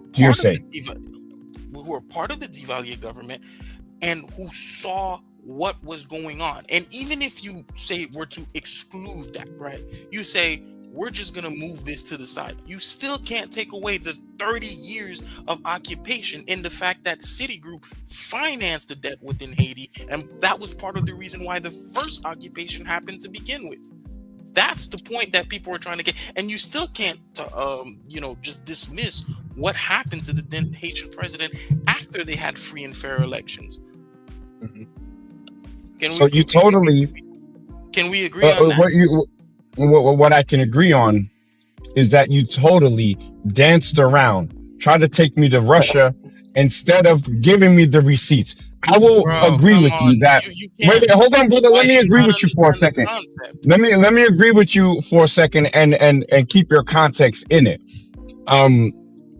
Everything isn't going to be on a newspaper. It's not going to be front page news, right? Just like the CIA wouldn't put on front page news, hey, we're supporting Duvalier to put him in power, right? On a pro-black, a pro-black ticket to get out the mulattoes that we've been working with, right? That wouldn't happen. But my question to you was, how did you get this sensitive information that is not backed up by anything on record, and you just threw it out in the air and said that the CIA put him in power, and they did not? The CIA organized a coup with a guy that fought with the Tuskegee Airmen. His name was Alex Picot or something like that, and they tried to kill Duvalier. All 5 of them got deleted. After that, he put in his son, and you didn't address the Tonton Macoute, which goes to my point that Haitians in modernity are their own biggest problem. We jumped to that to Jovenel Moise. You didn't talk about that. The fact that his own wife and Haitians in the diaspora were responsible for the death of Jovenel Moise, who I heard was a good president. These are my points, and you're not addressing them. You're not addressing them. And the situation with Jovenel, this is what I mean. You are getting partial information. And this Jovenel, not only was he deeply unpopular, but he was trying to find ways to subvert the political process so that he can get an extra year or 2 in power. Who tried to kill him? That is not Who true. tried to kill him? No one's really Who tried to kill him? because no investigation was done. No investigation? They investigated his wife. And Haitians in the diaspora, specifically in Miami. Where are you getting the Carfax specifically in Miami? And Haitians in the diaspora, specifically in Florida. From whom? Because officially, when they did try to investigate it, the judge who was chief investigating and was leading the investigation was threatened with death threats. and the previous judge before that was killed. So in Haiti, right? Yes. Of course, by Haitians. You're your own biggest problem. Good Lord. There's no semblance of justice. There's no semblance of order. Haitians have been having their hands out to the American people, and when it don't go their way because they squander all the donations, wait, hold on, brother. Hold on, brother. Let me finish. They squander all the donations that they've been giving, all the humanitarian aid is being stolen by gangs, and then you guys turn around and say, "Oh, you guys didn't help us properly." Hold your own nuts, stand on your own 2 feet, and fix your country, bro. Stop killing your leaders, stop hurting your people, and blaming on France from 400 years ago. You can't come in and just say, I have people who live in the country. My mom is in the back right here, listening to all of this. And even she did. That's fine. Where respect to your mom. I'm not debating your mom. I get it, but she's been living she was part of the original founding members of the Lavalas party while in Haiti. You don't know what you're talking about. You don't know what you're talking about. And in fact, don't bring your mom into it, brother. The money that was wired as part of the assassins that were caught were not even Haitians. There was 2 Americans, a bunch of Colombians, and other people from South America. There wasn't any Haitians involved. And there was no Haitians in the diaspora. That's cap.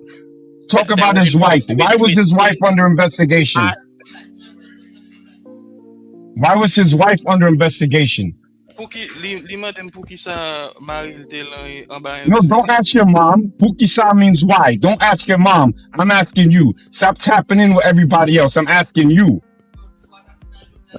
You gotta give KB credit. For KB got Alex for backup over there. No, it's not. It's not backup. It's about asking people who were there. No, but I would have to call your source into question. Oh, I mean, we just live there and have family there. I don't think you speak in French now. You lived in Haiti? Me? Yeah. Oh, okay. You should be a little more thankful for what you have in America, then, brother. Jesus Christ! What I'm trying to convey to you, it's like we keep going round and round. Like we keep. Y'all are funny. No, but I want someone to fact check me. Someone who has access to a computer. Google Jovenel Moise's wife. Hold on. Come here. Lindsay is sitting there fact checking. She's asking his mom if she want to do something. If you guys look at the chat, Lindsay is fact checking you guys. But hey, if you guys look at, don't bring your mother on, brother. One of the guys who was head in the whole assassination plot was arrested, and a judge here in Florida mentioned this guy cannot be prosecuted because he's an asset to the CIA and he works for Homeland Security. He was a Colombian. Who was that, your uncle, bro? You brought your uncle up? No, you could look it up on Miami Herald. His case I'm was not sealed gonna debate with under, you about my brother. under the guise of Homeland Security. Look it up. Okay. Who am I speaking to respectfully?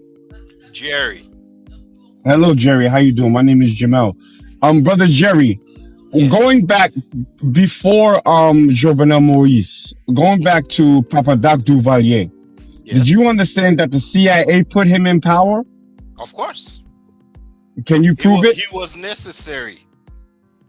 He was necessary to keep communism from spreading into the Americas. Now, what's your evidence, brother? What's my evidence? Yes. I'd have to dig deeper for you. Okay, now let me ask you this question. The same mulattoes that live in Pétionville, the same mulattoes that have been the establishment, you know who I'm talking about, right? Well, that's what they're characterized in Haiti at that point. No. Were they not the ruling class at a certain point? I lived in Haiti for 17 years. The whole concept, mulattoes, that was not a very public thing in reality. People use that as an excuse to say, oh yeah, Papa Dog this, Papa Dog that. But in reality, the mulattoes were actually foreigners who came and have kids with the locals. Right.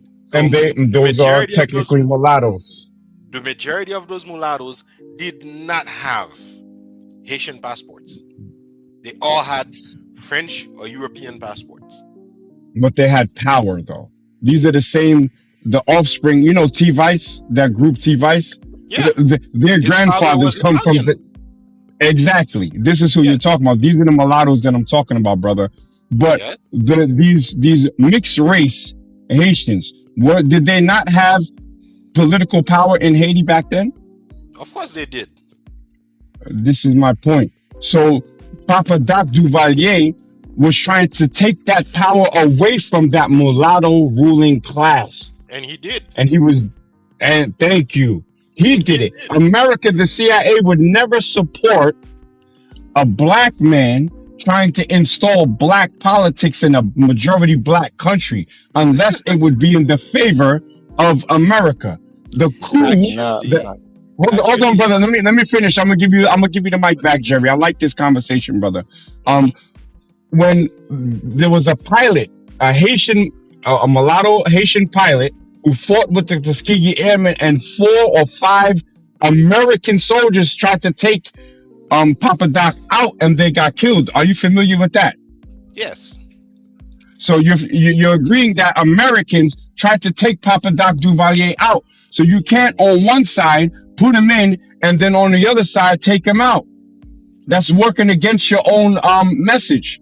He was there and he became an autocrat and started doing bad for the people. You know better than I do the horrors that the Tonton Macoute did perpetrated on the Haitian people. Oh, absolutely. That's Papa Doc. That's Papa Doc's group, brother. They were dressed in blue. I remember seeing the Tonton Macoute. That just translates to boogeyman. And I'm like, damn, a Tonton Macoute. But that's my point with your nephew, is that this guy was a horrible thing for Haitian people, and he was Haitian. we have similar people in America. We call them Uncle Toms. Horrible for Black American people. Sometimes they have, the government but can I say something? Controlling them. Hello? Yes, brother, go on. Hello?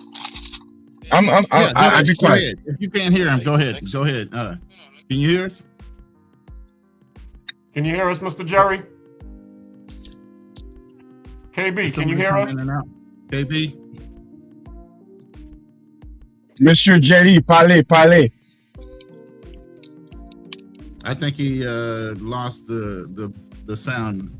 He's gonna have to come in. So let me just say this. There's a reason why I wanted to have the one-on-one with KB without any interruptions. You see, when I said something, he called Cap, and then he had no receipts, and then he had to bring in the cavalry. He had to call in Moms, Uncle Jerry, and the other brother had to try to save him. KB officially took his loss on his Haitian history from a Black American. Damn, that's fucked up. Yeah. I have to remind him to be real, sometimes I be calling that in on conversations I can't hold up to, because I don't know the Nigerian story as much as he does. I just know what I know. So sometimes you do have to call in reinforcement to make sure you're giving accurate information. I ain't hating on that. But when you started kicking out the facts and his uncle was agreeing, then obviously you're consistent with the information, even though there's not facts. Yeah. Okay. Jerry's back. Okay. Can you guys hear us? Oh, sorry. Yeah, I guess I accidentally muted. Let me tell you something, a little quick story about that era. Mm-hmm. Was he a good man? Maybe. Was he an absolutely bad man? Probably. The evidence points to both. Why did they try to take him out? Because they wanted somebody who was more pro-Americans. Not because he was bad, and not because he was the perfect one for them, but at the same time, they did not want instability in the region. Again, like I said, they did not want communism to spread in the Americas. That's a standard move through the American government. They did it in Iraq. Look at who they put in, Saddam, right? Exactly. Put Saddam in against Iran. And when Saddam started Saddam, getting big-headed, and they had to slap him around. That's the first Gulf War.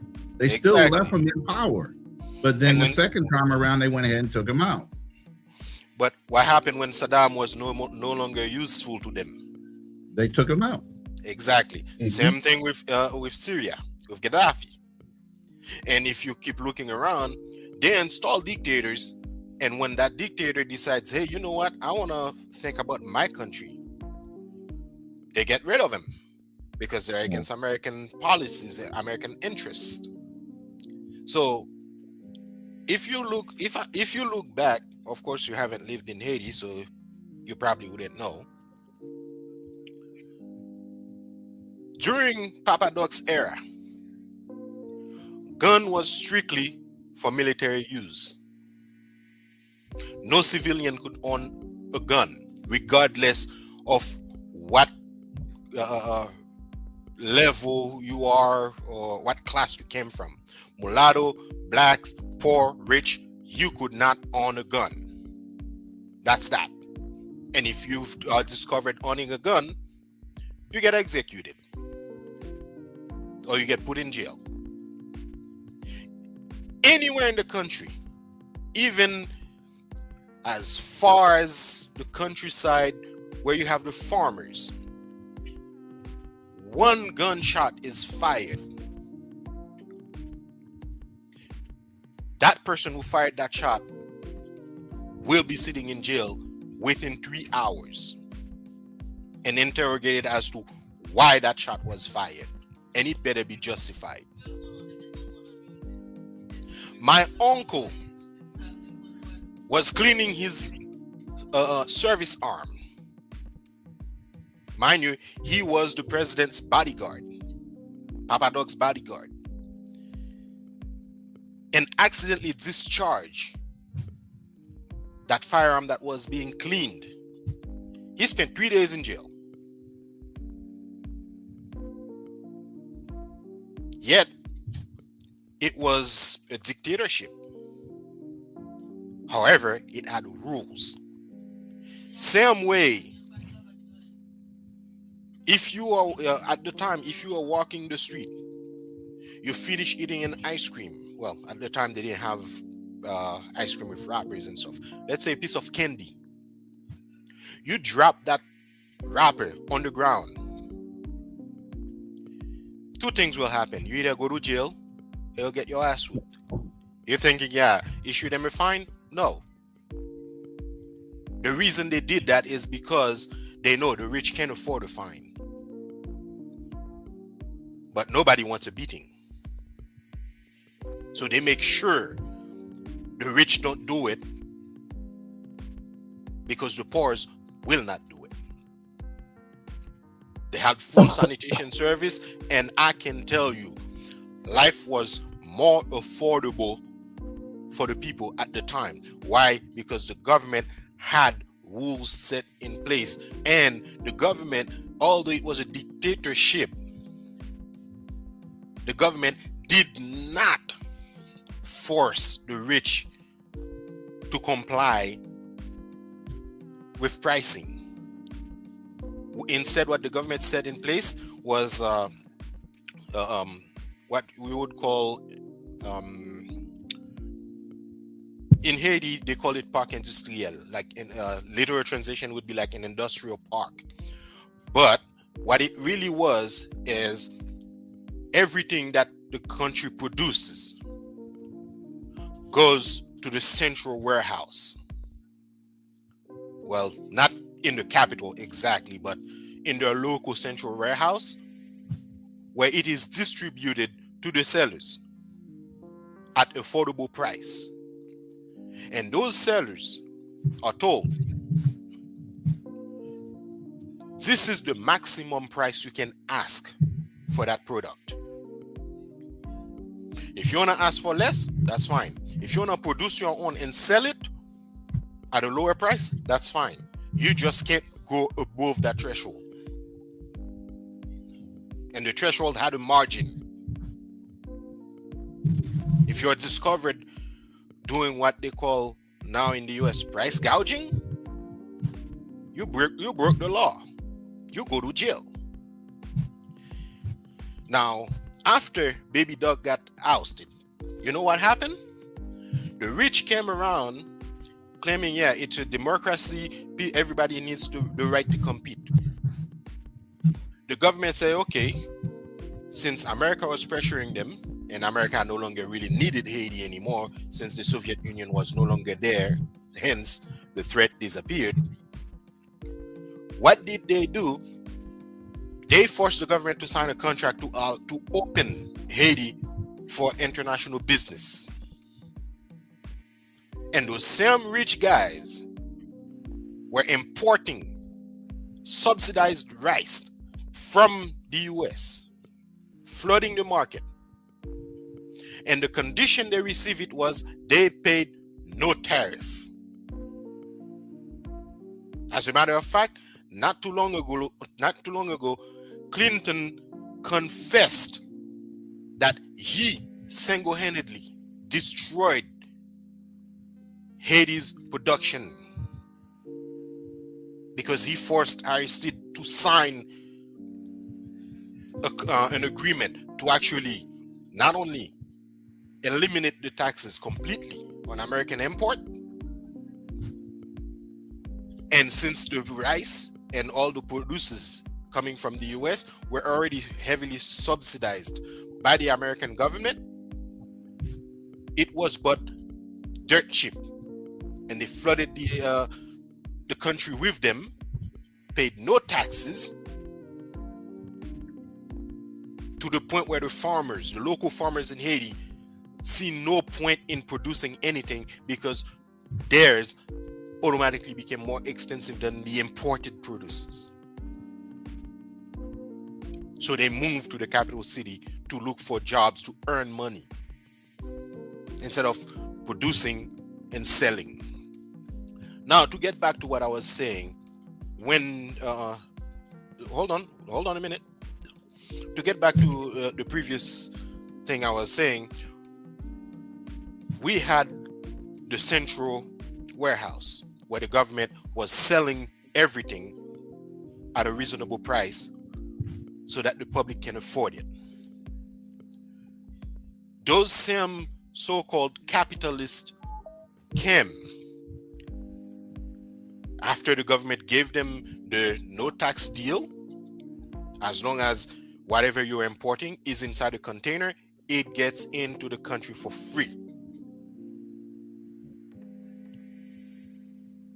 They were happy. They said the only condition they received was to keep life affordable, keep the food prices low so the public can afford them. They agreed to that. Then a few months later, they came back to the same government and say, oh, we can't compete with the price of the warehouse. Since the government was the one, selling, and they were selling at a lower price than we can afford, we want you to close that because we can't compete with the government. The government agreed.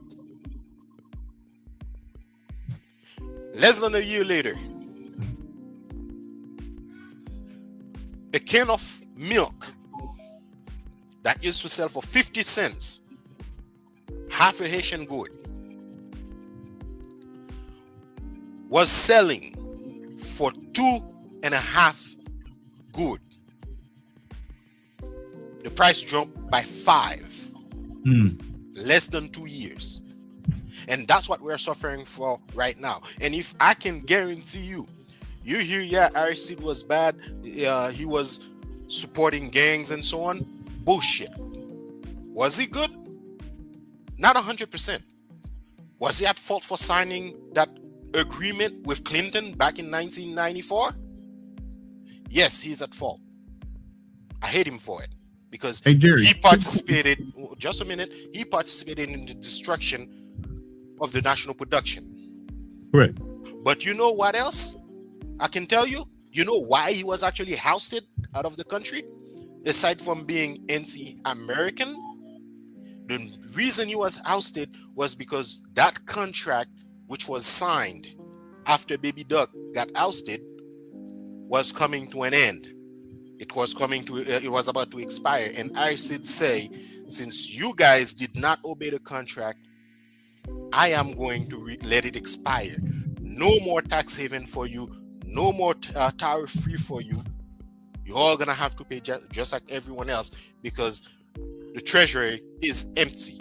And also, he wanted to renege on the contract with Clinton, saying he's going to put tariff on those imported goods in order to protect our national production.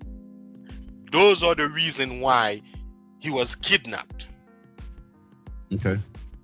Now, Jerry, let me ask you 2 points real quick. Thank you for this history lesson because it quantifies a lot of things historically with Haiti. And since you were there and it's a lived experience, something you lived through, so can't nobody write that in a history book with the detail that you gave. What I want to ask is, when Clinton admitted to this wrongdoing, did he say what drove him, or what was the factor that made him say or do what he did to Haiti with the rights? Of course not. He admitted that in front of Congress.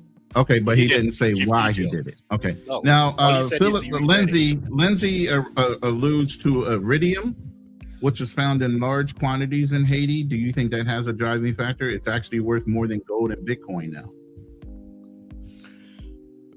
Well, Haiti is sitting on a mine of heavy metals and potentially radioactive ones too.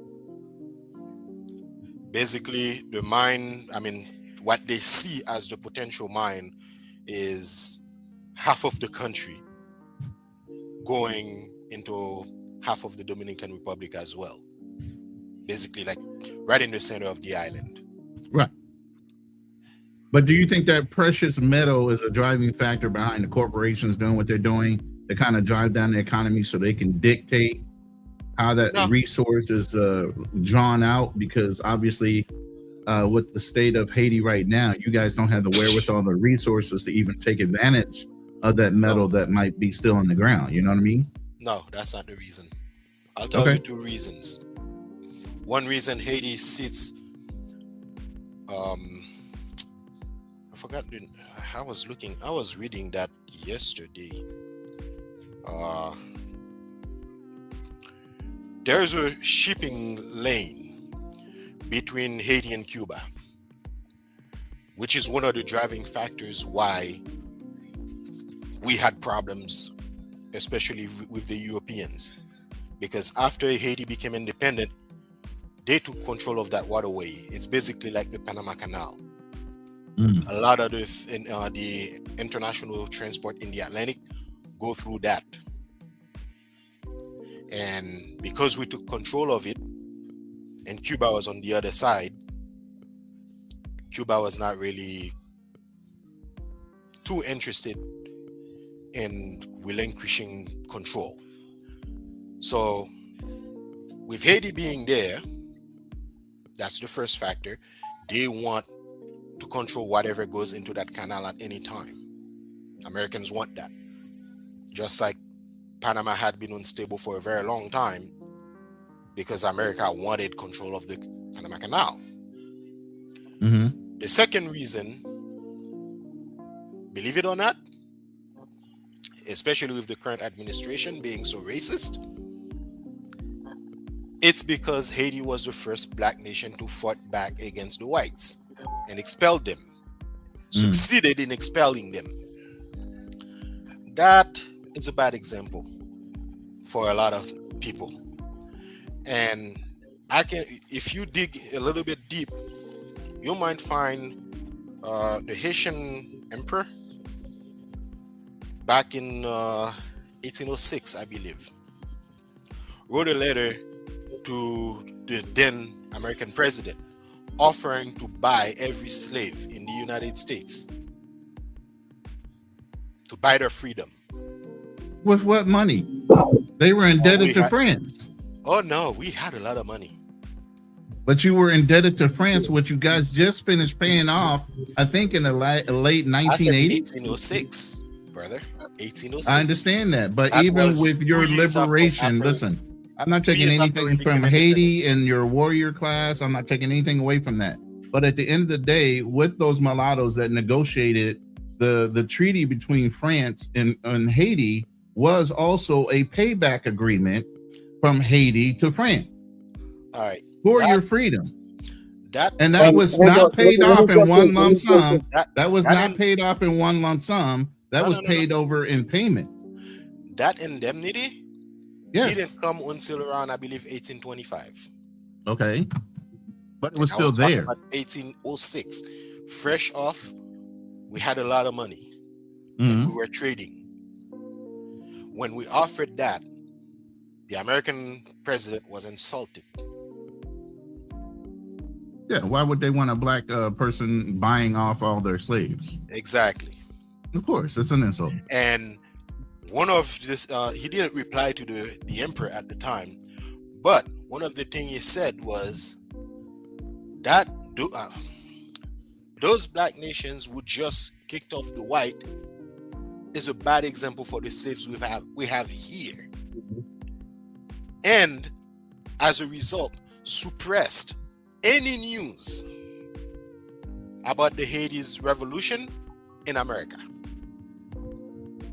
That was heavily suppressed. Okay. And that's also one of the reasons why Haiti is suffering right now. And as for the indemnity that we paid, the reason we ended up paying that indemnity is because the guys who agreed in the Haitian government to pay off the indemnity were set to receive a large sum of it. They had conflict of interest. So they were getting a commission or finder's fee based on agreeing to it? No, they were descendants of those European settlers. The indemnity would pay. So you're saying the mulatto class was getting paid off of that as well? That Exactly. indemnity. Yeah, Brother Cherry, I have a question, because a lot of people don't know this. The first president of the Haitian Republic, I believe it's the first president, offered a safe haven for Black Americans in America to move to Haiti, correct? That wasn't even the president. That was part of the Haitian constitution. Any blacks who step foot on Haitian soil is considered free. That was one of the bases for the first Haitian Dominican War, but at the time it wasn't Dominican, it was Spanish. Because a few Spanish slaves crossed the border into the Haitian side, and the Spanish slave masters requested them back, and the emperor wrote back, any blacks who step foot on Haitian soil is free. You know what? To collaborate that story, ironically, the Spanish-American War, even though it could have been fought in Dominica as well, they sent our Buffalo soldiers to the Philippines because they knew if the Buffalo soldiers stepped across on Haitian soil, they were going to be freed anyway. Well, that's one of the stories that a lot of people don't know about Haiti being a safe haven for Black Americans while they were still in slavery. And there was a number that went and moved to Haiti, and then some left once slavery was ended in America. So I just wanted people to understand that there was a safe haven in Haiti for Black Americans during slavery. Yes, there was. And one of the reasons it was a safe haven as well was because two of the generals in the Haitian military that did the revolution came from America. Henry Christophe came from America. They fought in the American War. And then they were sold off. They were sold off to the French colonies because they were promised their freedom. And while they were promised their freedom, if they fight in the war, they did. America won.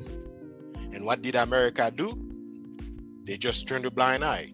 When those guys, those soldiers, went and asked for their freedom, they get laughed off.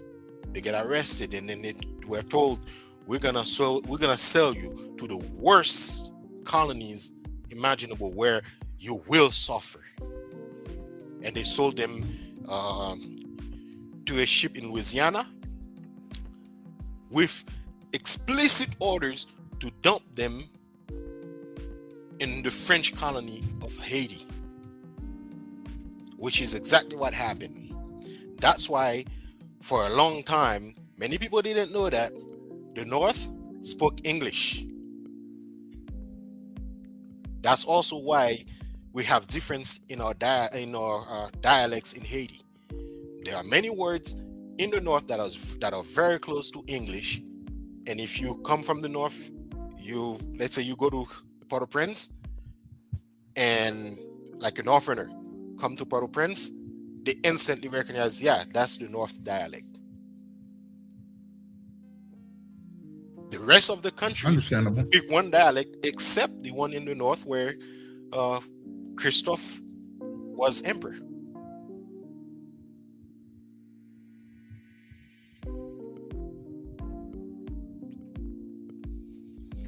Oh, Brother Jerry, I want to thank you for dropping all these historical facts, corrections, and revelations.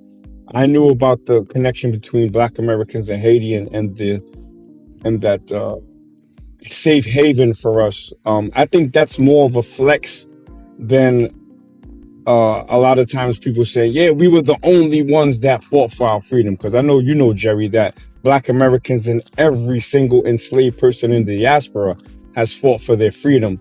But there's been a narrative going around that only Haitians were successful. There were a lot of people that had successful rebellions in small pockets. You know what I'm saying? Well, to add to what you said, it was true, but there was a reason for that. The reason we succeeded wasn't because we wanted freedom so much. It's because of the way the French colonies were ran. The treatment the French colonies received from their masters. If American slaves were receiving that same treatment, I guarantee you Washington would have burned. Because it was that horrible. severe. Yeah. It was, like I said before, they sold Christophe and Dessalines to a French colony because it was so bad. And if you look into if you watch Django Unchained, there was a reference in there. They were gonna sell Django to a French colony. That's how bad, how horrible they were treating their slaves. And America had it somewhat good, the slaves. I mean, they had that law where if you mistreat your slave and he dies as a result of mistreatment, you can't collect insurance on it. So those slaves were insured, so there was a reason to keep them alive as long as possible. In French colony, there was none of that. There was none of that. So that's one of the reasons you used to hear, yeah, Haitians were violent even back in the days, but that violence, we learned it and we had to improve it because it was necessary for survival. That same violence and that tone is what I bring up all the time with how they bred that violence into us as well. Yeah, they did. In America, they did. The violence I'm seeing now, it's not warranted. True. But at the same time, one of the things I keep telling a lot of people, and something I would like to mention for you guys, you hear about, the assassination of the president, Jovenel. Yeah. Why was he assassinated? Anybody ever ask why? Well, they said because he was not allowing the COVID vaccine into the country. That's the rumor. I'm sorry, that's also bullshit. Sorry. He was not allowed the COVID vaccine into Haiti because it was a trial. And he was not willing to use the public as a guinea pig.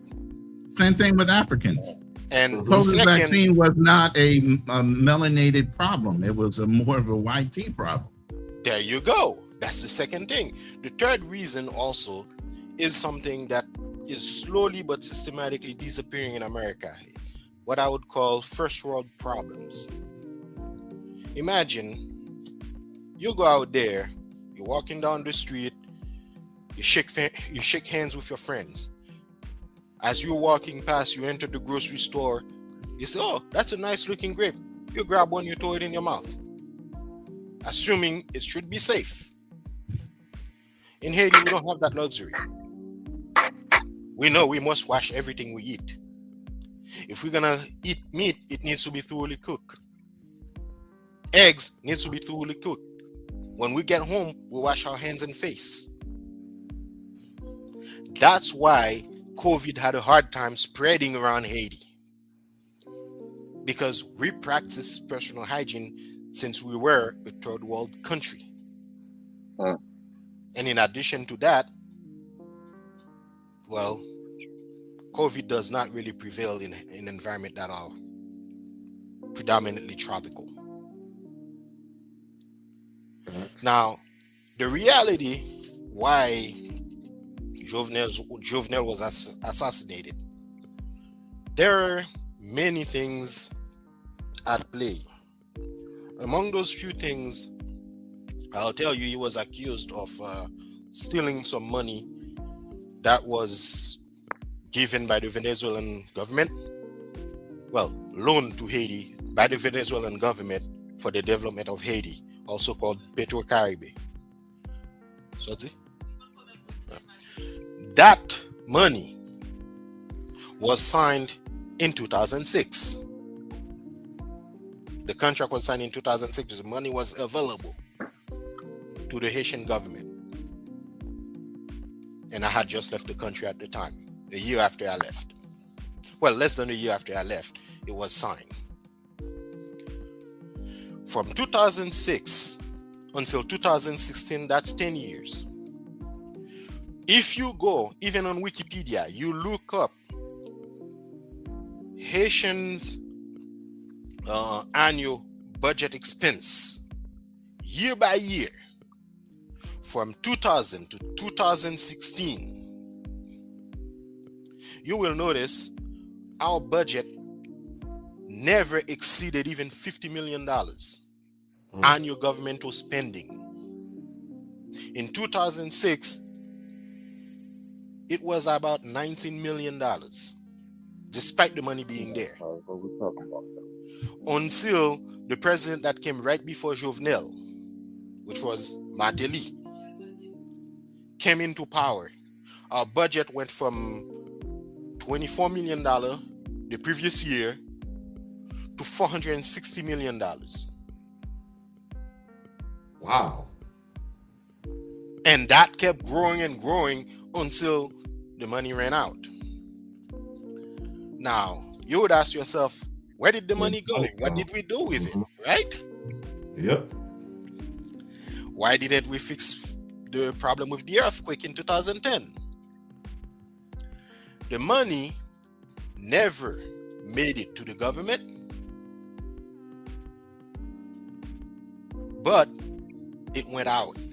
This is how the money was supposed to be given.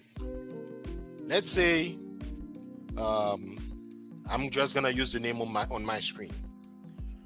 Black Cleaner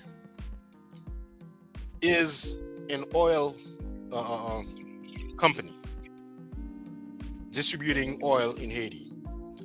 Cool Kim is also distributing oil. Ronan imports produces in Haiti and also do some other trades. Now, Black Cleaner wants to buy oil. He knows, okay, I have a contract with the Venezuelan government. The $25 billion was given as oil. So since I have an oil voucher for $25 billion, I wrote Black Cleaner a letter saying, yes, you can go to Venezuela. They will give you the oil you need. let's say hypothetically, Black Cleaner buys $5 million of oil. Cool Kim buys $20 million of oil. The goal is to introduce it into the country. Resell it, sometimes sell it on the international market. It's all fine. It's yours. Now, in order for Black Cleaner to sell it in the country, Black Cleaner requires me to pay to subsidize the oil because it needs to be refined. Not only Venezuela invested in giving Haiti a refinery, I invested in having a second and third refinery. I am paying Black Cleaner to subsidize the oil. I paid Black Cleaner to rent the tanker to go pick up the oil. Black Cleaner brings the oil, refines it for free, sell it to the public. In exchange, the government gets their cut, but Black Cleaner never pays. Cool Kim sell it on the international market, made me pay for the transport and everything, all the logistics. Cool Kim never paid. Every time it comes for Black Cleaner to pay, suddenly there's a shortage of US dollars. There's never enough US dollars. They want to pay me in the local currency. And then for me to pay back Venezuela, I have to buy the US dollars from Black Cleaner and Cool Kim. And it was the same thing that applied with Ronin. They charge me, hey, I want to import some stuff, for kids to subsidize school supplies. I paid for it. I paid for the logistics. Either they never arrive, or when they arrive, they are lower quality, useless. Basically, I pay Ronin to buy trash to throw away in my country. And I subsidize the trash as well. So that's what Jovenel was trying to stop. He gave several mega corporations in the country government contracts to develop the country. First thing, provide electricity. Second step, provide clean water.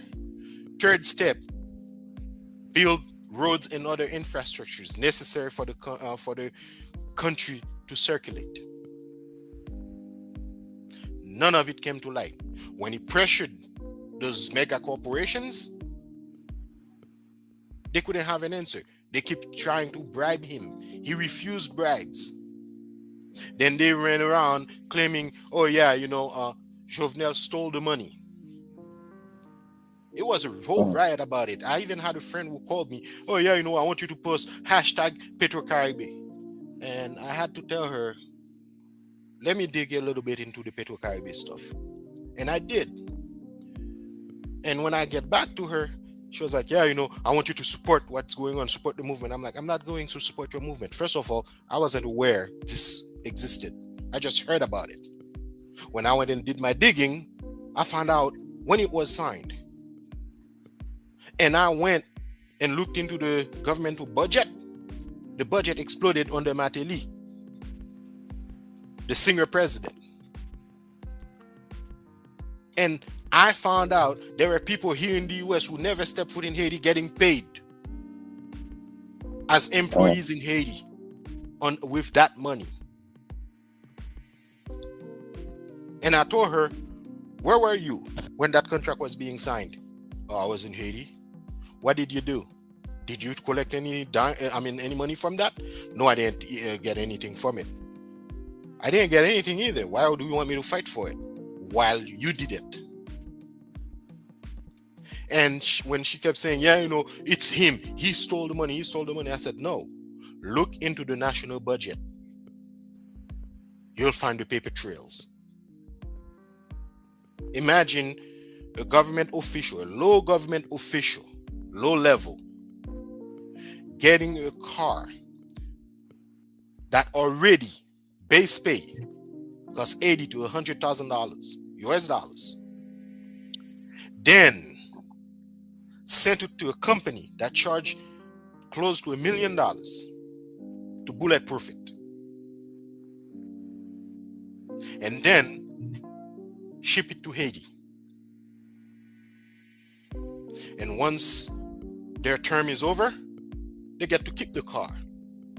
The new person to take their place doesn't want to drive the old car. No, that's old car. This guy who used to drive it, I don't want to drive that. I want a brand new one. And the brand new one gets ordered for that person. The US had nothing to say about that. So I explained to them, I said, imagine you go to a party. You heard, yeah, there's going to be a party at 4 p.m. Everyone is invited in the neighborhood. So the rich and powerful came in early. They see the food is ready, everything is getting prepared. They went and dug in there and picked up most of the food, put it in plates, and ordered their workers to go and put it in my car.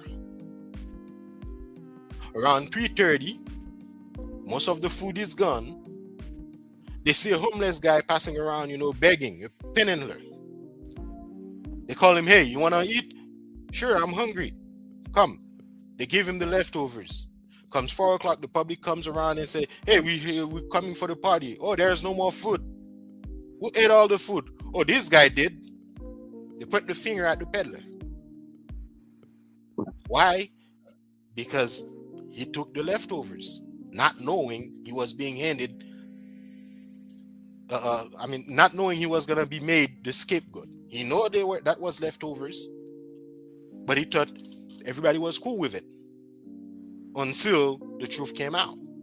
And that's the guy they want to beat for eating all the food for the party. That was Jovenel. Imagine the public supposedly rose against Jovenel. They're starving, they're hungry. Yet, they can buy or rent welding equipments that are very expensive in Haiti to weld barricades, get cinder blocks that are very expensive in Haiti to block roads, literally build a wall on the road. And you're telling me that was done by the people? No, that was bullshit. It was paid for. Even Andrew Zimmer, he is very famous for going around, tasting different food. When that shit was going on in 2018, he went around with his own camera, filming it. And he was saying that is not the work of Haitian public. That's the work of people who paid to have that done. He used to own a really nice resort in Haiti. Well, he had to run for his life. They almost killed him. He had to sell the resort. All because he told the truth.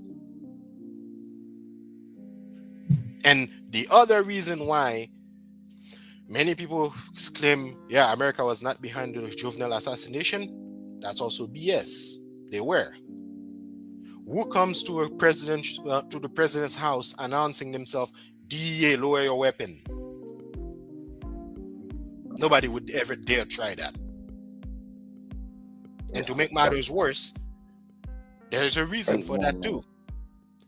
Shortly before his assassination, he agreed to have a Russian embassy in Haiti, something we never did. For a long time, Haitians were very welcome in Russia. I know a lot of Haitians who moved to Russia. I have friends and neighbors who did. Back when I was in Haiti, some of them did move to Russia. Just because Jovenel was having agreements with China, Japan, Turkey, and Russia, That was enough, because they did not want Russia to step foot into Haiti.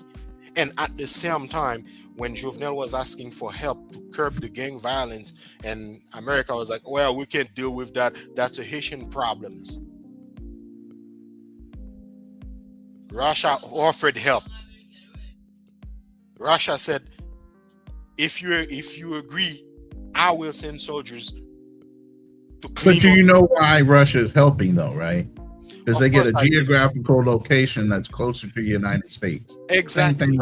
Same thing with Cuba. Exactly. And other countries. The difference China is down in Venezuela, all these countries, all these communist nations or socialist nations are trying to get a foothold closer to the Americas. That's the point. Exactly. And here's the thing. Since we don't have a well-structured government, we don't have the structure we used to have back when Papa Doc was in power. That's how they were able to get to him. The reason all the plots failed against Papa Doc was not because he was an invincible man. No. He was very clever at setting up the 8 lines of defense. I don't know if anybody knows what the 8 lines of defense are. Enlighten us. Well, it's a drug dealers. It's a drug dealers thing. The 8 line of defense, where they set up perimeters.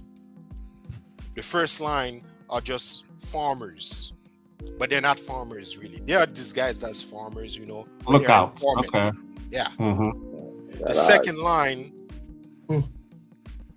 are not armed either, but they can fight. The third line are armed. By the time you get to the third line, the center already knows what's coming. They already tipped him off. Many times they come into the country, they try to plot against Papa Doc, and those guys who try to plot against him get arrested.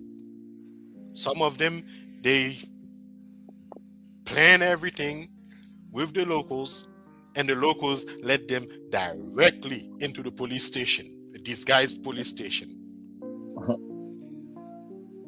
That's why they were so afraid. They figured if they keep trying, eventually American blood will spill. And they couldn't do a direct attack on Papa Doc, because if they did, nothing is going to stop Papa Doc from running to the Soviets and get help.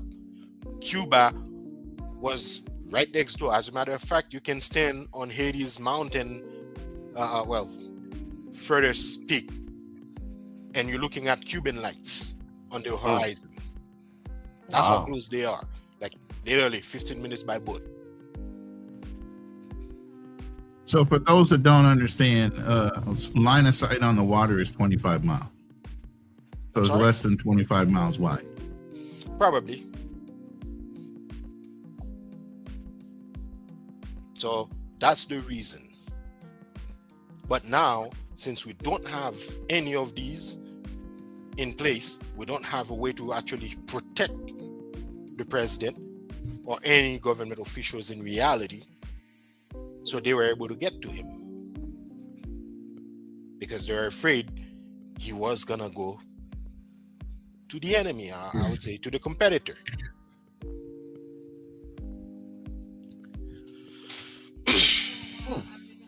Okay, we done gone through a whole Haitian history lesson here tonight. Yeah, we did. And I'm glad it came from Uncle Jerry, because we would have shut KB up. We'd have told him to wrap it up. Yeah, he doesn't really know much about Haitian history. Well, he tries. Don't give him some credit. He tries a little bit. Nah, here's the problem with that. He gets most of his stuff fed from the media. Damn, you got a whole resource like you, and he'd rather get it from the media? Well, he probably doesn't know how much I know about it. But you gotta start enlightening him. I'll give you an example how the media portrays Haiti. 2004, I was in Haiti, Actually, not even 2004. All right, Jerry. Yes. We're not going to do a whole another hour. No. About 2 minutes max. During the election of Aristide in 2001, if I'm not mistaken, I was in school. My school was actually not across, but very close to the National Palace. Actually, I can stand on my school balcony and see everything that's going in the National Palace court. And if I have binoculars, I can see through the windows. That's how close I was. And I used to see protests in favor of Aristide. How big they used to get. Like massive. The whole Capitol is on lockdown. No cars or motorcycles move around. When they were going for the NC-Aristide protesters, they cut part of those videos and insert them into the protest for NC-Aristide. When I used to stand on my school balcony and looking at a few groups going around and they are against Aristide, I'm like, what a bunch of crack. You're not going to get traction because you're not popular. But according to CNN, it was the most popular uprising against Aristide. So, same way, a lot of times they'll tell you, yeah, Haiti is very violent. There's a lot of shit going on in Haiti. And then the journalist or the reporter would just go there, film the heat of the incident. Even if they have the beginning, middle, and end, they will cut out the beginning and give you the middle to show you how bad it get. But they will never tell you how it started or how it ended. Uncle Jerry, who is Christian Emmanuel Sanon? And where's he from? Football player. He's a soccer player. He's starting trouble, bro. He's not the guy who wanted to be the president of Haiti, who started the coup against who got this guy assassinated? Yes, Sanon. Yeah. Yeah, he wanted to be the president. So, like I was telling KB, a lot of Haitians' problems come from Haitians in the diaspora themselves. This guy was a Haitian diasporan who wanted Jovenel Moise's position. That's why they were yelling DEA, because that dude was a snitch, a Haitian snitch for America that wanted to get rid of the Haitian president. No, actually, he was a sellout, true. At one point, I will agree with that. But at the same time, he may not have a choice. Because I do know, you heard about Guy Philippe? Mm-mm. Well, Guy Philippe was the guy who actually led the coup against Aristide in 2004. He went back to the country and he ran for Senate. And he got elected for his department. I would say his state, equivalent of a state here. He got elected as a senator. And one of the things he said, once elected, I will tell the truth. I will tell the truth. One day before he got sworn in as an official senator, he got arrested by DEA operatives, transported to Miami immediately. Went to court trial and everything. He was accused of a scam, housing scam in the US. As a real estate scam. He was accused of a real estate scam and drug trafficking into Miami. But here's the funny thing. The dude never had a US green card. He never came to Miami officially. But Sanon did. Sanon, he's Haitian, and then he was, I think he was the mastermind of the coup, or in a broader sense, a puppet. He was never the mastermind. He was just the face, the puppet face. I was getting to that. He could be a puppet for a bigger plan. Yes. Last question, brother, because I got to get this l'argent. Michel Martelly, Sweet Mickey, was he a good president or a bad president? And the second part of it, is he classed as a black man in Haiti, or is he classed as a mulatto? Go. His class as a mulatto. He is actually half brother to the Tivice brothers. That many people don't know. Oh, that's crazy, because he was going at T-Vice at one point, like really disrespectfully. I don't know if you heard that back and forth. It's just marketing puns. Okay. They are family. They are related, like by blood. And in addition to that, I would say Martelly, he came up as a president who would do good. He had a lot of potential. He had a lot of opportunity to do good. But by far, he became the worst president I've ever seen or heard of in Haiti. Literally, he destroyed the Haitian education system. He overhauled So he it. got it. He got empowered and started singing "I Don't Care." No, I don't care. No. It would have been better if he had just said, "I don't care." Just be have an attitude of laissez-faire.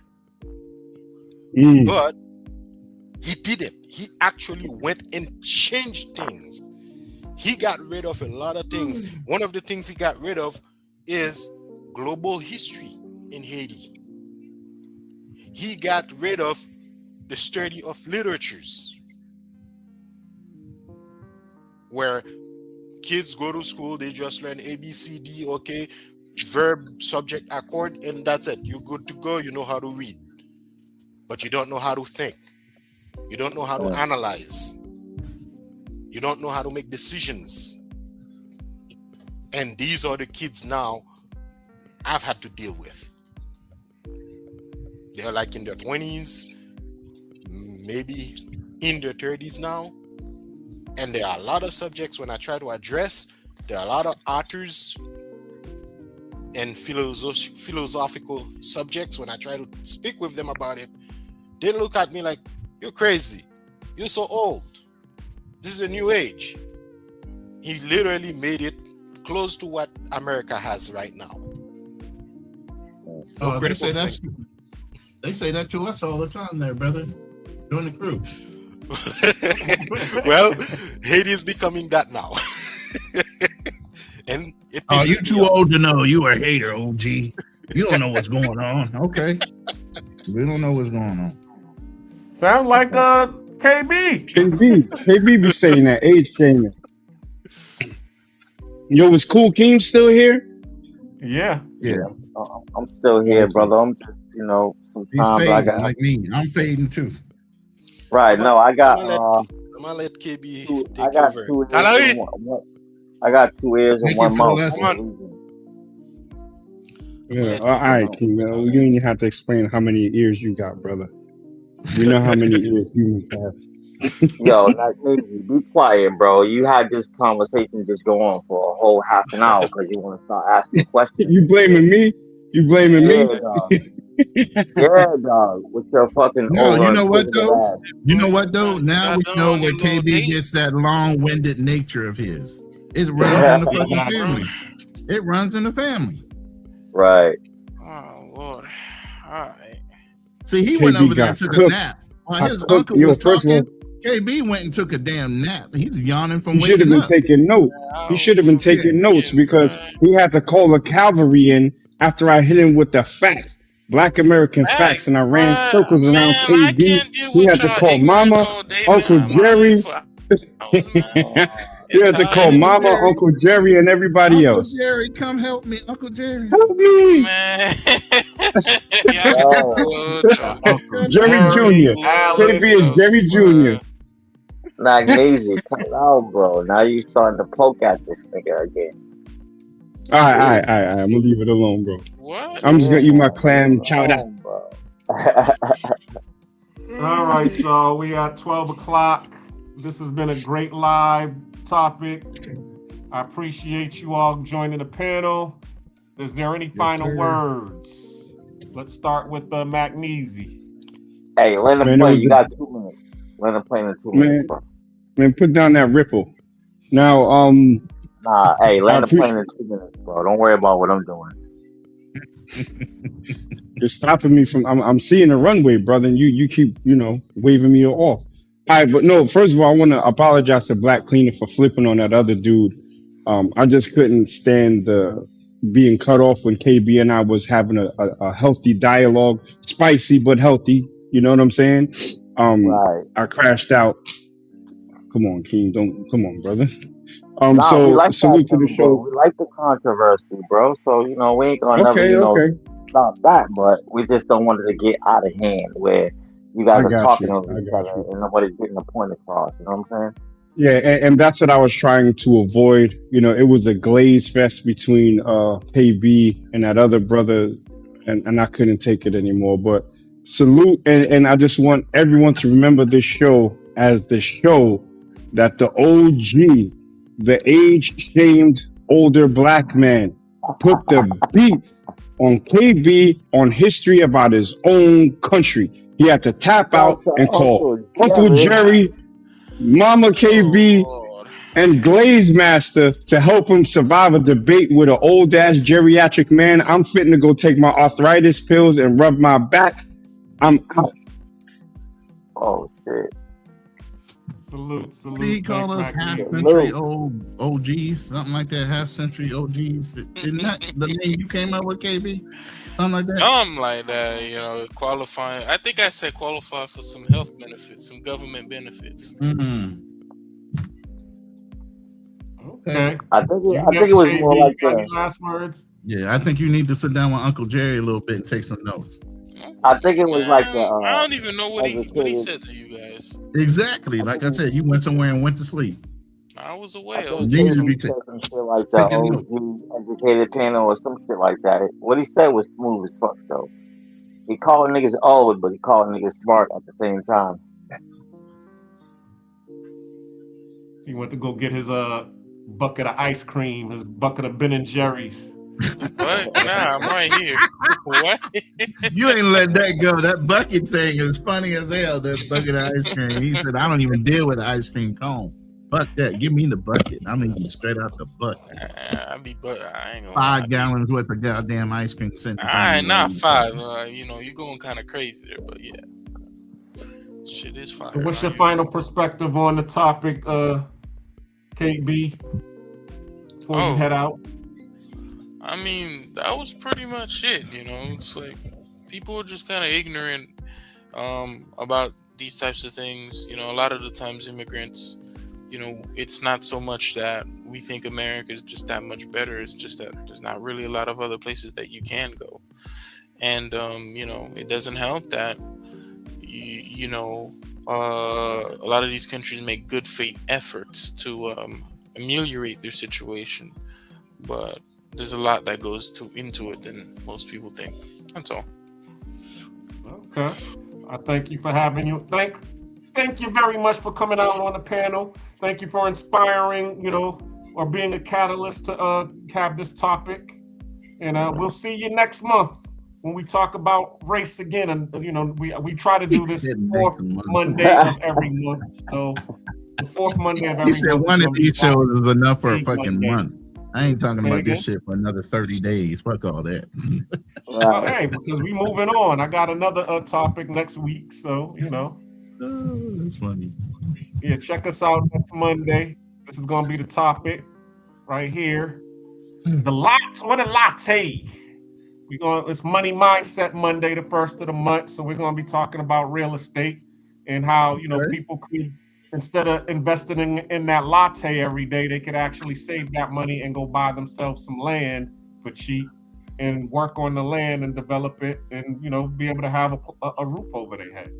So hope everybody who's in the real estate, 020 with his house hacking, I look forward to seeing him on the panel to be able to talk about this.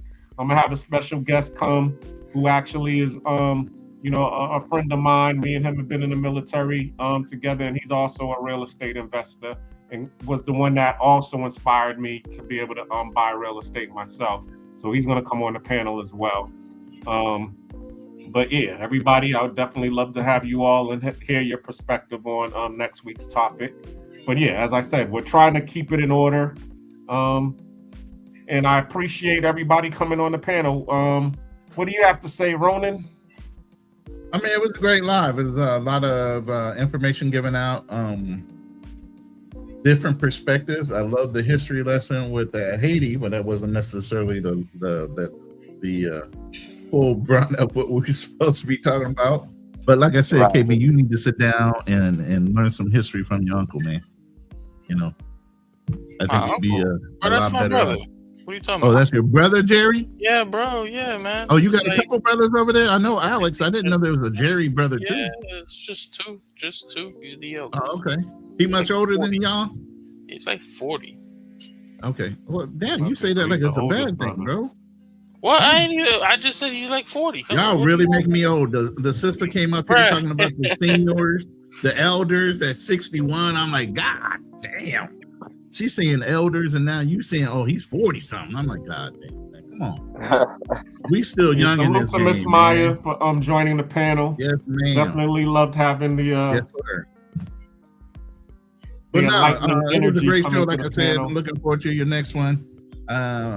This is your show, man. I ain't promoting nothing. I'm just happy to be able to come up on the panel and contribute to the conversation as always. Appreciate both you brothers, Cool King, both Black Cleaner.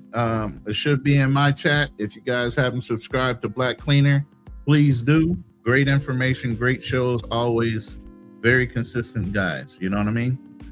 Yeah. Appreciate it.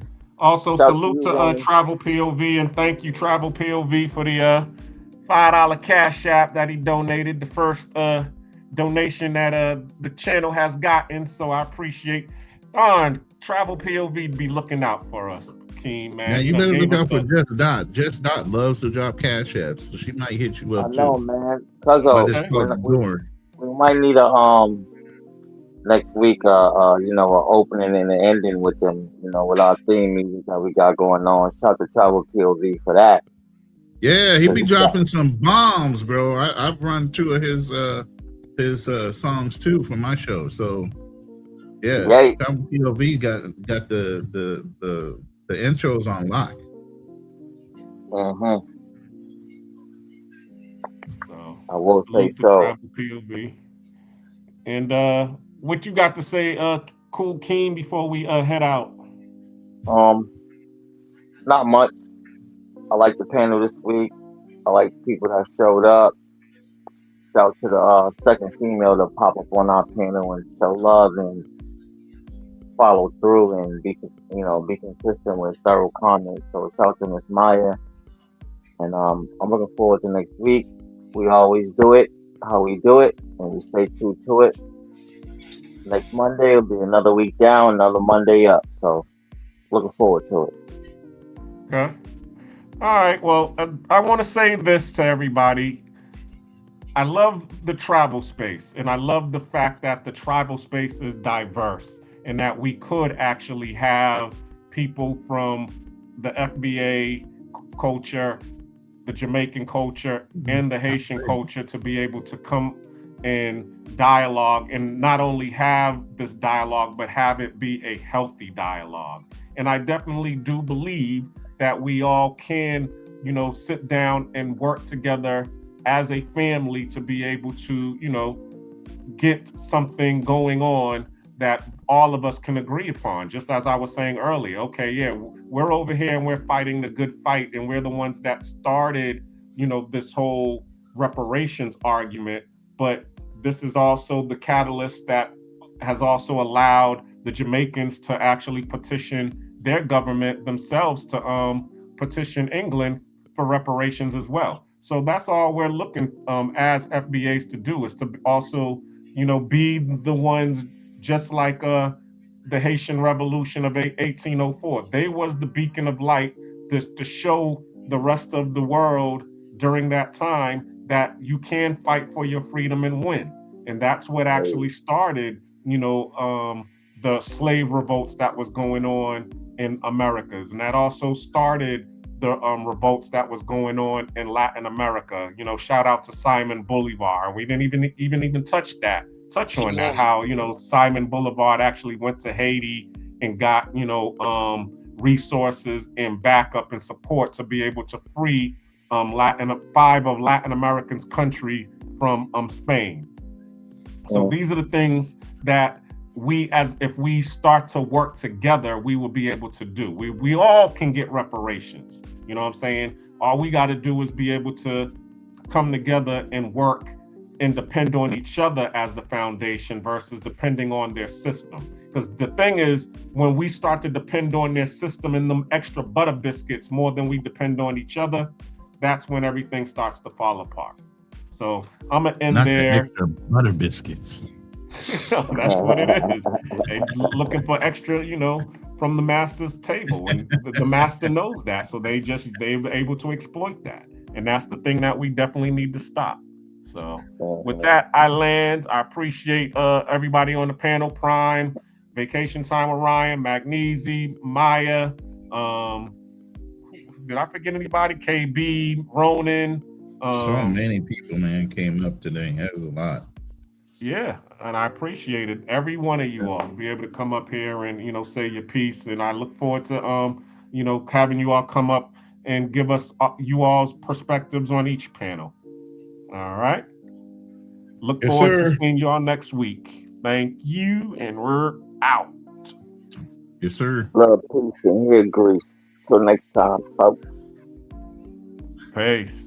Members that we love, that we've lost them, because I like to keep this tradition going. So this is a toast to family. To family. The Black Cleaner. Nate's Odyssey. Traveling while black. Real stories. No filters. Follow the journey across the world we've roam, searching for peace while trying to build a home. Through the love and the loss, through the pressure and growth, the Black Cleaner speaking truths most people never told. Follow the journey, no filters. No pretending. Follow the journey. Real stories, never ending. From Panama nights to Cartagena views, trying to understand life from a different point of view. Conversations get deep when the camera's cut on. Talking purpose, pain, and trying to stay strong. Traveling while black in a world full of judgment. Trying to find freedom while escaping the dysfunction. Some people chasing money, some searching for healing. Others just trying to understand what they really feeling. Nate's Odyssey, every episode authentic. Talking real life lessons, people scared to mention. Relationships changing, friendship fading slow. Trying to find your purpose while still learning to grow. Follow the journey across the world we've roam, searching for peace while trying to build a home. Through the love and the loss, through the pressure and growth, the Black Cleaner speaking truths most people never told. Follow the journey, no filters, no pretending. No, follow the journey, real stories, never ending. Messy love Mondays and them late night talks. Money mindset streams while we question our thoughts. Building abroad but discovering yourself. Learning real freedom ain't just wealth. Black fatigue conversations hit different at night. Trying to carry pressure while still chasing the light. Every live stream feel like therapy sessions, helping people navigate pain and direction. No fake flexing, just honest reflections. Travel stories mixed with life confessions. The beauty and struggle of the global economy, trying to elevate beyond survival mentally. If you ever felt lost, if you ever needed change, if you ever question life, this journey might feel the same. Follow the journey across the world we roam, searching for peace while trying to build a home. Trying to build through the love and the loss, through the pressure and growth. The Black Cleaner of speaking truths most people never told. Oh, follow the journey. No filters, no pretending. Follow the journey. Real stories, never ending. Travel, culture, relationships, reinvention, the black cleaner. Follow the journey. Oh yeah, salute to Speaking of Lives and Educated Pookie for also being on the panel. I forget y'all. I just slightly had a brain fog, but I appreciate you all coming on the live as well. And a shout out to everybody that was in the panel: Foreign Skies, Chalupe, Felipe Lindsay, Tam, Mr. Peppers, DMV, Charlie Chan, of course. We had a lot. Jason Beaches. We had a lot of people that was actually in the chat this night. So I appreciate everybody for giving me your support, and I will see you all next week. Peace. Peace.